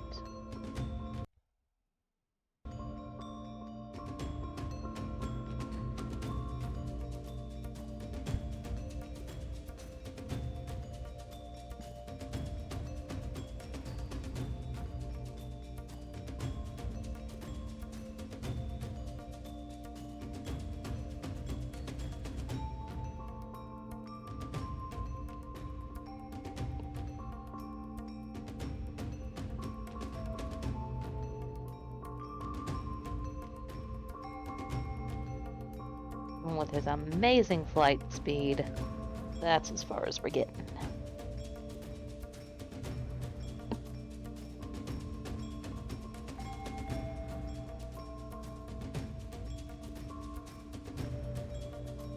That'll be all. Alright, Tinsy. Hold his attack. Okay. Tenzi's jogging. And he's going to come up to the edge here, and he's just going to kind of jog across the water. Oh yeah, he's got free action.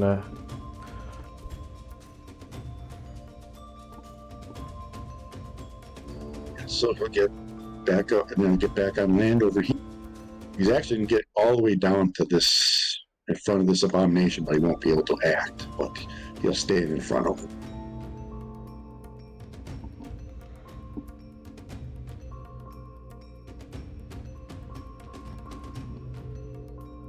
In front of Brian Druid?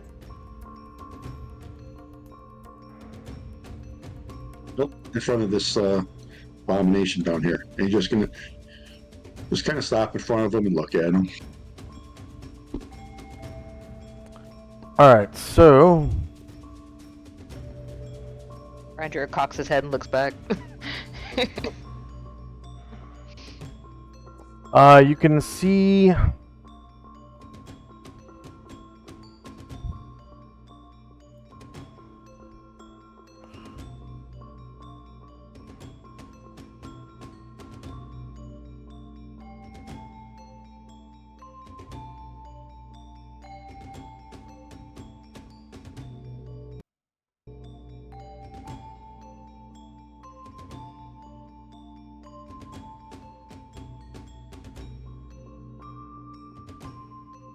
that this abomination is all snake but with arms. And it's 10 feet long, making it a large size creature. And that's about it.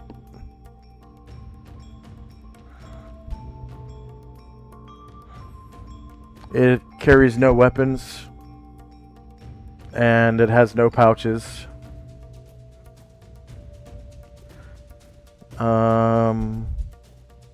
Next up is Ashril.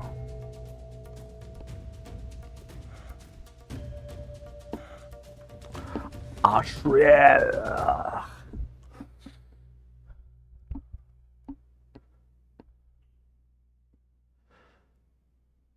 You there, Tinsy? Yeah, I'm just counting a square. Sorry. Okay.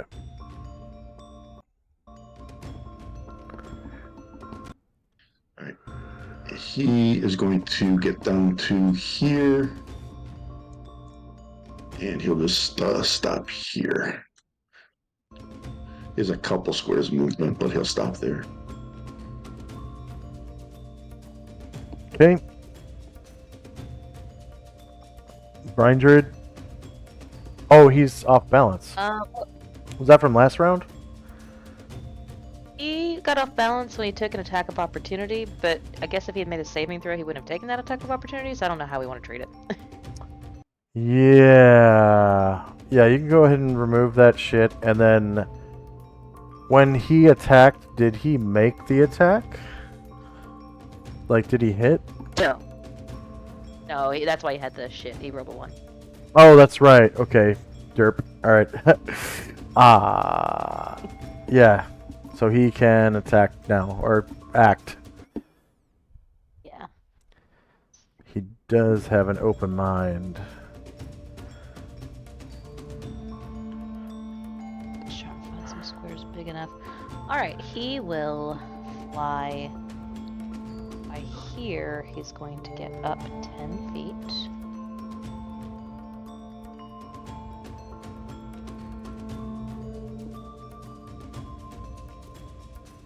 So that would be 2 on the jet.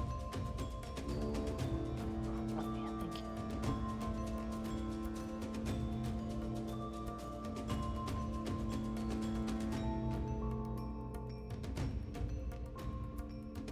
What's this 3?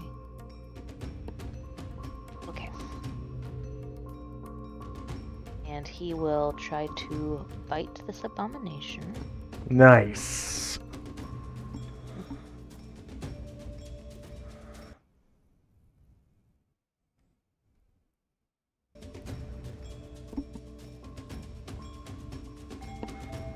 Shieldless Abomination 5 versus AC 4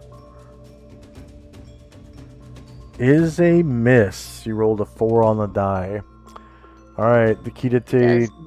He does need to finish his flight, so he flies over the abomination, glides down to land here, and the thing will get an attack of opportunity. Nope. Hopefully. Nope, they were both using psionics. Sounds great. The Kidate are going to...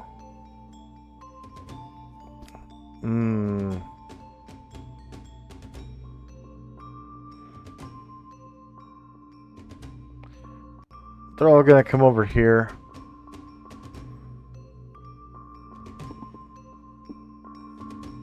And, they are going to each...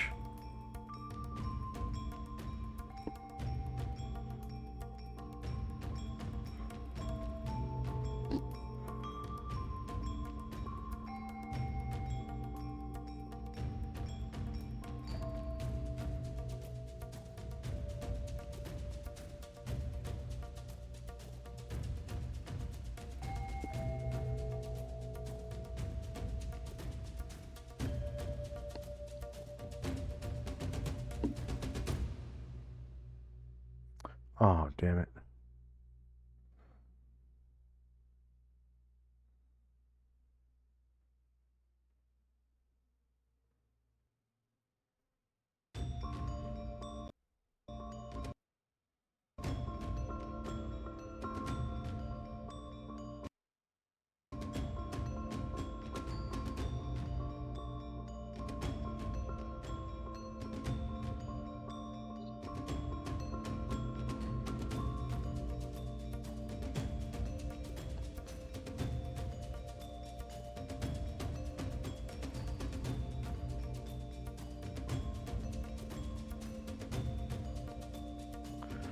They're going to each angrily...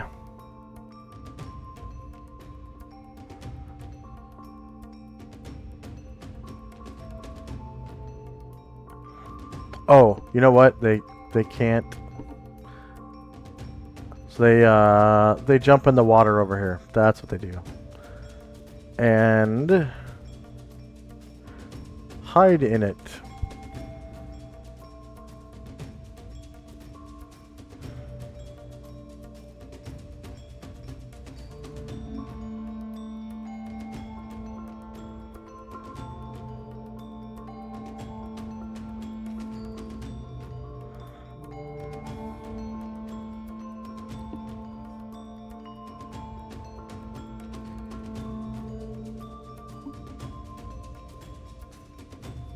So this tuning fails.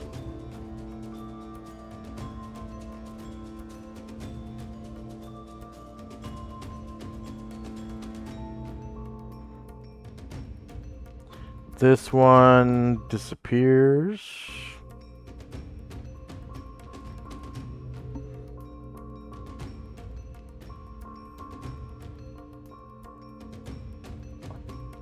And this skinning fails. Jim.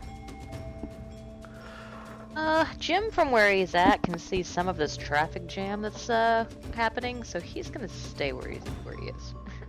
Gimme, gimme, gimme, Jimmy Woods! I apologize, I'm lost on that. It's from The Wizard back in 1990 when Super Mario Bros. 3 was going to come out, and it had Fred Savage and Bo Bridges and like River Phoenix and Haley, what's her face? She became a singer, and it was pretty much an all-star cast except for the little boy that was the star. Nice. And this side character named Lucas, who was supposed to be like the bully. Shandrak. Chandrak is feather footing his way across the battlefield and ends up behind Varen.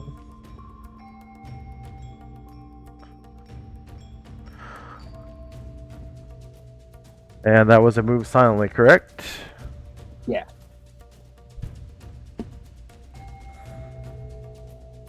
Moving silently but quickly.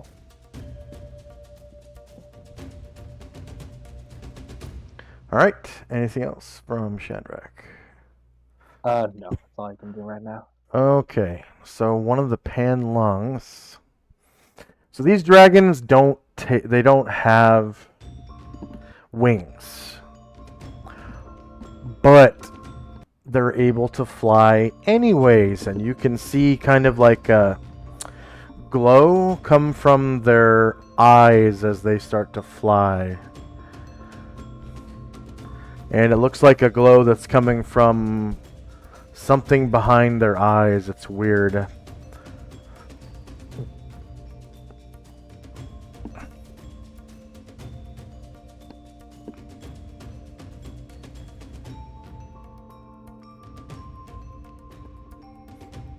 And their maneuverability is really bad. So they start to fly here. So 1, 2, 3,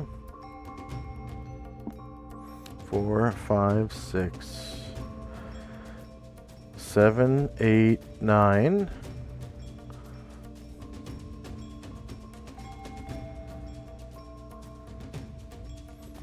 Let's see, 2 front. So he is now 10 feet off the ground, which is a 2 on the jet.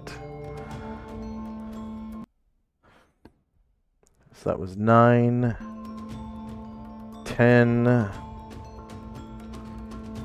11, and makes a 45-degree turn. 12, 13, sorry, it makes a 45-degree turn.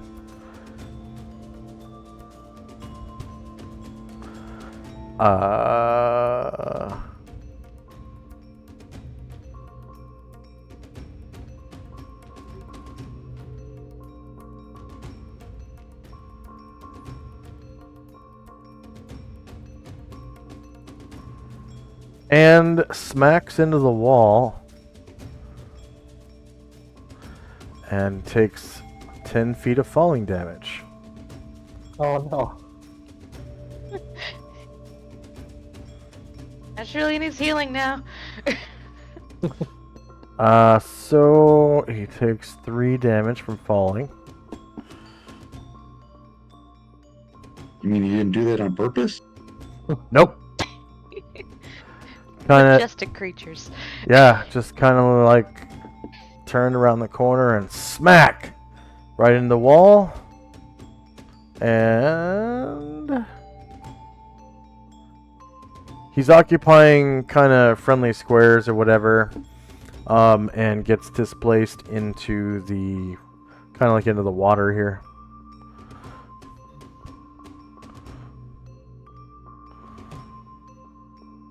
Like so.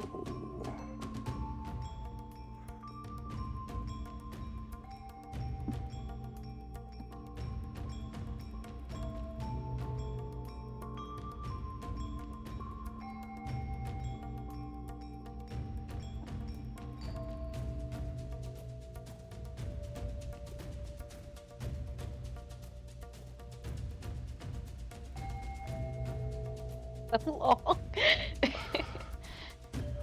Just like that right there. Okay. And then this other one.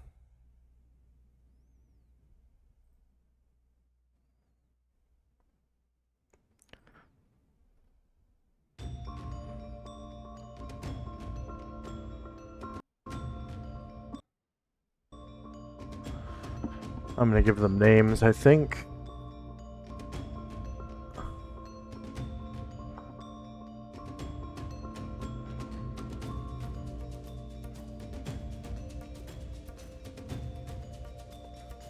So this is Yuan and Hang.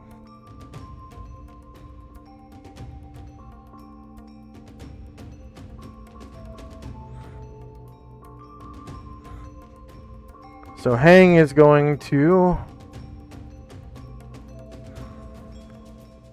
fly south over the water. 1, 2, 3, 4, 5, 6, 7, 8, 9, and then turn 45 degrees at about 10 feet in the air.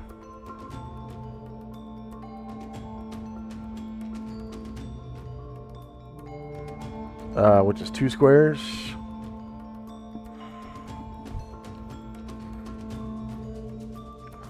To front. And then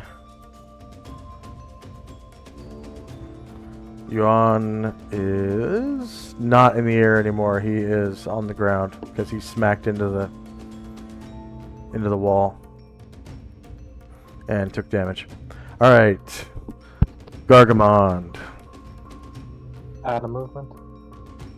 Varen. Not a movement. Karaglar. Same. Anatar. Same. And end of round. And we're in initiative phase because I don't think anyone has anything to regenerate. There's only one person that has regeneration and he's not injured. So initiative phase.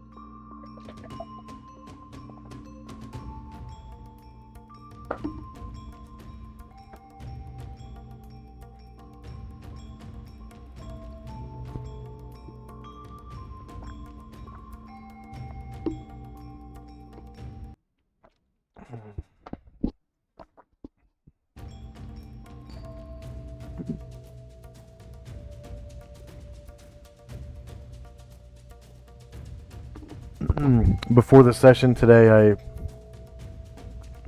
did my sea cleaner and cleared my cache and all that.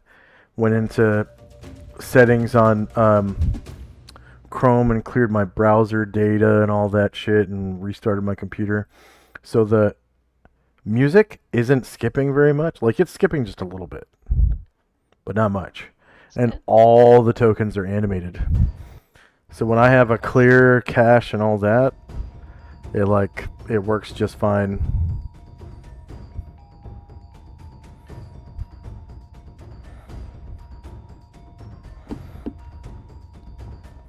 It's the cookies. It's the cookies that do it. From all the different websites. Alright, is anyone still rolling? Yes, I need a second for Ashriel, Musashi, and then 3 more for Tenzi. Ashriel, Musashi. 3 more for Tenzi. Did Tenzi buy Psy Style? No, 1, 2, he 3. did not. He is just a whirling mass of hands and feet.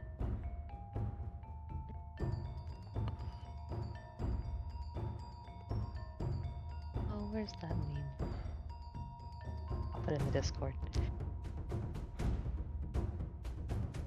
Oh, is there a meme of whirling hands and feet or something?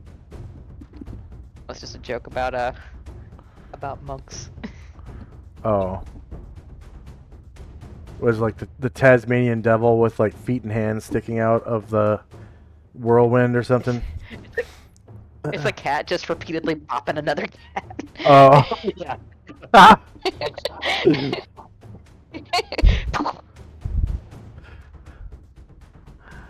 And the other cat doesn't care, huh? Not really. He's taking it like a champ. I'm done thinking. Alright, so is anyone still rolling? Nope. Here we go. Alright, spells in time.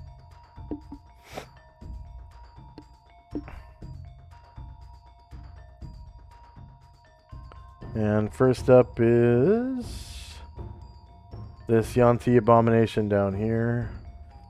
He is going to... Oh, right.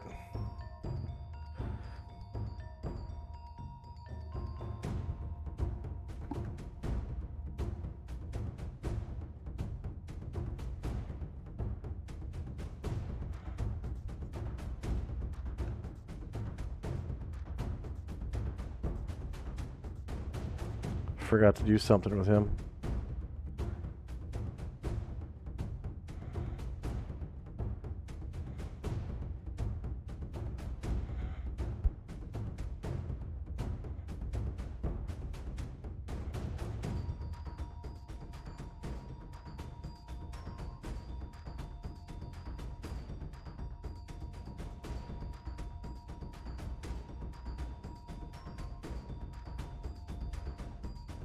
There we go. So he is going to... he's gonna mind thrust.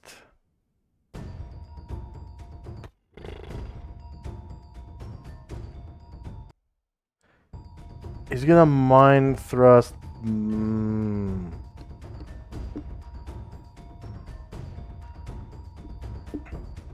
He's gonna mind thrust Karenglor.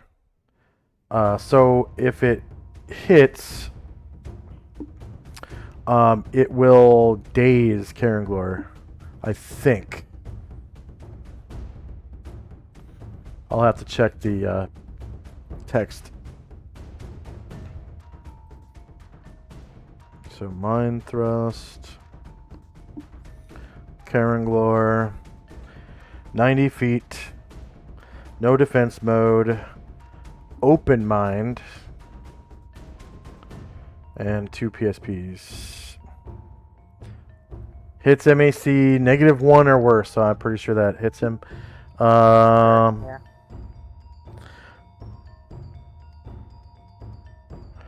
Versus an Open Mind, target loses a random sonic power for 5 days. No effect on non-sonic minds. Okay. So that did absolutely nothing. He wasted that sonic attack. And he is going to try to dominate Musashi. So go ahead and roll a Save throw versus spell for Musashi. And I just got a message on Discord. Mistake, I deleted it. Oh, a message. That wasn't me. No. Oh, Johnny Health or something is broadcasting, I guess, maybe. Johnny Health is the guy who mixes all the music for a band called Health. Okay, so Musashi is not dominated, and so that means 6 PSPs for the failed domination and 2 for the mindfuck. -8 enter. Anatar. It's going to fly to right above Tenzi.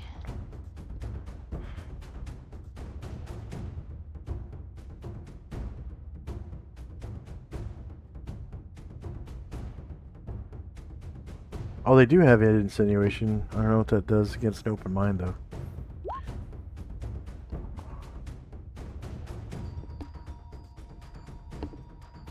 Okay. Shieldless, -8 versus AC4 hits for 14 damage. -14 enter. Tenzi. Tenzi will do a left and right hand side attack on this guy in front. Alright.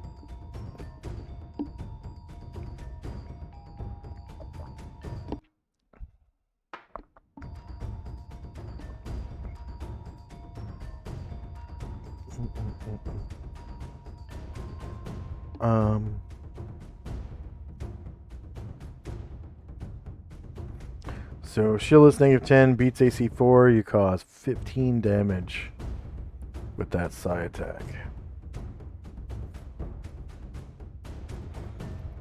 And your other?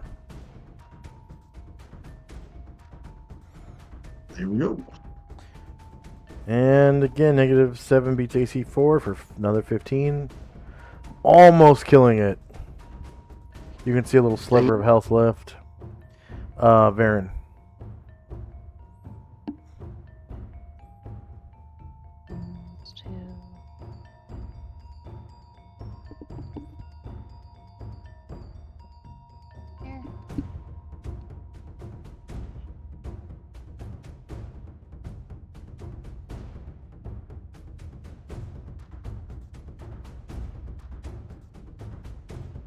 Did you say that this one is almost dead? Yes.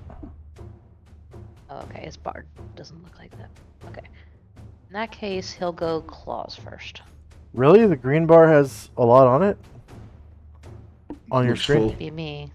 Wow.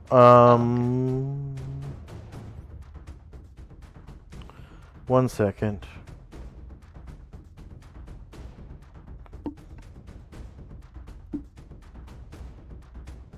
And run my natural fighting real quick. Okay, how about now? Is it still full? The green one? Yeah. Yeah. Wow.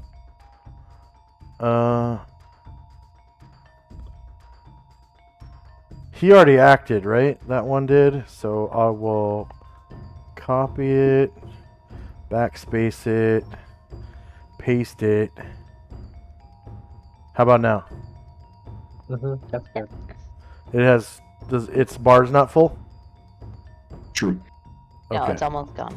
Like you said. Looks like Alright, he's dead. and then control you. Alright, so Baron uses natural fighting, he's using his right talon. That is shieldless. -5 beats AC4 for 7 damage, killing it. Go ahead and describe how. After Tenzi's blows, he's like kind of huddled over, and Severin like rakes at the back of his neck, and pulls out like a huge chunk of flesh, and then keeps on moving. Get here.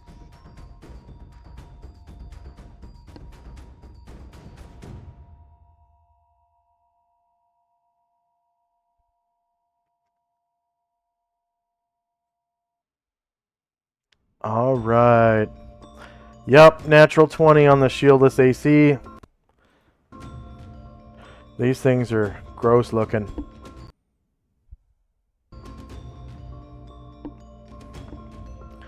You cause 20 damage.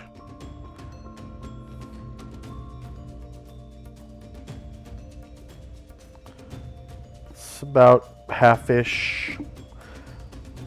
Alright, with your medium shield plus 5, shieldless AC, that's a confirmed crit, negative 16 versus AC 4 for another 10 damage. And you still have 1 claw, right?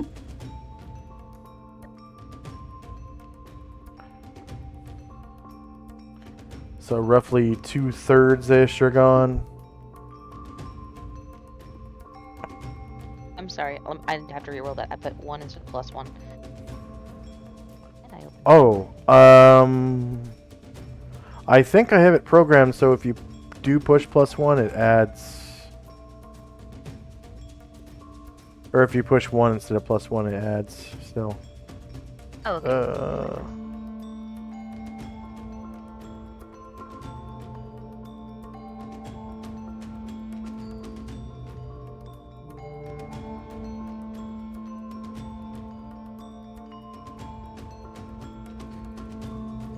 Wasn't open. Just the dynamic lighting lines again. Oh, what happened to that damage? Oh, no, you're right. Yeah. 1D 101. Yep, never mind. Go ahead and re-roll. Okay. Alright. Yeah.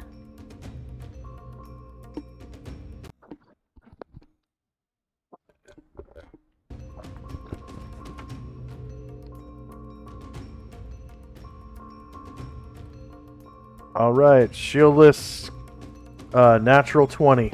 Yep. 9 damage, but it survives. And Ryer. And just so you know, Josh, I did not used to be able to see through this door, but I can now. Oh, I see what I did wrong. I did not put the nodes of the door up against the wall. That's my bad. There you go.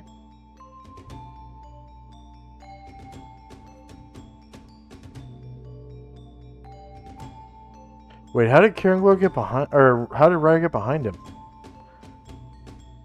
I just moved. Sorry. Yeah. Oh, okay. Wow, that was fast. It was using Sonics, so it doesn't get an attack of opportunity. And, yeah, you get the back attack. Because it's not going to turn its back to Varen. Oh, no.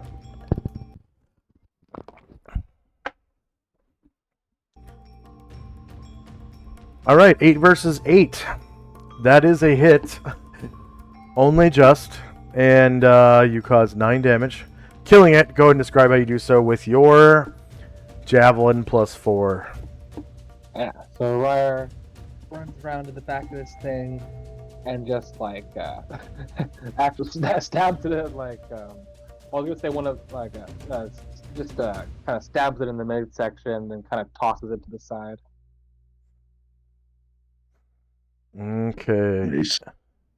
And that ends combat and ends today's session.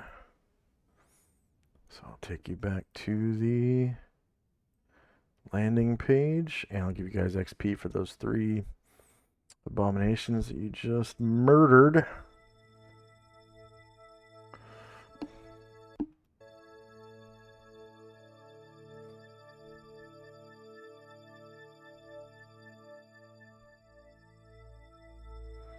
All right, 3. Abomination. And they are worth... Oh, yeah. You have to figure out the XP. So they're worth 9,000.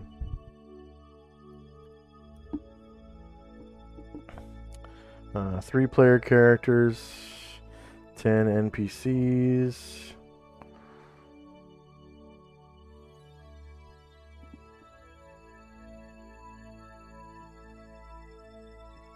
All three of them were defeated. And it's 9 hit dice per creature, and there were 7 warriors and bards. So there's some hit dice XP there.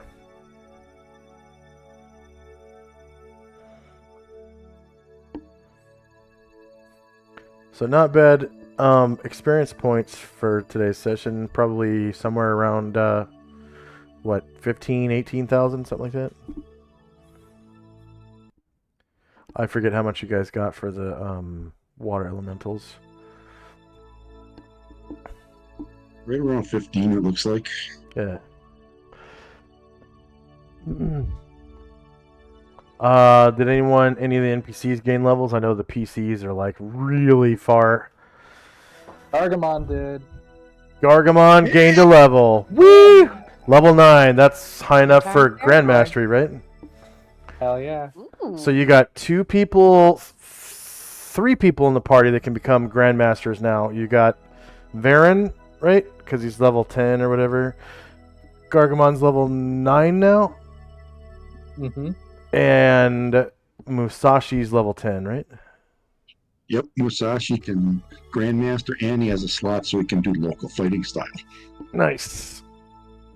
So that, Really local- need some- are you going to do the 2 katanas? Or are you going to do the katana and wakizashi? I think I'll do Katana Wakizashi, although I'm going to think about it a little bit, but that's probably what I'm going to do. Yep. And you got the +5 weapon, Wakizashi, you can't just put that down. Yeah. I chose the katana wakizashi as the one that did +1 to hit because of the historical Miyamoto Musashi. Yeah, he was a Ronin like duelist that would duel other samurai, and he won like supposedly like dozens of duels with other Ronin. He was like the greatest sword fighter who ever lived in Japan, or like that's his world-renowned reputation. All right, so Gargamon gets what, +3 health now? No. He gets one last hit die. Oh, because yeah, he just got to level 9. Mm-hmm. That's his last hit die. So you can go ahead and roll that, and then he gets a big fat con bonus Oh yeah. of like what, +5 or some shit. I can't remember what it. I think it's only 4. Minotaurs are pretty cool. They get +2 to their strength and +2 to their con.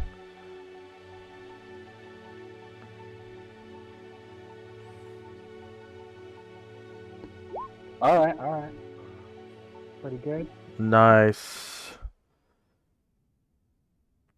So you rolled a 6.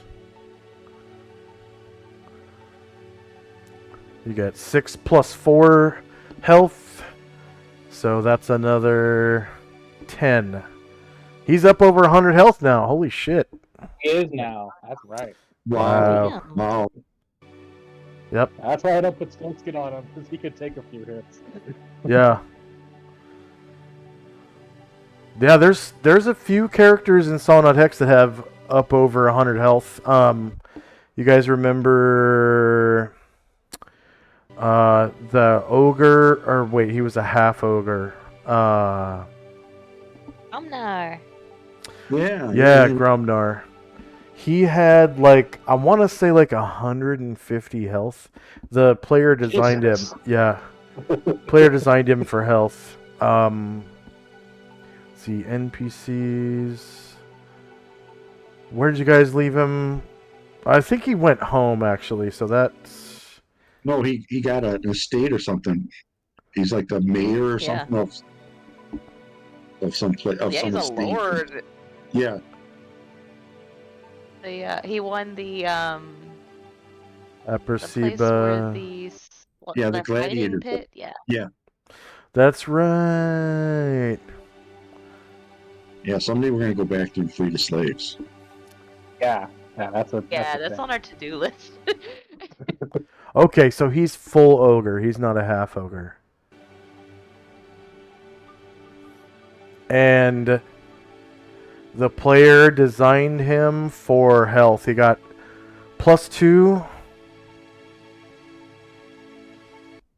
Right, okay, so he got +2 for being an ogre.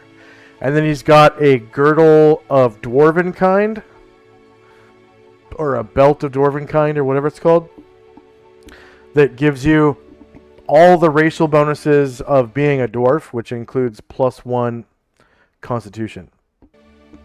So he has +2 from race, +1 from the girdle, and he put a 16 in his con, so his con right now is 19 with the girdle on.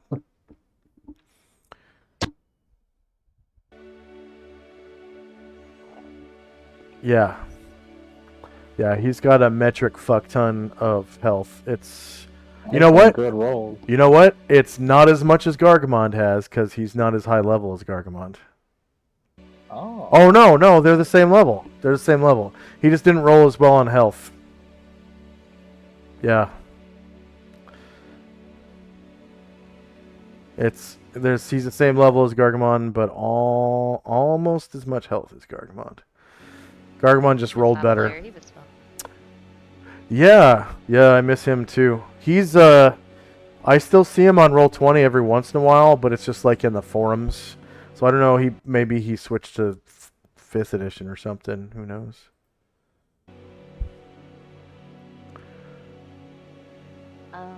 Also, Anatar leveled in Mage.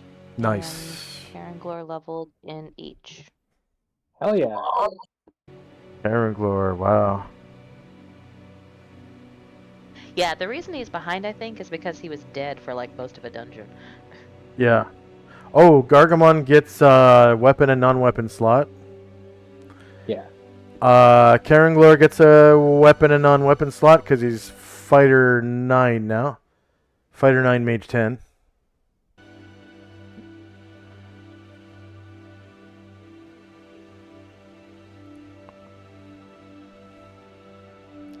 And...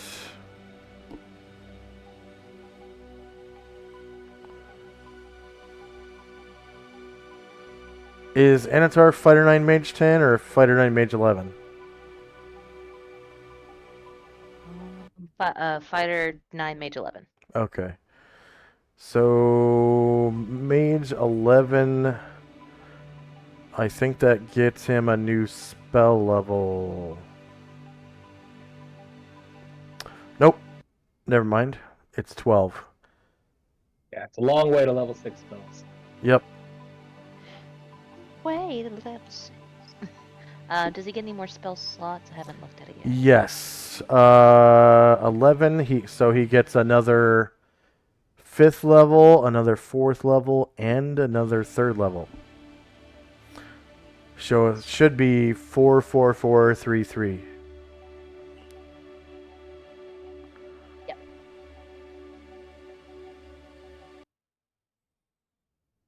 And he's not a specialist wizard, so it's just 4, 4, 4, 3, 3.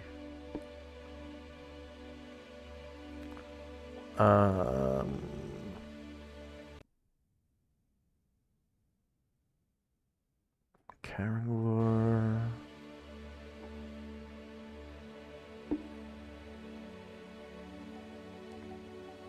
Karenglor at 10 mage is at 44322. So he got another 2nd level slot and another 5th level slot.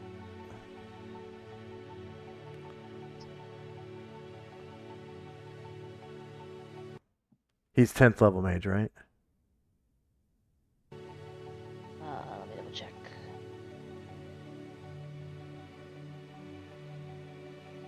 Yes. Yeah. Okay, so 10th level, he's 44322. So that's a new 2nd level and 5th level slot.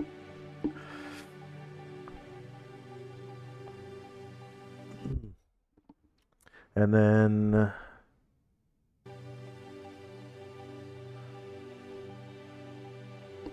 he gets let's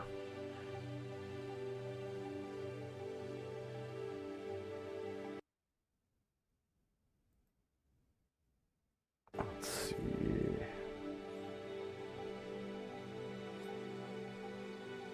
Oh, mages, they only get 1 health every level after 10. Oh, he's level 10, so he gets a hit die. He gets a mage hit die at level 10. So D4 cut in half, rounded down.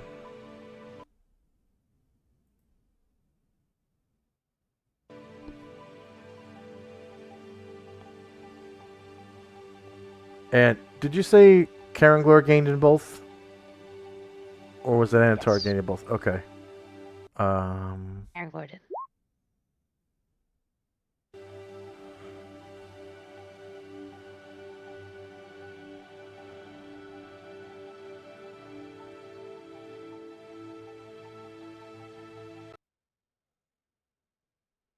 So he's Fighter 9, Mage 10. Okay, so Fighter 9 is his last hit die for Fighter. So he gets a D10 hit die.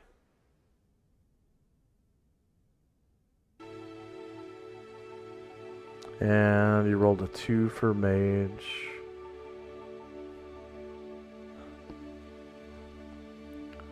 On 10.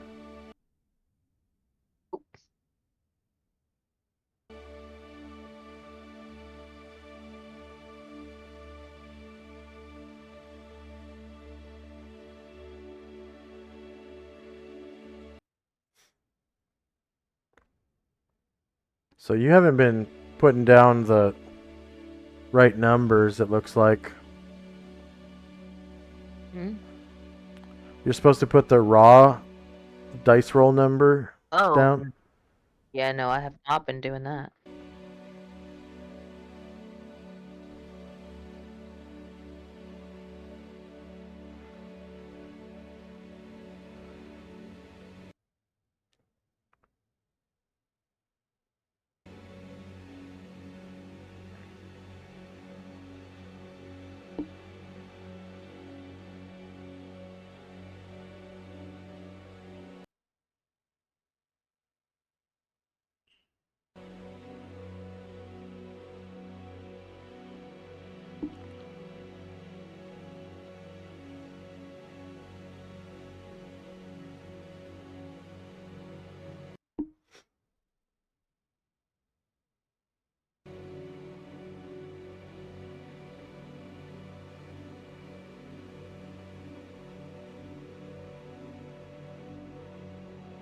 Yeah, it looks like I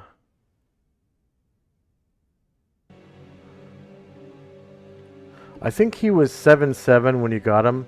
So go ahead and roll the last 2 hit dice for Mage. Okay.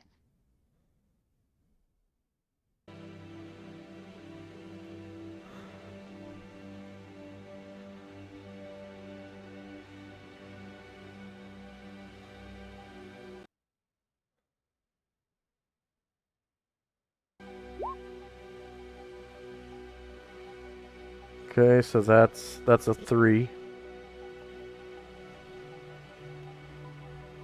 Which still turns into 1. So nothing has changed. And then that's also a 3. Which still is 1.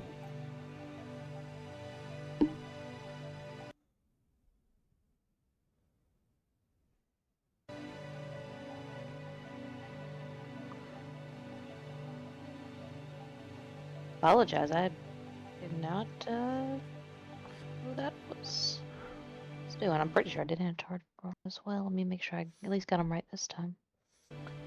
Yeah, so that means this first line is 7 health, right? Because 10 divided by 2 is 5. 4 divided by 2 is 2. 5 and 2 is 7. The second line would be 3, 4.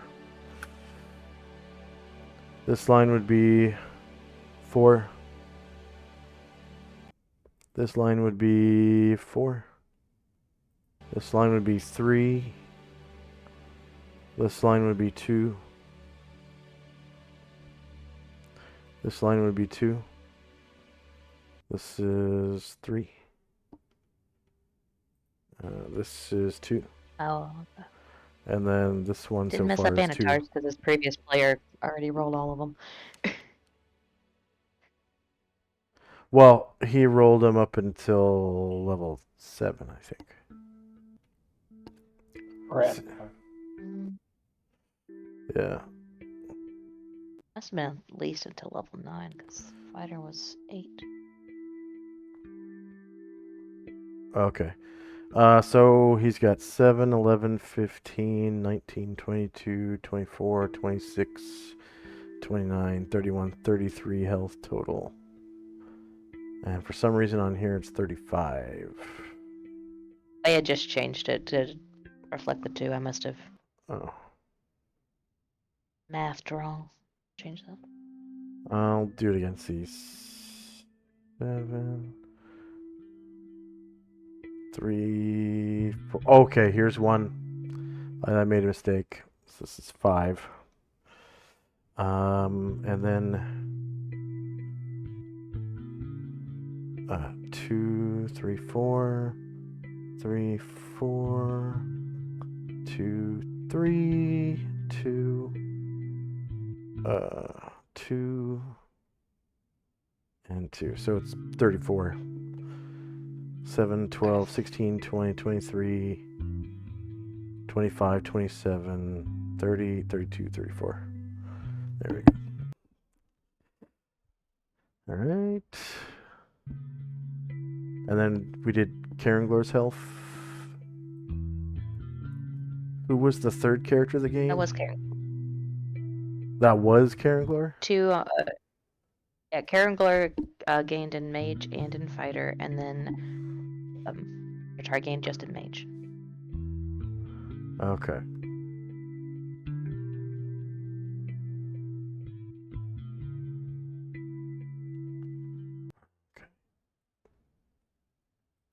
And then who was the other character that Gargamond, right? Okay. And then you can fill those spell slots at your leisure for Karenglor and Anatar. Yeah. All right. Any questions, comments, or concerns for me? Just a question about the local fighting styles. Yeah. Do we have to get a trainer for that, or can we just fill the slot with it? Yeah, you'll need a trainer. Fortunately, when you take Musashi to go become a Yep. Grand Master, Yeah. that guy will probably know that local fighting style. Like Perfect, he thank probably you. he probably knows all the katana related ones, or both katana related ones. That is. Go ahead. Oh, just saying that was awesome. Awesome that everybody leveled. It was really a good session today. I really enjoyed. All right. Thank you. Definitely. I was surprised. I thought it'd be Oh, yes, longer I before we missed. found the dragons. It was nice to find them. I almost forgot about the dragon. Yeah, and it's funny because you guys you don't know it yet, but you kind of did a loop through the dungeon, and you're now coming back to a place where you've already been. It's just that these doors you never went through. Okay, nice. So you could have found the dragons earlier, but never went through the doors. So, That's fine. We found the secret entrance. yeah. You found a secret door to loop back through. For our viewers, thank you very much for watching. Please like, share, and subscribe. And hope you enjoyed. If you are interested in helping us out with that, if you have Amazon Prime, if your Amazon Prime email and your Twitch email are the same, you can get a free subscription on Twitch every month. And if you're interested in subscribing to our channel, there is a Prime Gaming button on the right side of the screen that you can click to subscribe to us with your free monthly subscription. If you're interested in charities, we have St. Jude Children's Research Hospital. It's a charity for children's cancer research. St. Jude specializes in children's cancer. Their main research facility is, I think it was in Houston, Texas. It was Houston or Austin. I get the two mixed up all the time. Sorry about that. I'm not from Texas. So, there's that. We're at 15 out of $100. $100 is our target for St. Jude. And once we get to $100, I'll probably switch to a different charity. And if you like who we are and like what we do, I strongly urge you to explore our links down below. We have a link to Patreon and PayPal. The PayPal is for one-time donations, and the Patreon is for a monthly pledge. And pledges as little as $1 will get you access to a special Discord channel in our Discord server that allows you to come in and talk to me during world-building streams. So if you'd like to, ask questions, make comments or whatever while I'm doing world building stuff, that's the route to go. I'm probably going to do a world building stream in a little while. Like maybe I just need like a half-hour break or something. And I'm going to do a bunch of world building streams or a bunch of world building for the rest of the day. I'll probably stream for like another 3 or 4 hours. So stay tuned for that if you're interested. And thank you very much for watching. I hope to see you next time. I think I'm going to be playing AD&D First Edition this Friday night at about 6 p.m. Pacific, 9 p.m. Eastern. The session starts technically before I even get home from work. So they play for like 20 minutes and then I kind of show up late usually. And I apologize for that to the DM all the time, but he's okay with it. He's been running the game for me for like 3 years now. My character is a human fighter. He's almost level 7, and it's a pretty cool game. He uses first edition modules, and it's very enjoyable. And then the next time I DM will be, of course, Solynod Hex session 447. Probably next Sunday if everyone here is able to show up. Asher, Tinsy, Shanrik, you guys gonna all show up for that? Or probably. Absolutely. Sweet. All right. And then our other players, one of them is he's kind of working on the weekends until springtime, and then I haven't heard from Alistair yet. So, but I'm gonna hang on to his player slot on, as long as he pledges, so he can always come back. As long as he keeps pledging, I'm not gonna remove him from the game.